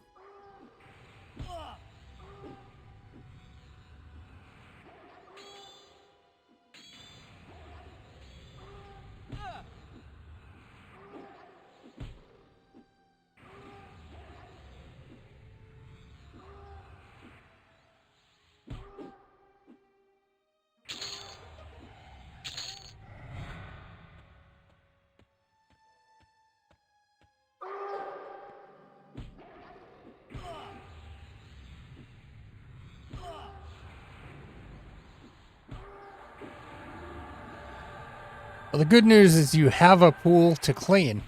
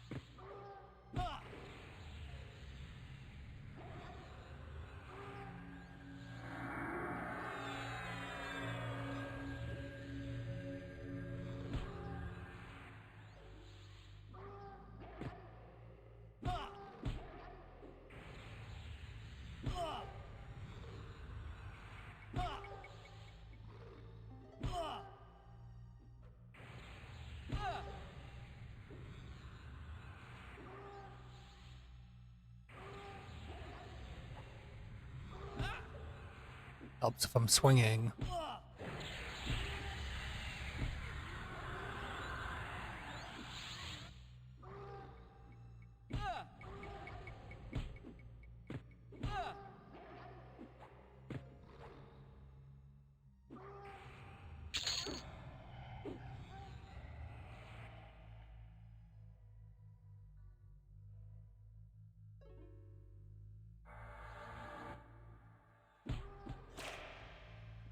They're getting fortunate where they're in their inventory, so they can use them.